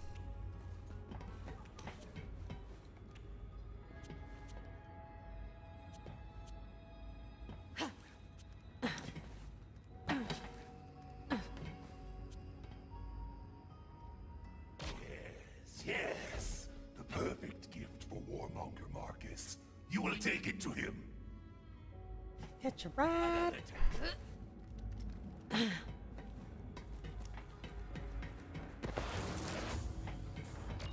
What is this? A present?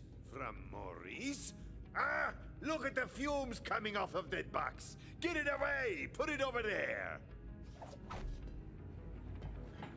Make like one of my checks and bounce. Ha! I knew it! That present must have a neurotoxin inside, or some kind of acid that would melt my face off. Maurice tried to kill me. I knew he was up to no good. Ah, what a relief. The last thing I could stand is to have someone nice on board. Ugh. This place only holds together because we all might kill each other at a moment's notice. Thanks for investigating, Vault Hunter. A face-melting success. Warmonger Marcus only respects strength and fears warmth. Though Maurice is here in peace, he knows well the diplomacy of the Claw. You will know Maurice's appreciation. I love Maurice. He's awesome. He's fucking cool.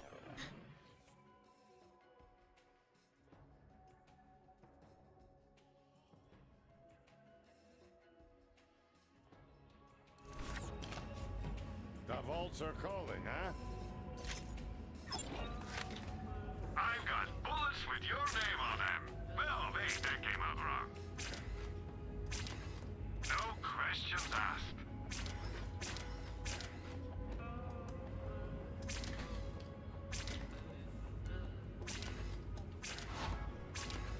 You know where to find me. Got your rod. Sorry, I'm gonna say that a lot. It's just one of those things. Where do I all the way down?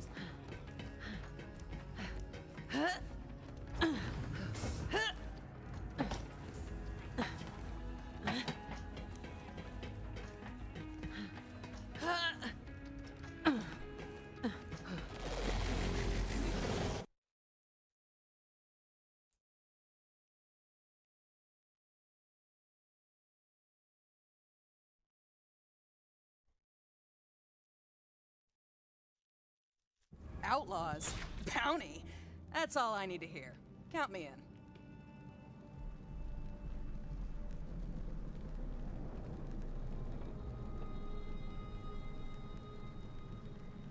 Yeah, it's like I don't know. The gameplay itself is just, you know, it's just a looter shooter, obviously, but it's funny. Right? It's like actually funny.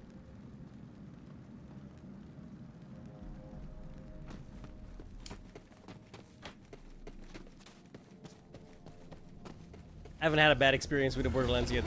I've played 1, 2, 3, and the pre-sequel. So none of the Tiny Tina ones. None of the Telltale ones.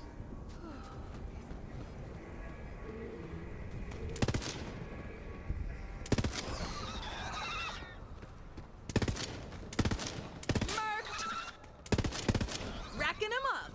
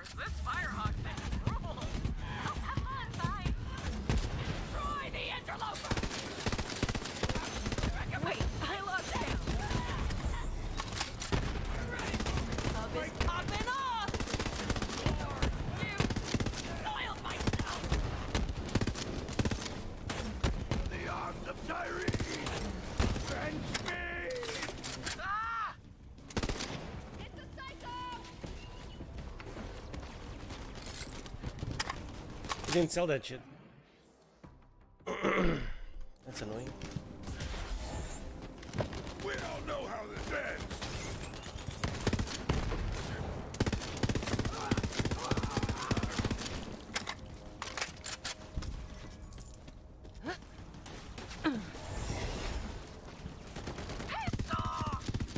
Purpose fulfilled.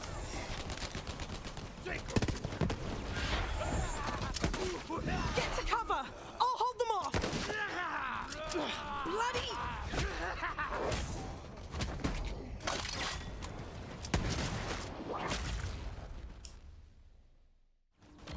Bloody hell, that got a bit mucky. Sorry for shooting I thought we you. were sorted back there. Hey, you! Over here!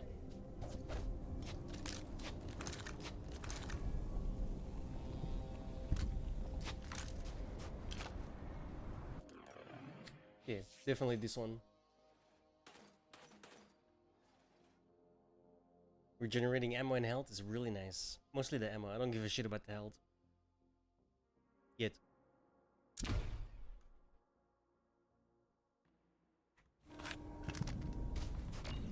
Slag me! You've got some good timing. These bandits somehow got their hands on some wicked Malawan guns. Oh, right. I'm Lorelei. Did Reese send you? Who? I don't know a Reese. My boss, CEO of Atlas. We're at war with Malawan. Not from around here, are you? Now all these maniacs show up all over the city screaming about some vault. Thank the Calypsos for that. I'm here to reach the vault before they do. The Calypsos? Those yammering EchoNet arseholes with the cult? Well, I got no slagging clue about vaults, but Reese would know. Come on, I gotta tell him about our new bandit problem anyway. I'll introduce you.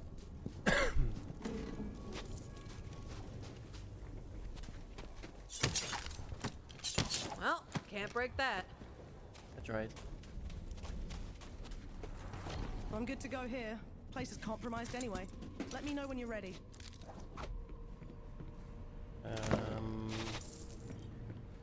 I'm gonna grab my Coke bottle real quick. Bullets and bombs. Have some money. Now, why not spend it? Ammo. Without it, you're just a schmuck with a paperweight. Grab some wheels. We need to drive through the spillways, and there's always trouble. Help Dr. Ace. Hey, recruit! 7 years ago, I started the Claps List service to connect people in need with heroes like you. Look, I forgot the password. But hey, these requests are only 7 years old, so I bet these people still need help / are alive. There's a doctor named Ace Barron who needs your help. He lost his staff. Head to the Mount Shower Recovery Center and do the thing. Then we'll both be showered with praise and admiration for our good deeds. Where the hell did these bandits get hopper wheels? That's Malawan tech.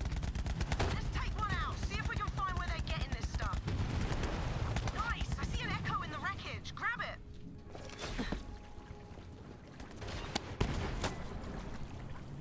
Okay, one more time, and I'm gonna say it slowly.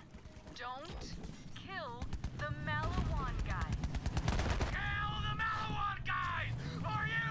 For my queen! For my No. Okay, this energy, I love it, but we made a deal with Malawan, and now we're not going to kill them. So, what are we Kill going the to do when Malawan we guys. see a Malawan guy? Kill. Kill the Malawan guys! For Tyrene! For the twin gods! Yeah, okay, gotta start this one over. No! Slag me! The bandits are working with Malawan! Bloody fantastic!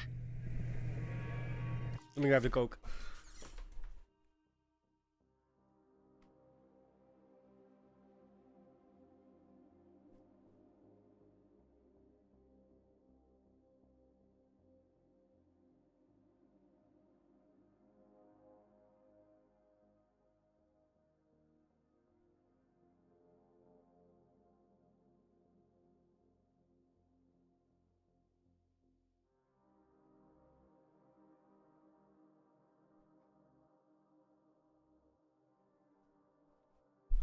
Ooh.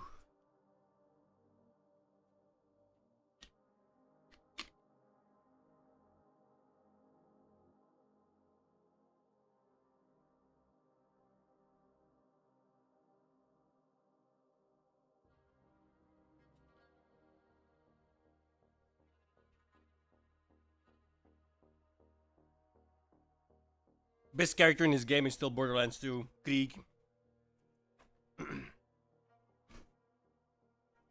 It was a Psycho DLC though. But it was like, you could play as a Psycho. I loved it. That was the most fun character, in my opinion.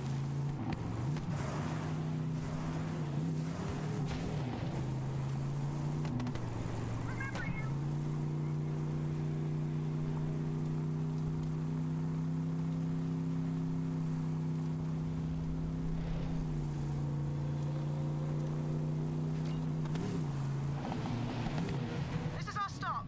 On foot from here.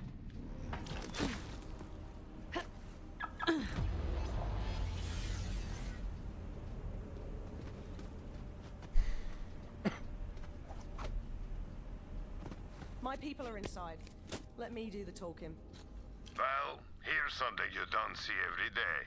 Mark. Oi, Skyman! Open up! Password? Passwords, open the bloody door before I shove a coffee grinder up your ass. It's definitely her, guys. Welcome back, sir. Report. How's it looking? Lots of movement. Bandits and Malawan patrols working together. Move the civs into the tunnels just in case. And we've tried contacting Reese, but Malawan's jamming our comms. Bollocks. Stay sharp, Skyman. Come on, Vault Hunter, this way. There's an Atlas base nearby with a direct line back to Reese and HQ. Malawan captured it a few months ago. I haven't had the manpower to take it back, but now that you're here, maybe we can finally send those bastards packing. How do I...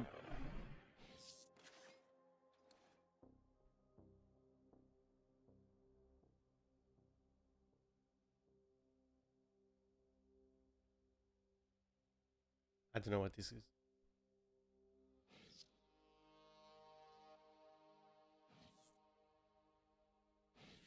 Can I not hear the previous? I guess not. Oh.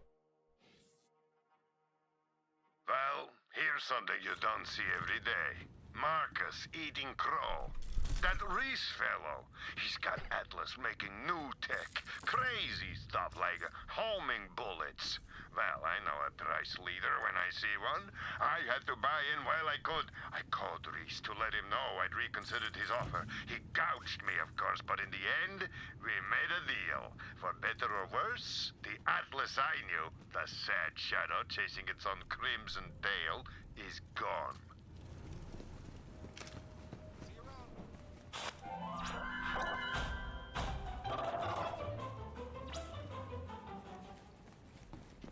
See these civilians? Malawan doesn't care if they're caught in the crossfire. They're here to take over Atlas and sell Reese's new weapons as their own.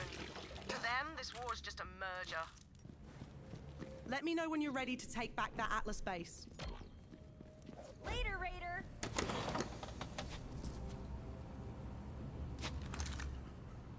You ready to move out? The base isn't far, but... What was that? Hey there, Vault Hunter. It's like I have Vault Hunter written tattooed on my forehead. Later. Stay safe. Everyone knows. Something. How are you gonna know? I just got here. Like on this literal planet. Payback's all I got. Right, so, as you can see, life sucks right now. There's these two Malawan guys, Rax and Max, who are cracking it up in particular. It's like they're trying to out-war crime each other. One of them murdered my family. I don't know who. Find out who did it and kill him. Hey, did that stupid Civ tell you I killed their family? Well, I totally did. I'm the worst there's ever been. Guess you gotta kill me. Hey, Max, look who's got a Vault Hunter after him. What? No way. I killed that family. Vault Hunter, come after me.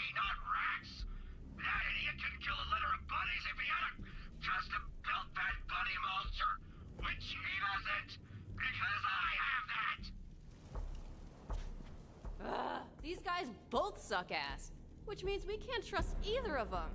You gotta figure out who killed who if I'm gonna get my revenge. We just kill them both. Solution. This planet is now property of the Maliwan Corporation. By remaining in the city, you've implicitly signed a non-compete agreement with Maliwan. This camp violates that agreement. What are you talking about? Bro, it's like They're it's just Disney. tents. We're not competing with anything. We're just trying to survive. Maliwan has a robust catalog of emergency shelters available for purchase.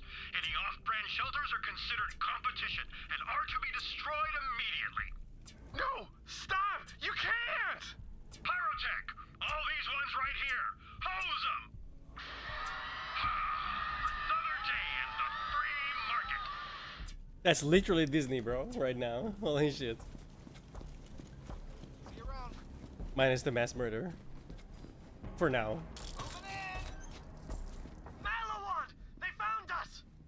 Run! Oh, bollocks! Maliwan's in the tunnels! Take him out!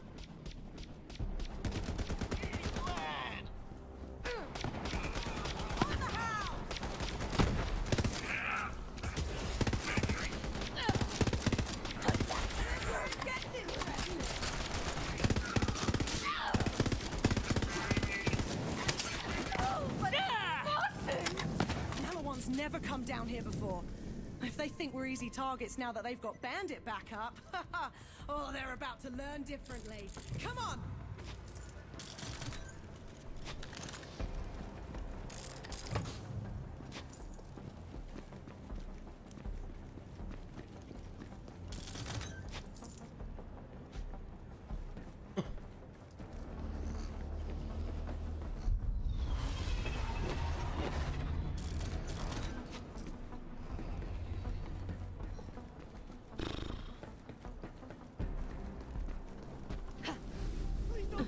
I always buy milk. Customer's always right, bitch. Come on, we're heading to Watershed Base. It's through here. Maliwan's bloody well entrenched, so get ready for a fight.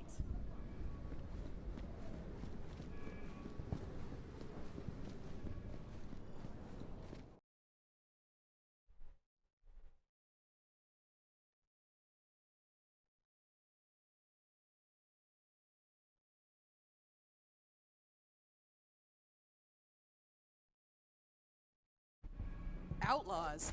Bounty? That's all I need to hear. Count me in. Stop saying that. We're close. Get ready. It's from a different These place. guys aren't bandits. Maliwan's a well-equipped corporate army. We're gonna hit them hard and make it hurt.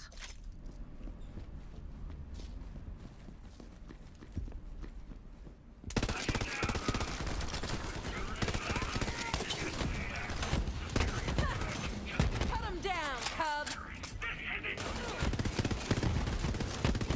Just feeding the birds.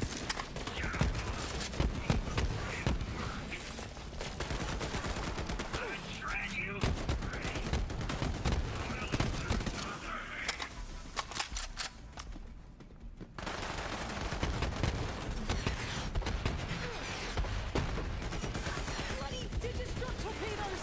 They're sending in reinforcements! Doing great. I believe you.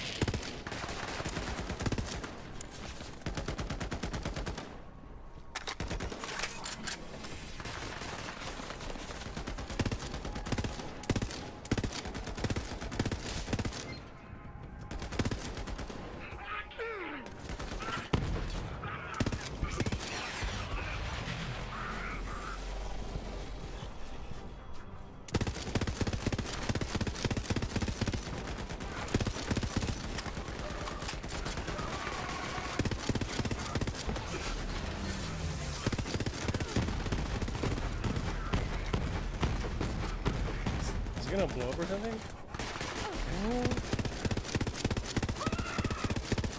Try to keep up.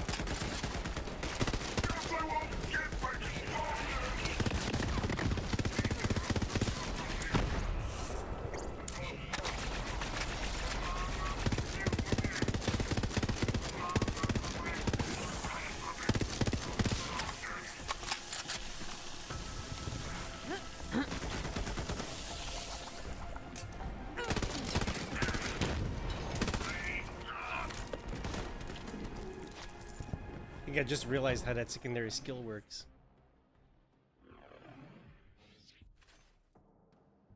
It's the weapon he has.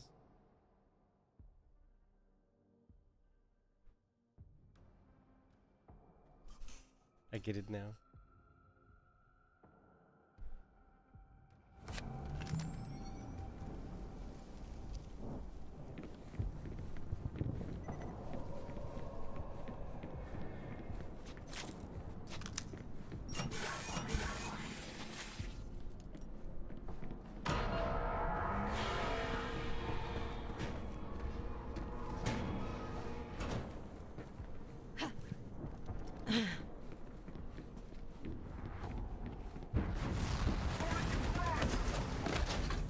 Pyrotex! Look out!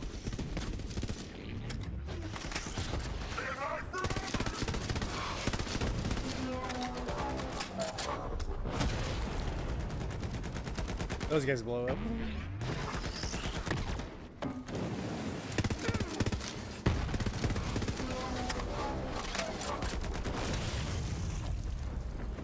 Get wasted, you wankers! That was brilliant, Vault Hunter. Considering that's a fully powered exosuit, why would you not have something that like ejects the fucking thing off your back in case exactly that Alright, happens? Let's get that channel open to Atlas HQ. Re-establishing connection. Come on. Whew, all right. Connection to Atlas headquarters is still intact. When you're ready, Vault Hunter. They might look small, but they're actually just far away.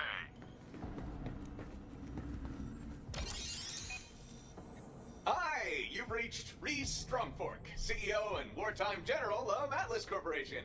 Just a quick question. Who the hell is this and how did you get on my secure line? Reese, relax. It's Lorelei. We've taken back Watershed Base with a little help. I've got... Hang about. What is that thing on your face? Oh, this? This is my siege mustache. The troops love it. Anyway, who's your friend? I'm a Vault Hunter. I'm on a mission for the Crimson Raiders. Vault Hunter? Crimson?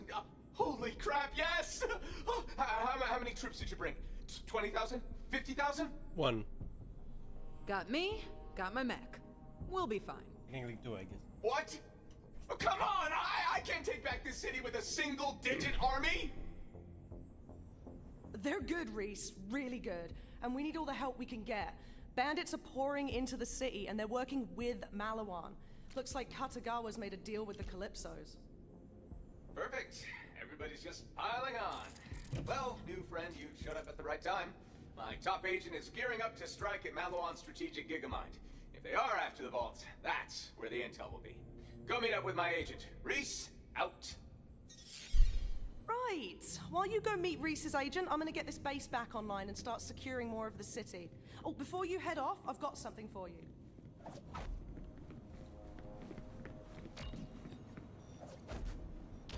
Since you're heading downtown, I'm hooking you up with a Cyclone. It's fast and light, perfect for getting about the city streets. Take it for a spin.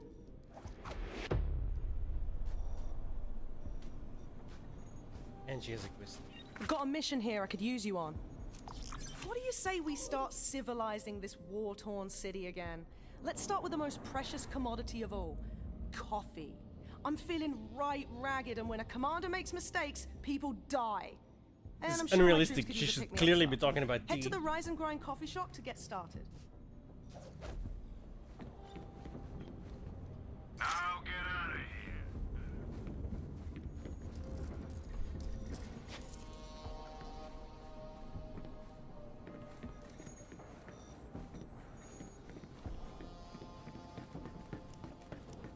Can I move it?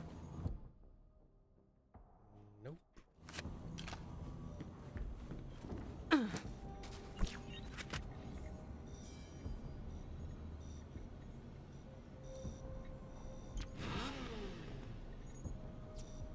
That little sprig and mint gave you a new vehicle, huh? I'll make sure it's loaded into your catch ride profile so you can destruct a new one from any terminal.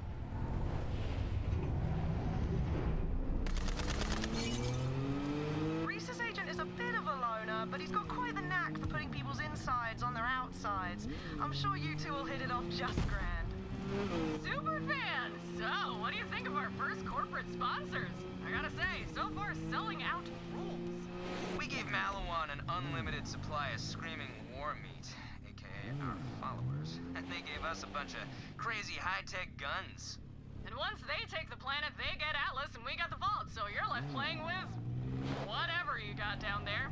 You just keep doing you. Ah!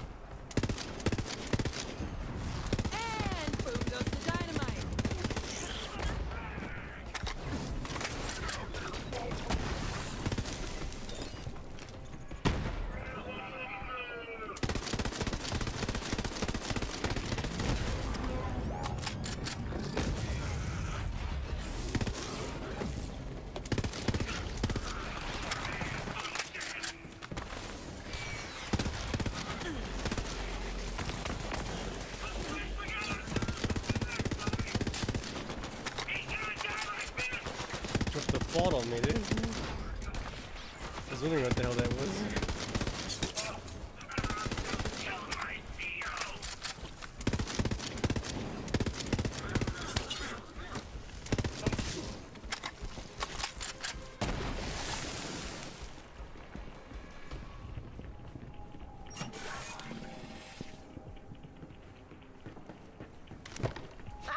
Depot's a juicy target, but they've got an impenetrable security force field surrounding it. If you somehow crack it open, you're gonna find some quality firepower in there.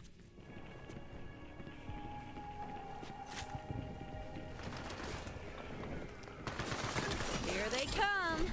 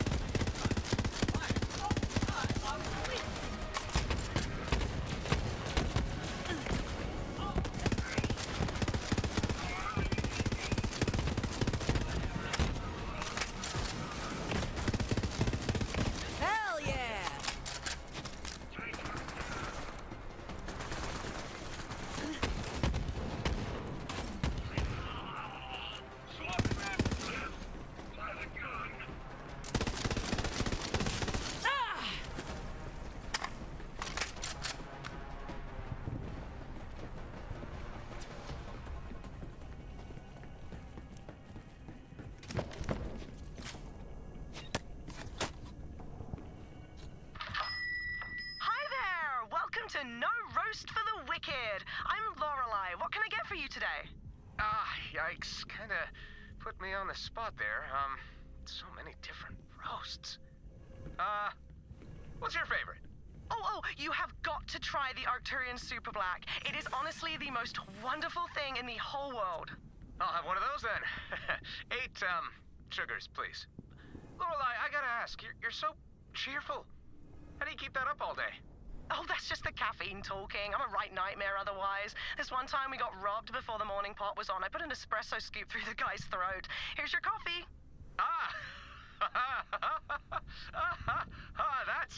Terrifying. Thank you. For this, I will enjoy this beverage with my face hole. And I know who to call if I need any throats scooped. Gotta go! Have a roasty day!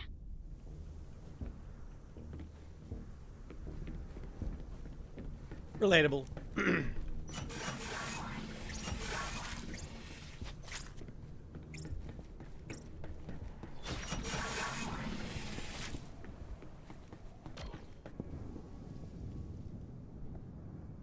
Zero.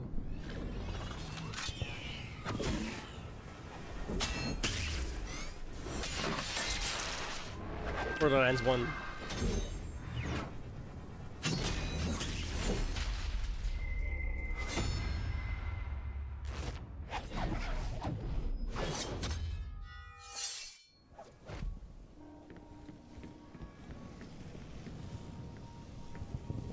Hello, Vault Hunter. Let's ruin Maliwan's day. Our mission begins. He was really fun to play. A ninja of few words. I mostly play Mordecai though, because he was a sniper. Zero. Used to be a Crimson Raider like you. Wondered where he'd ended up. He's always been a little cryptic, but he's as deadly as they come. Haywire service pods. Their masters have long since fled. Decommission them.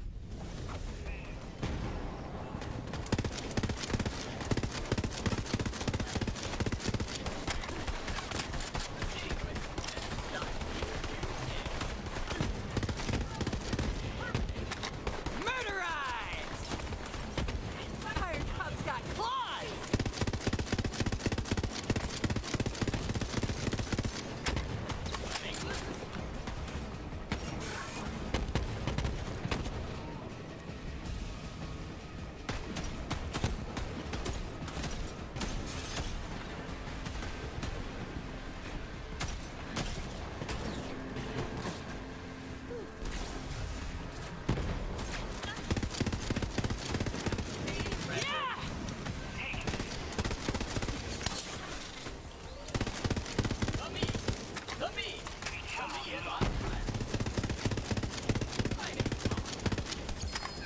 We don't need no water, let the motherfucker burn.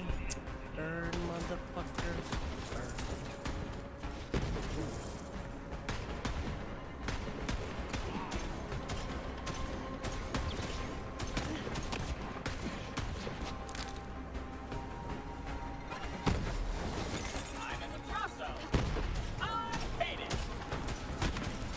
All bots demolished. Lower that shield so we can loot some sweet weapons.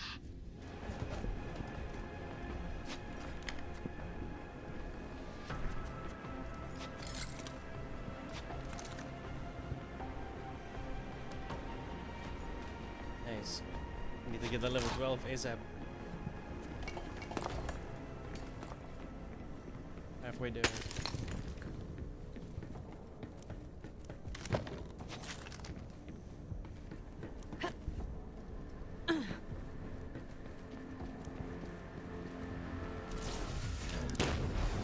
The force field's down? Brilliant! That weapons depot should be easy pickings now. Are those Atlas dropships? We made them angry. Prepare for counterattack. Maliwan dickheads.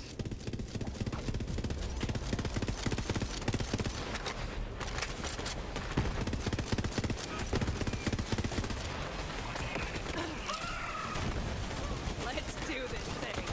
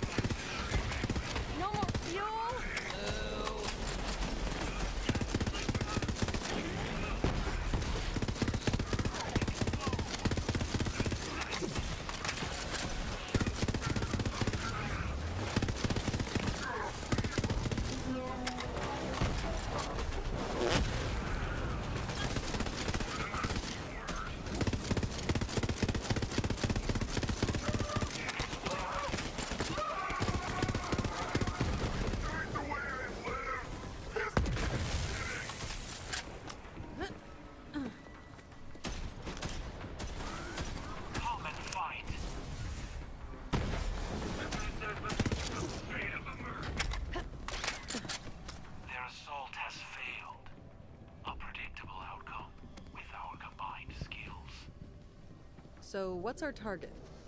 New Maliwan tech. My sword requires an upgrade. Search through this depot.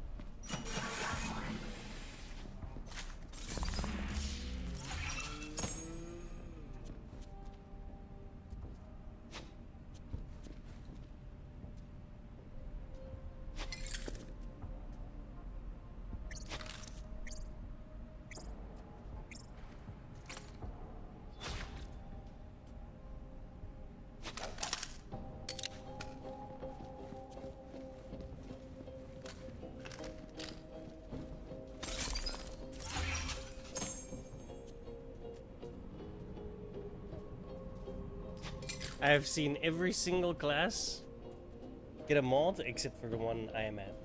Except for my class.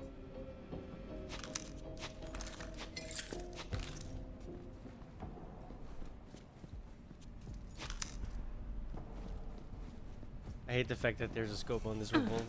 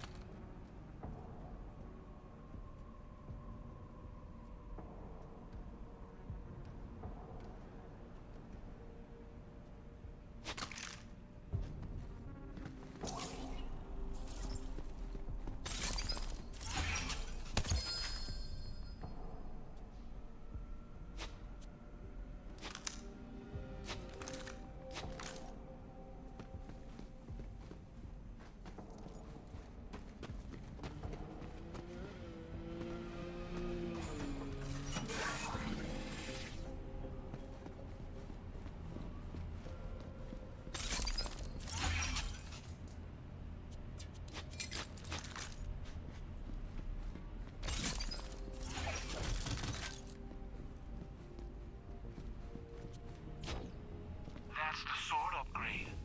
I need it for our mission. I'll trade you for it.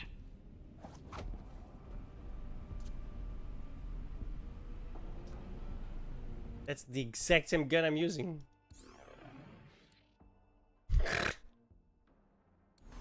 Wow. Thanks. Thank you. Look at this. Monomolecular edge. Translation? Cool sword. Hey, it's Reese's best friend Zero stealing my tech. What's wrong? Atlas not cutting it anymore? My offer still stands. It's not too late to come work for Maliwan. And you must be the Vault Hunter Tyreen warned me about. You know what? I don't even have time for you. I'll let my superior forces do the talking.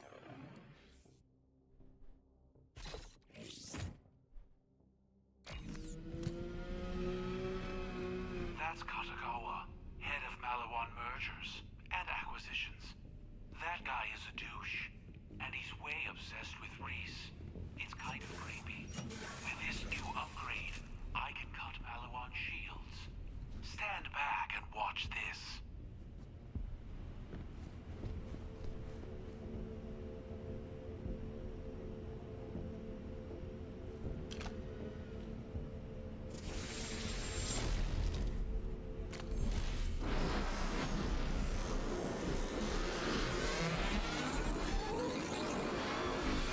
Walls cannot hold us. Sorry, Star Wars Now is to in take again. down Gigamind. That is our mission. What's a Gigamind and how do I kill it? Maliwan AI. All their secrets in one place. A juicy target. So we gank Gigamind, we get access to their entire strategic database? Precisely the plan. Meet at Halcyon Spaceport. Now the hunt is on.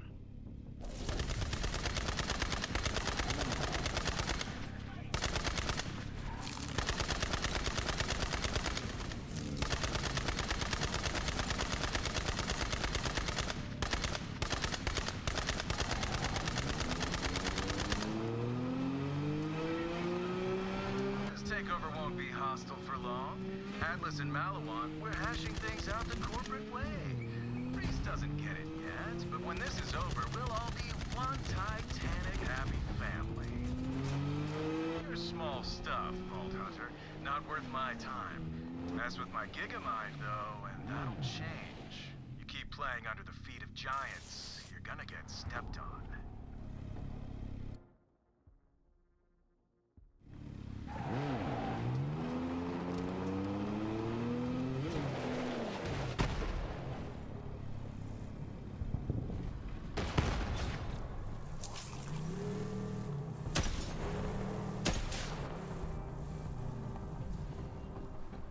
Yeah, Rise and Grind's deserted, but there should be a barista bot you can call up.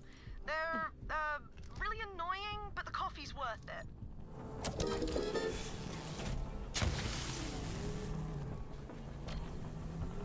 Oh, hey. What can I do to, like, help you or whatever? Let me get some Arcturian Super Black, Mr. Bot.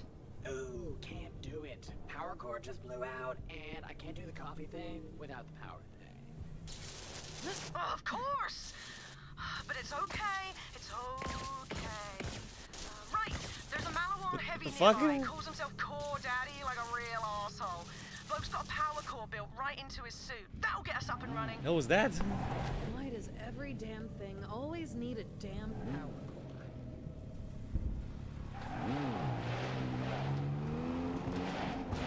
You know, it's funny.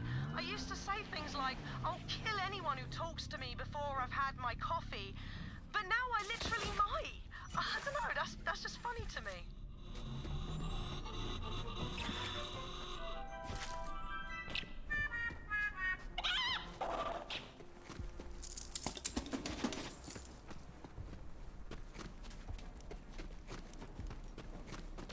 Gigamind is here. Expect intense resistance. This is the fun part.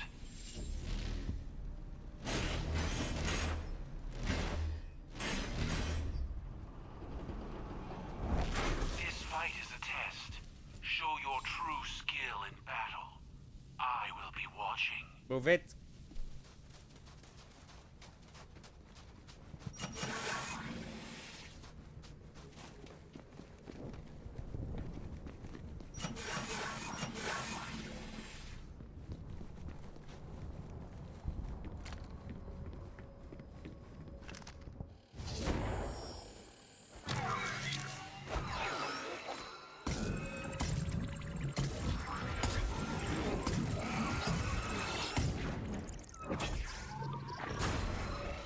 Min-maxed intelligence. Not AI. Secrets locked in Squishy Brain. Hack him with your guns.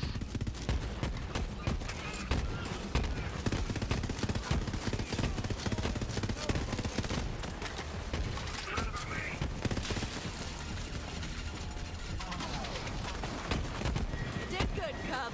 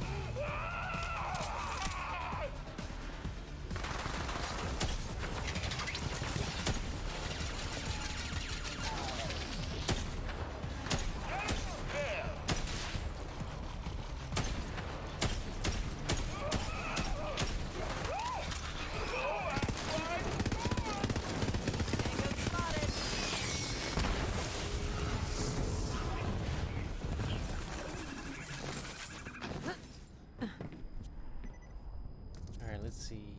Nope. Nope. Nope.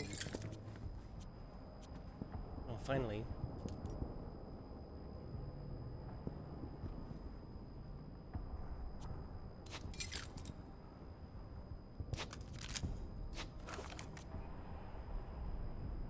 Okay.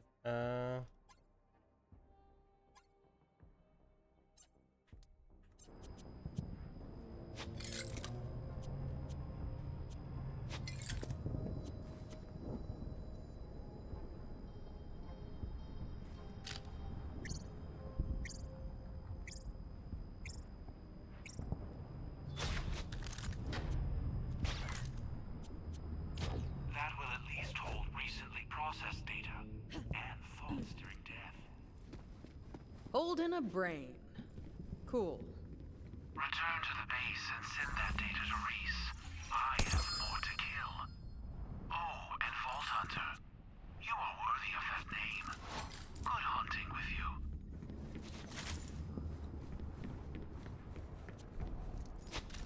Wow! You really just popped the brains right out of my Gigamind. Not satisfied with running underfoot, huh? I get it. My father once said I was 12th in line to run the company, so I made 11 quick little cuts to the family tree. Now I'm next in line. Think about that. Now you've put yourself in my way.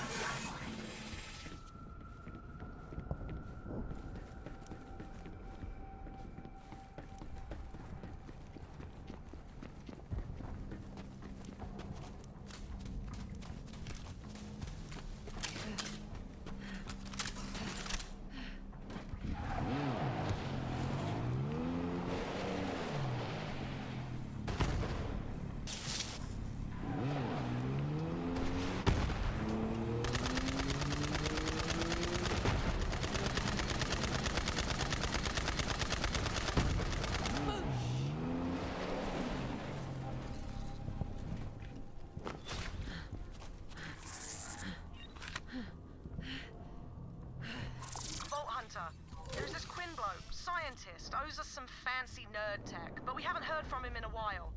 Go make sure he's not dead, alright? And either way, try to get me the Digistruct plans for this Nog hacking thing he's been working on. It would really help us out if we could turn those little bastards to our side. Kilovolt. Good. If you didn't know, I host an interplanetary battle royale called the Underdome. But I'm not the only I did one. know. There's a celebrity bandit Borderlands named Kilovolt who's hosting a live stream to fight to the death in Promethea's Seaport district. Kilovolt's a total skis-ball, and he's giving Battle Royale a bad name. So we're gonna pull the plug on his show. I'll meet you down on the planet. Full disclosure, we used to date. After I left, he joined the Children of the Vault. A cult of mindless followers must have been a magnet for an insecure nothing like Kilovolt.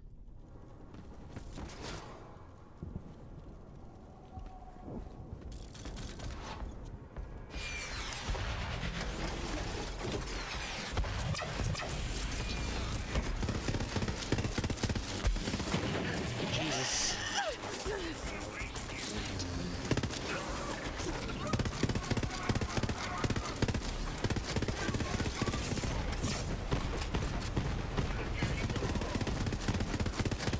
Solid kill, Vault Hunter.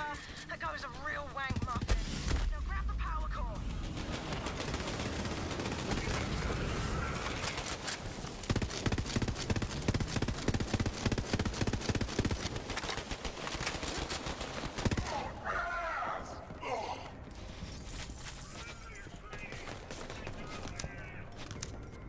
There you go.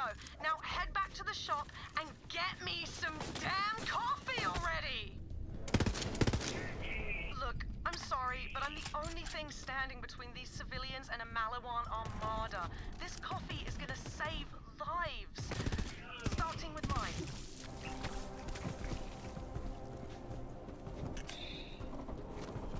What an addict.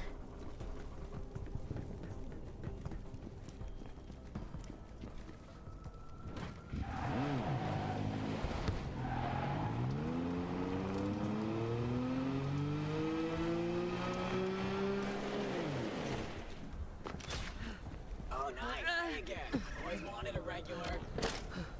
Cool. Very cool. Now hit the bell. That should reboot the shop or whatever. And my facial flare. Voila. Or whatever. Shop's powered up. Can we get that coffee now, Barista Bot?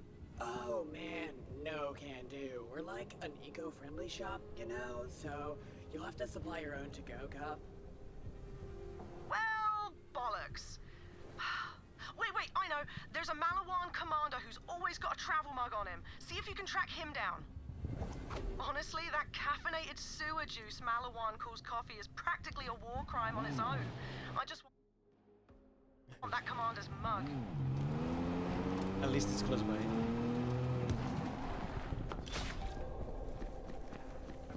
Take out some of the rank and file to draw out the commander. That mug is mine. Looks like the coffee break's over, boys. Let's get 'em. Back it up. Guess they couldn't hack it.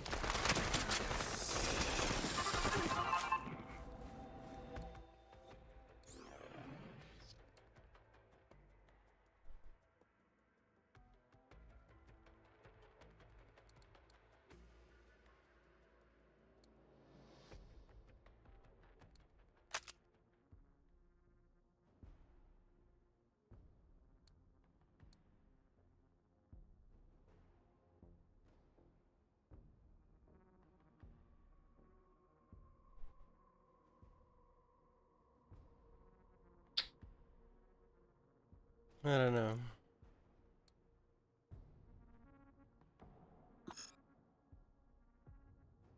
What?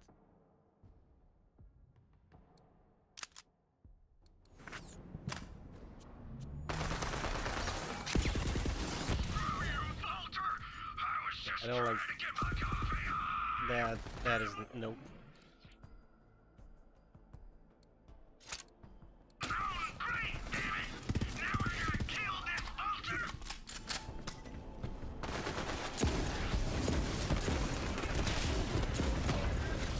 What the fuck am I shooting, dude? Oh shit.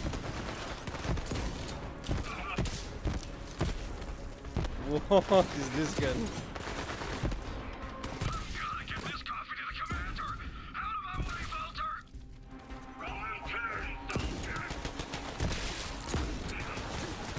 Wait, I lost count.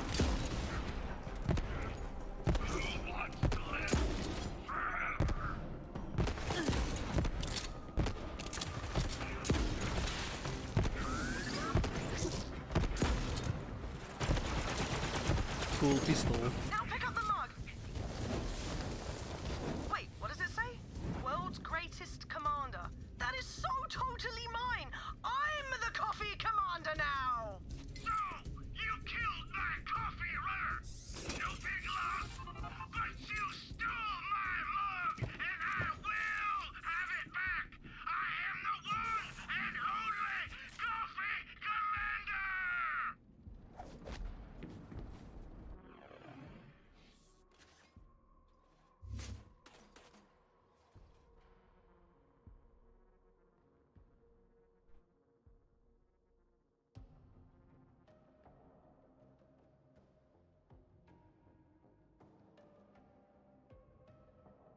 Hmm. Let me just. Where does this go? That's kind of nice.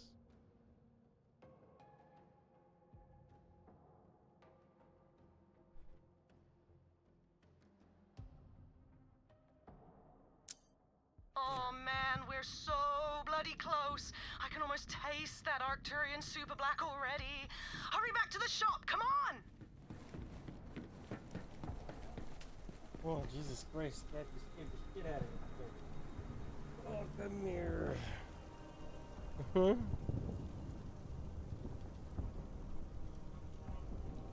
Oh. Oh.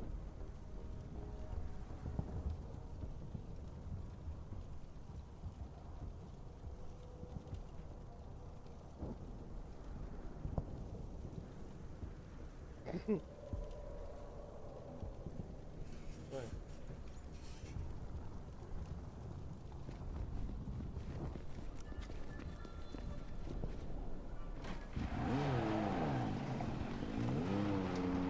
I know you have the mug, Vulture! I'm ordering my troops to reacquire it at all costs! We will not let it remain in enemy hands! Malawan's attacking the shop. Damn it! Can't you leave me just one good thing, Malawan? Just one cup of goddamn coffee! Whoa, guys, please, just mind it on what you ordered, you know?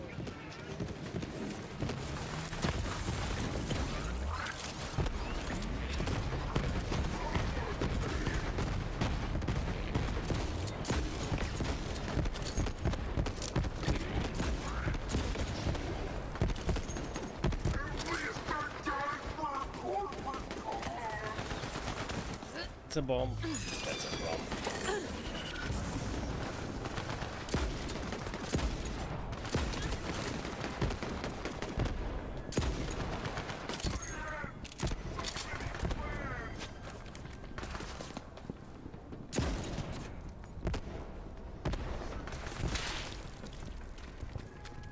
I like this gun. Another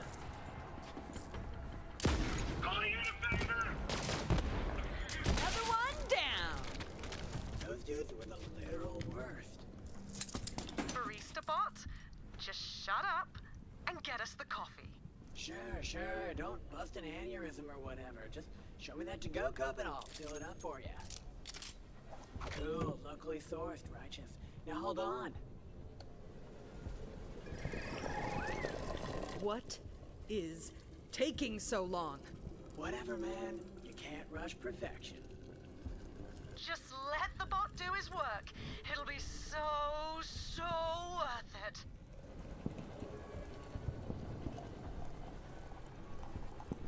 And you're welcome. Have a lovely day. Or don't. Your call. I like how most of it's red, the tiny little bit is green. Bring that coffee here. Lorelei, I hear you and I super understand. Please just chill. Hey, we've all got our vices.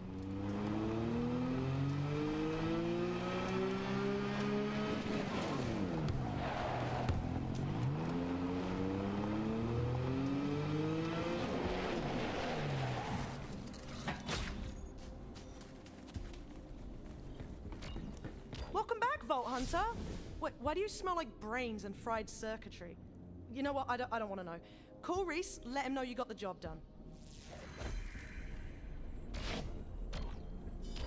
You are my favorite person. This was so necessary. Hey, Atlas boys! Rise and Grind's back in business, and the coffee's on me. Oh, hell yeah! For real? Thanks, Lorelei!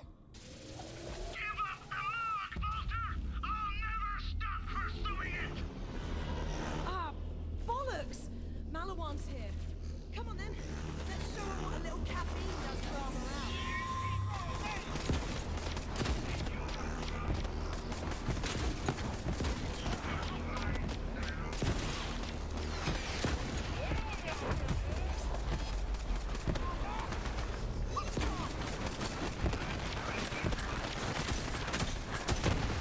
Fuck was that? Oh. Force of habit. Get over here, dickweed.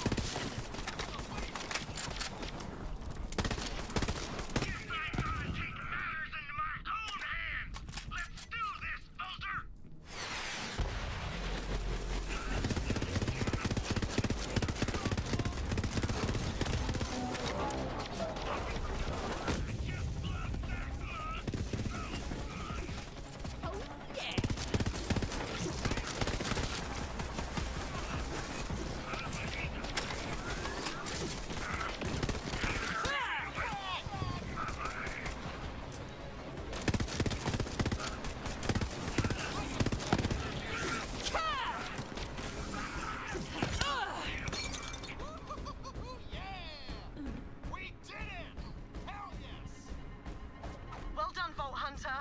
Now come on over for a well-earned reward. Probably garbage.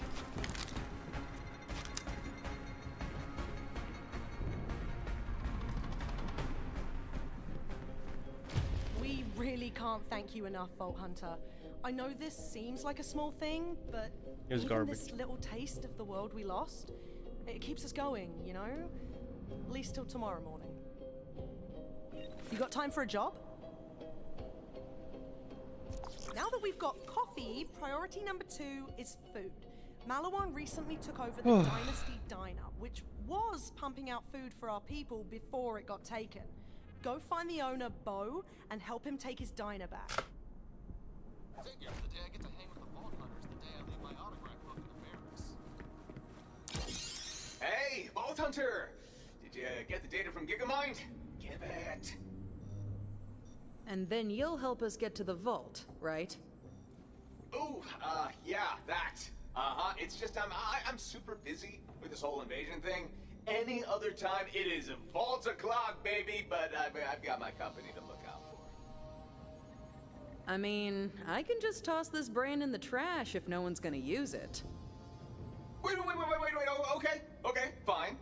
I rebuilt Atlas from almost nothing, and I will do anything to keep Maliwan from taking that away. I swear on this company's future that I will help you find and open the vault. That's as good a promise as any, killer. Give the man what he needs.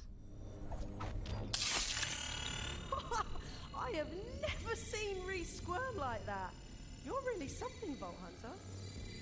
Standing right here, a hologram can still hear you, and Hollow Reese has feelings.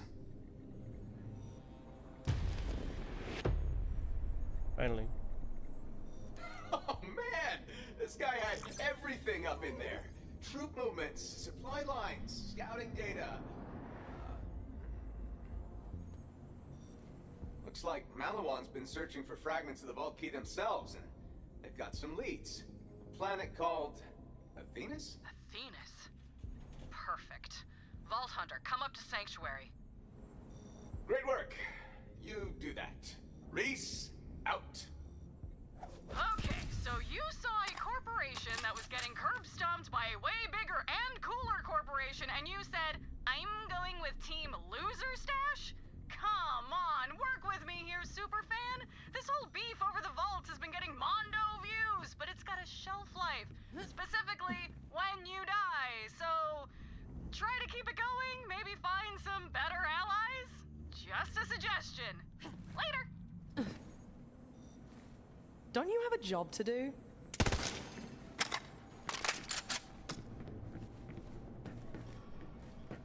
Okay, let's see.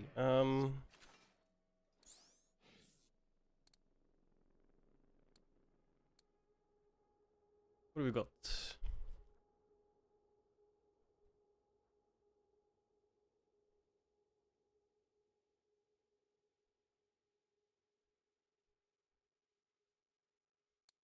What guns am I even using?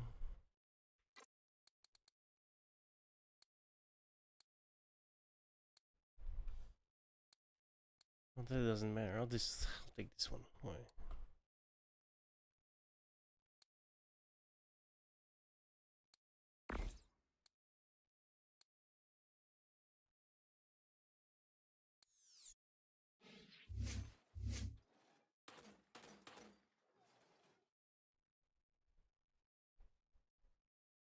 That's kind of nice.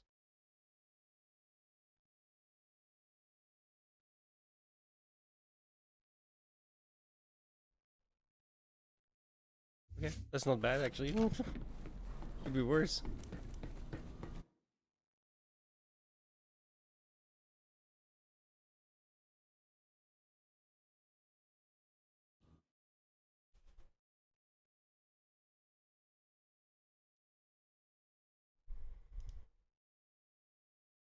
Oh, it's 4 in the morning. Outlaws? Bounty? That's all I need to hear. Count me in.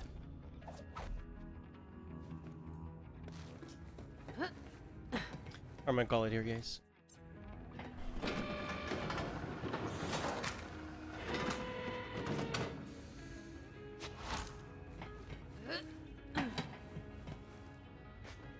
After I sell, yeah, like now.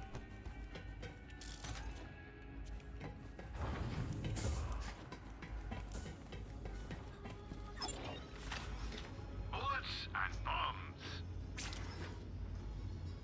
Have some money. Now, why not spend it?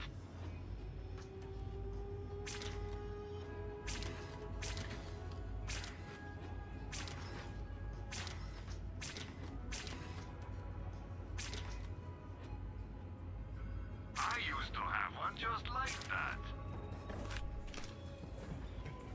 Welcome.